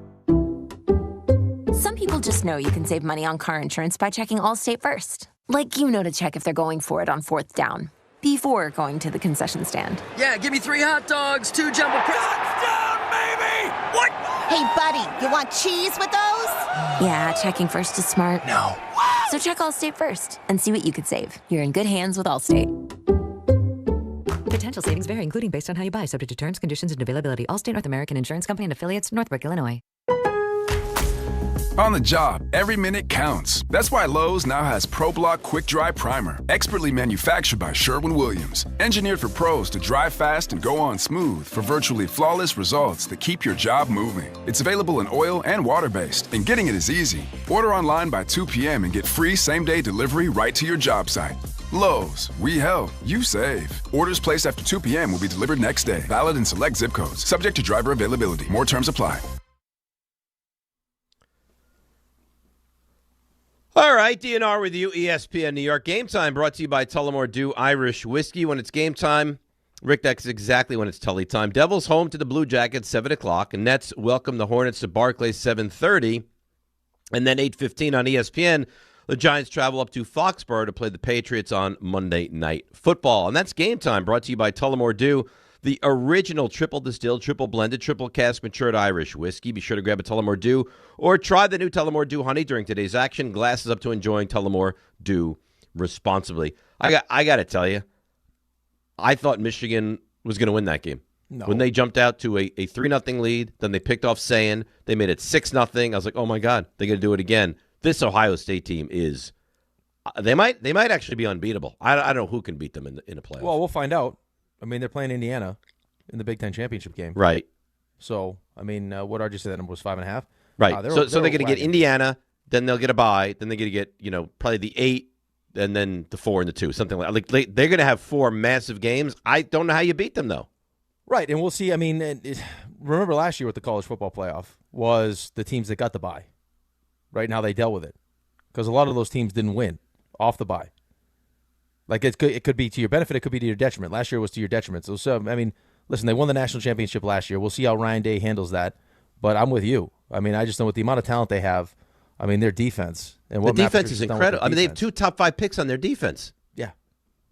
And how you can use Caleb Downs.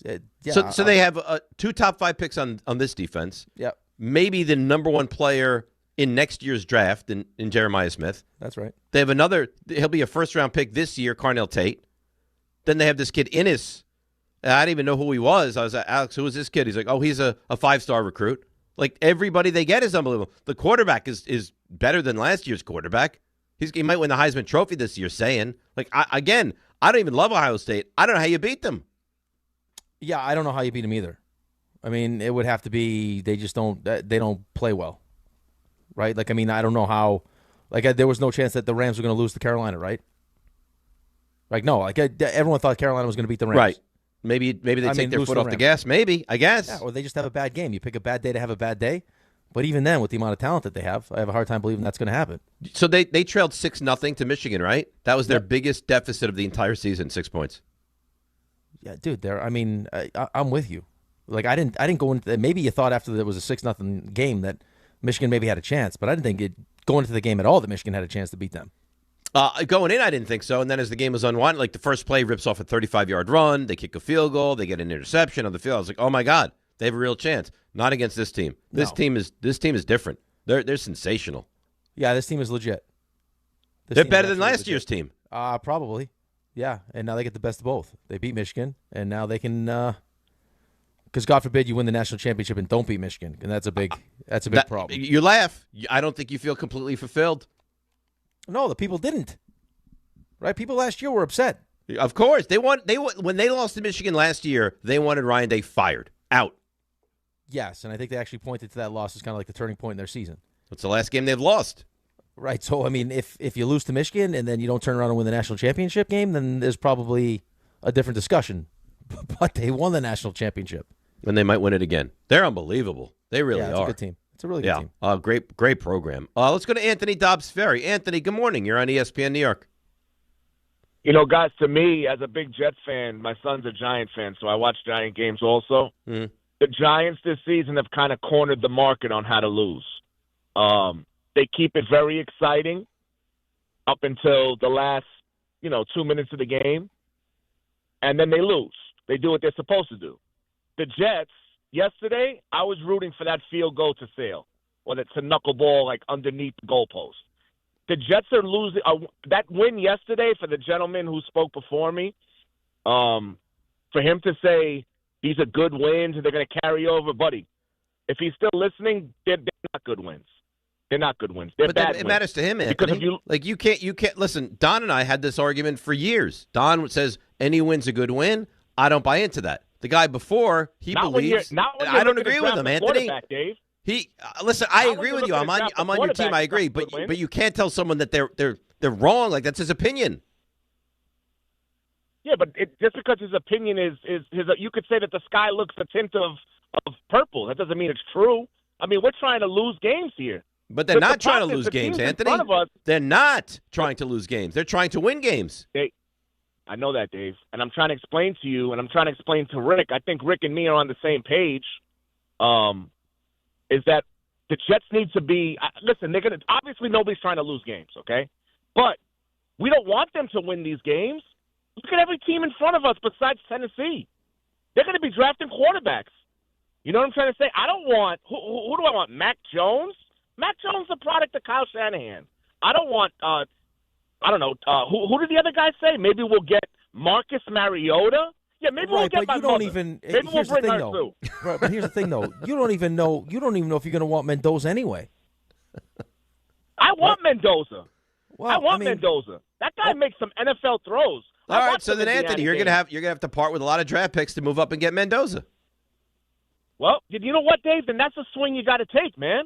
I agree. Well, everybody's saying, you know what the problem is, Dave? Here's the problem for me with this drafting stuff, is that all these guys that are can't-miss prospects, Andrew Luck's a can't-miss prospect, Trevor Lawrence is a can't-miss prospect. How many Super Bowls are those guys have? Hang on a second. Andrew Luck was awesome, and you would give your left toe. How many Super Bowls does he have? To get, stop it. Andrew Luck had the career beaten out of him. If I told you get Andrew Luck in this class, you would give anything to have Andrew Luck on your team. Dave, the point of what I'm trying to say is that there's no sure things. There's no sure things. So let's take a swing. We have all this capital, right? Okay, but what you just did, though,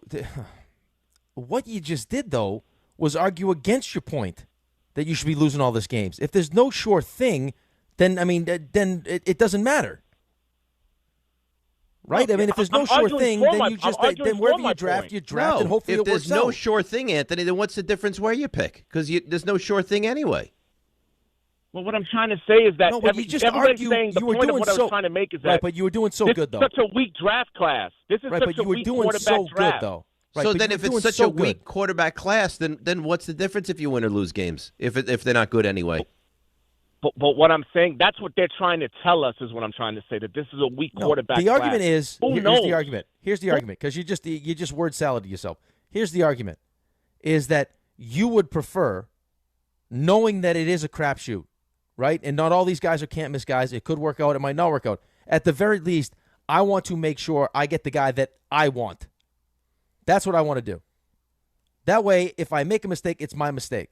I don't want to be at the mercy of what this team does and what this team does and what this team does. And I also don't want to take all the draft picks that I just accumulated, trade in Sauce, and trade in Quinn Williams, and have to use them to go up and get the player because, God forbid, it doesn't work. Now look at how much it cost me. You're gonna take your big swing this offseason, I think. Hopefully it hits. Well, we'd see, but that's the thing, though. It's even premature to say that because we don't know. right? Like all of it changes once the coaches, like once the season's over and the coaches start going through all the game tape and everything else. Then the whole process changes again. Whatever you thought was going to happen now could be completely different than what happens when everyone goes through the tape and everything else. I just hope for the Jets' sake that they all come out, that Simpson comes out, that Moore comes out, just so at least you have options.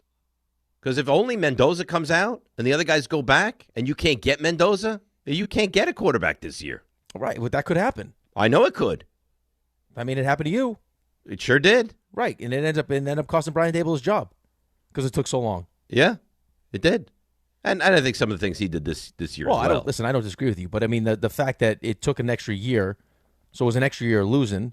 So I mean now the fan base is already fed up. He's on the hot seat. When he finally does get the quarterback and the quarterback's playing well, it's like, well, we're not winning enough now, right? Well, because you're blowing games. I think not winning would have been okay. Losing games that you should have won is, I think, what cost him ultimately his job. All right, let's break. We'll come back. More calls, and I got a tweet to read to you. It puts a smile on my face with the person that put it out. That's next. DNR with you, ESPN New York. 1-877 Cards for Kids. KARS Cards for Kids. 1-877 Cards for Kids. Donate your card today. 1-877 Cars for Kids. KARS Cars for Kids. 1-877 Cars for Kids. Donate your car today. Ready to get rid of that old car? Donate it to Cars for Kids. Call 1-877-CARS-FOR-KIDS to reach a friendly live agent. Donation's super easy, and your car can be picked up as soon as tomorrow. Call us now, 1-877-CARS-FOR-KIDS. That's Cars with a K to donate your car today. 1-877 Cars for Kids. Donate your car today. Hurry! It's your last chance to donate for 2025. Last chance! Donate now for a 2025 tax deduction. The FanDuel Sportsbook app is your home for all your favorite NFL bets. From yards to touchdowns to who will win, with FanDuel, any play can be the play of the game. Tonight, FanDuel is giving all customers a 30% profit boost token. That's right. You can get in on the action with a 30% profit boost token this Monday night. So make FanDuel your go-to app for any snap. Just visit FanDuel.com/Rick to bet on the game. Tonight, FanDuel is giving all customers a 30% profit boost token. That's right. You can get in on the action with a 30% profit boost token this Monday night. So make FanDuel your go-to app for any snap. Play your game with FanDuel, an official sports betting partner of the NFL. Must be 21 and older and physically present in New York. Opt-in required. Bonus issued as non-withdrawable profit boost tokens. Restrictions do apply, including any token expiration and max wager amount. See terms at sportsbook.fanduel.com. For help with a gambling problem, call 1-877-8-HOPE-NY or text HOPE-NY at 467369.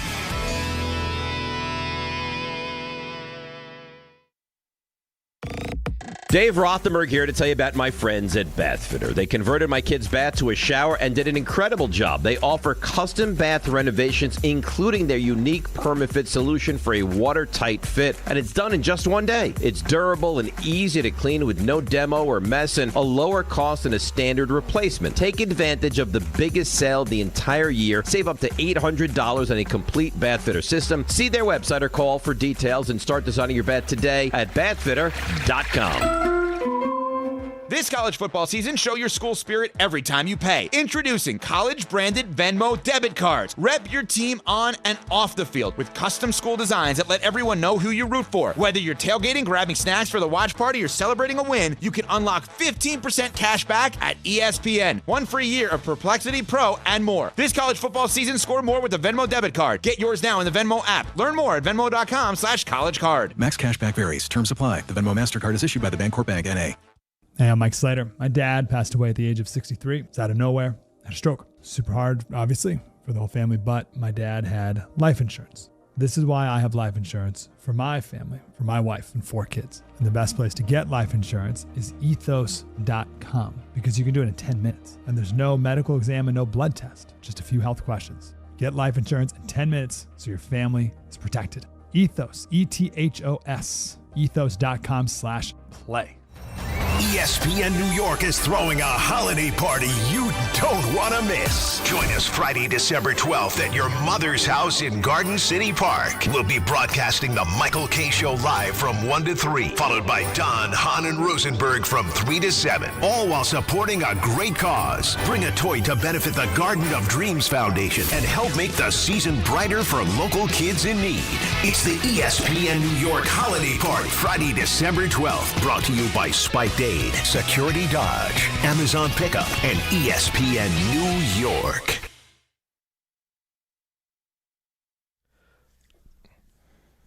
All right, DNR with you, ESPN New York. Game time brought to you by Tullamore Dew Irish Whiskey. When it's game time, it's Tully time. Devils home to the Jackets, 7 o'clock. Nets and the Hornets at Barclays, 7:30. And then, of course, big Monday Night Football game, the 10-2 Patriots and the 2-10 Giants on ESPN. And that, of course, is in Foxborough. And that's game time brought to you by Tullamore Dew, the original triple distilled, triple blended, and triple cask matured Irish whiskey. Be sure to grab a Tullamore Dew or try the new Tullamore Dew Honey during today's action. Glasses up to enjoying Tullamore Dew responsibly. I have a great tweet. You ready for this? Oh, I'm ready. Is it about you? No. Okay. No. It's from Rick Pitino. He says, I'm not knocking football, but there's something wrong with their calendar. I'm at St. John's, and we're potentially a 1 seed. We can win a national championship this year, and I leave in March. What is going on here? I just find it comical that Rick Pitino, who's up and left many schools, is critiquing the Listen the to world me, of college Pitino! football. You stay away from my wife! Well, even to him, it makes no sense. Right. But you know what? I go back to 89 Michigan. I don't know if you remember that at all. But 89 Michigan, they had Bill Frieder was their head coach. He was interviewing with Arizona State. They wanted him. He left. Steve Fisher jumps in there, and they win the national championship. So it has happened in college basketball. Right. I don't see that happening for Ole Miss, though. Unfortunately. Oh, I don't think they would have won the national championship with Lane Kiffin. I don't think they're much that better good. chance, though. Listen, much better chance to win it with Lane Kiffin. Oh, I agree with that. Listen, it's definitely a loss. I just don't think you can say yes, you can stay on and coach this team when you're leaving us. Well, no, I don't think you can, just because of the circumstances too. I mean, they're both SEC schools. I get it. The fact that he had to make this decision sucks. Period. For him, for the kids, and everyone else. I mean, not as much for him because he gets exactly what he wants, right? He gets to go to LSU. He gets $12 million a year. He gets to bring his staff with him, right? But just in general, he built the program at Ole Miss. The reason why he has the ability to to be pursued by LSU is because of the success he's had at Ole Miss. Mm-hmm. And now the kids at Ole Miss and the fan base and everyone else has to pay the price. Right. And now he's gone. And now they can't stand him. Apparently the players are very angry at him. Of course they're angry at him. In their minds, it's not a better situation. Right? I mean, why is that a better situation than us? We're 11-1. Well, it's right. Not right now. It's not. No, it isn't right now. But the only reason why Ole Miss is a better situation than LSU is right now is because of Lane Kiffin. That's right. Listen, I think he's awesome. So and I think that he chased the money for all parties involved. It's just it's a terrible spot to be in. They do need to do something about this, but we'll see. I mean, you talk about a sport that's the wild, wild west. It's college football. It's wild. Anything goes in college football. It's crazy. It really is. Ryan in West Orange. Ryan, good morning. You're on ESPN New York. How are you? Hey, what's going on? Good morning, fellas. Hey, I'm going to be quick. I just want to say you play to win the game. The Jets need to play to win the game, and that's why they started Tyrod Taylor. They need to see what kind of players they have on this team. Mechie, Mitchell, the offensive line, the defense, right? They're waiting. But Ryan, I think we agree with you. I think our point is as a fan, you don't really want to win the games. But as the team, you're playing the better quarterback, and you're trying to see what you have with those other players. Listen, I'm a fan. I'm a huge Mendoza fan. But at the end of the day, I'm a Jets fan. And if we tank and we lose the morale of the players in that locker room, football players don't quit. You quit on your career. It's not that type of sport, right? So these guys are going to go out and try to win no matter what. So what is the morale? What exactly is the morale going to do? Right? What's the morale going to do? So let's go back. So you're a Jets fan, right? Yes, real Jets fan. Okay, so you're a real Jets fan. So the morale couldn't have been higher when we signed Aaron, right? Couldn't have been higher. Like at goosebumps. He's running out with the flag. Four plays in, he blows his Achilles. Still somehow won that game. Right? Morale was dead. Season was over. They won 7 games. He comes back from the Achilles. Morale's back. Everyone's fired up. This is going to be a playoff team. Remind, how many games did we win? Because we won 7 without him. How many games did we win with him? That was Answer the question though. How many games did we win? Oh, I don't know, 5. We won 5. We won 5. So like my point is right, but my point is you can sit here and pretend like you think that this win against the Falcons in the morale is going to carry over to next season, but the reality is it's not. It's not going to carry over. Rick, I understand your point. But what I'm saying is if they won or lost, it really doesn't matter. If they played hard, everybody played, they just happened to win the game. They have enough draft picks to move up and get the number 1 pick overall if they wanted to. Unless you can't, though. Unless the team that has the second overall pick in the Saints loves Mendoza the way you love Mendoza. Then there's nothing you could do. And there's nothing you can do. Just like when Dave loved Drake May and Dave loved Jaden Daniels, there's nothing they could do. That's right. So, yes, you want to play competitive. You want to play tough football. You want to be right in these games, in my opinion, at the end of the day. The reality if you don't is have the quarterback and you like the quarterback, there's too many games left right now. It's a stupid conversation because, I mean, none of it matters. If you have to trade all 5 first-round before, like, if you have to take all the first-round picks that you just accumulated you would do it. And trade them and the quarterback works, great. You would do it. Like, Ray, none of it matters. Ray, I need you. Hi. How you doing? It's a lot going on there. It's a very busy day. Very busy day. You ready with the 3 stars? Oh, sure. Please. Today's 3 stars. Number 3. Yeah, before I get going on number 3, I mean, you hear it right there. This man, Dave Rothenberg. I'm not feeling well. I'm under the weather, but I'm battling because I'm a trooper. And I want to give you credit for being a trooper and, battling today. But, it's the first day after the Thanksgiving holiday. Leftover time. There's like an apple pie left over. There was pumpkin pie. Name it. That was just sitting there. And I looked at Cass. I was like, we got to throw these away. Yeah, you instead of throwing them away. But last night, walked the dogs, halftime of the night game. Look at all this pumpkin pie. Yep. I'm going to have a nice slice, some whipped cream. I do that. You know what? I still have a little room. Let me have a second slice, but that's it. Now I'm done. Listen, you deserve this. I had apple pie. I had cheesecake. I had pumpkin pie. I had banana cake. I had, you name it. I had brownies. I had chocolate-covered pretzels. You name it. I had it all weekend long. I'm eagerly anticipating the weigh-in post all of I think this. I'm going to be +5. All right, well, we'll take a look. Number 2. Little controversy. Not really controversy. More of just a war brewing between Rick and our boss, John. John is jumping you. Why would he say? He said they can't be 0-10 this year. They only have 9 losses total. They're 10 straight. They've lost 10 straight games. Whenever that started, the stat is they've lost 10 straight when scoring first. And now they've broken it. They've broken it. Yeah. That's nice. Talking about the Jets, talking about Lane Kiffin. Tell me how you really feel. Tell John to shut his mouth with all his crazy. Yeah, Ole Miss is going to be the playoff. Go into your office and take a nap. Sit, listen to your hot takes during breaks. Does happen a lot. Number 1. Jordan Raanan, thanks for joining us prior to the Giants and the Patriots tonight. Let's bring in great friend of the show, great friend of mine off the air, the great Jordan Raanan. Hello, Jordan. How are you? Happy Thanksgiving. Happy Thanksgiving. What's going on, man? Anything? Yeah, we got you. I thought you had more to say. Yeah, there's more to say. Who do you want to coach the Giants? Who's the head coach you want? I want to hear this. Wow. You're just going to, right here in front of God and everybody, you're just going to throw this? That's not a fair question, I don't think. Come on, man. What does Dave do? He turns it around. Who do you want? I mean, I'm just a I mean, you're going to put me on the spot? I mean, you go on the spot. The worst part about it is I can't even play back the best part. But, Rick, the good news is if you ever want to hear it off the air, I can play it for you whenever you want. That's all I can say. I got nothing. Nice. That's well done, Raymond. All right, it's Rule 76. No excuses playing a champion. It's DiPietro Rothenberg. And everybody. Right here on ESPN New York and on YouTube. Some stages celebrate. This one tests everything. Every drive, every approach, every putt. Pressure builds. Resilience matters. And history waits for the bold.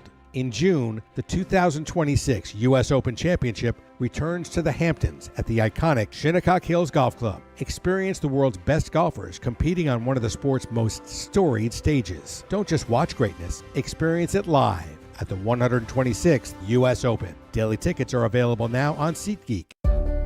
Ox Spine at New York Presbyterian is always in pursuit of a better way to heal the spine. We're getting more people moving again with minimally invasive, non-surgical, and surgical treatments with innovative solutions for every back and spine condition and your unique needs. Expert spine care is available now across New York City and Westchester. Find a doctor at nyp.org/oxspine. Stay amazing. New York Presbyterian. Whether you're shopping, gaming, or streaming this Black Friday season, don't take slow for an answer. Get Optimum Fiber for the fastest, most reliable, and most consistent internet speeds, starting at $25 a month. Call 888-4OPTIMUM or visit Optimum.com to switch. Act now and get a full year of Netflix, an unlimited mobile line, a $400 prepaid card, and more, all on us. Call 888-4OPTIMUM or visit Optimum.com today. Optimum, don't take slow for an answer. Terms apply. See Optimum.com for details. The holidays are here, and Amazon Pickup is your MVP of package pickup. Need that perfect gift like a brand new jersey for the big game? With Amazon Pickup, you can grab your order from secure Amazon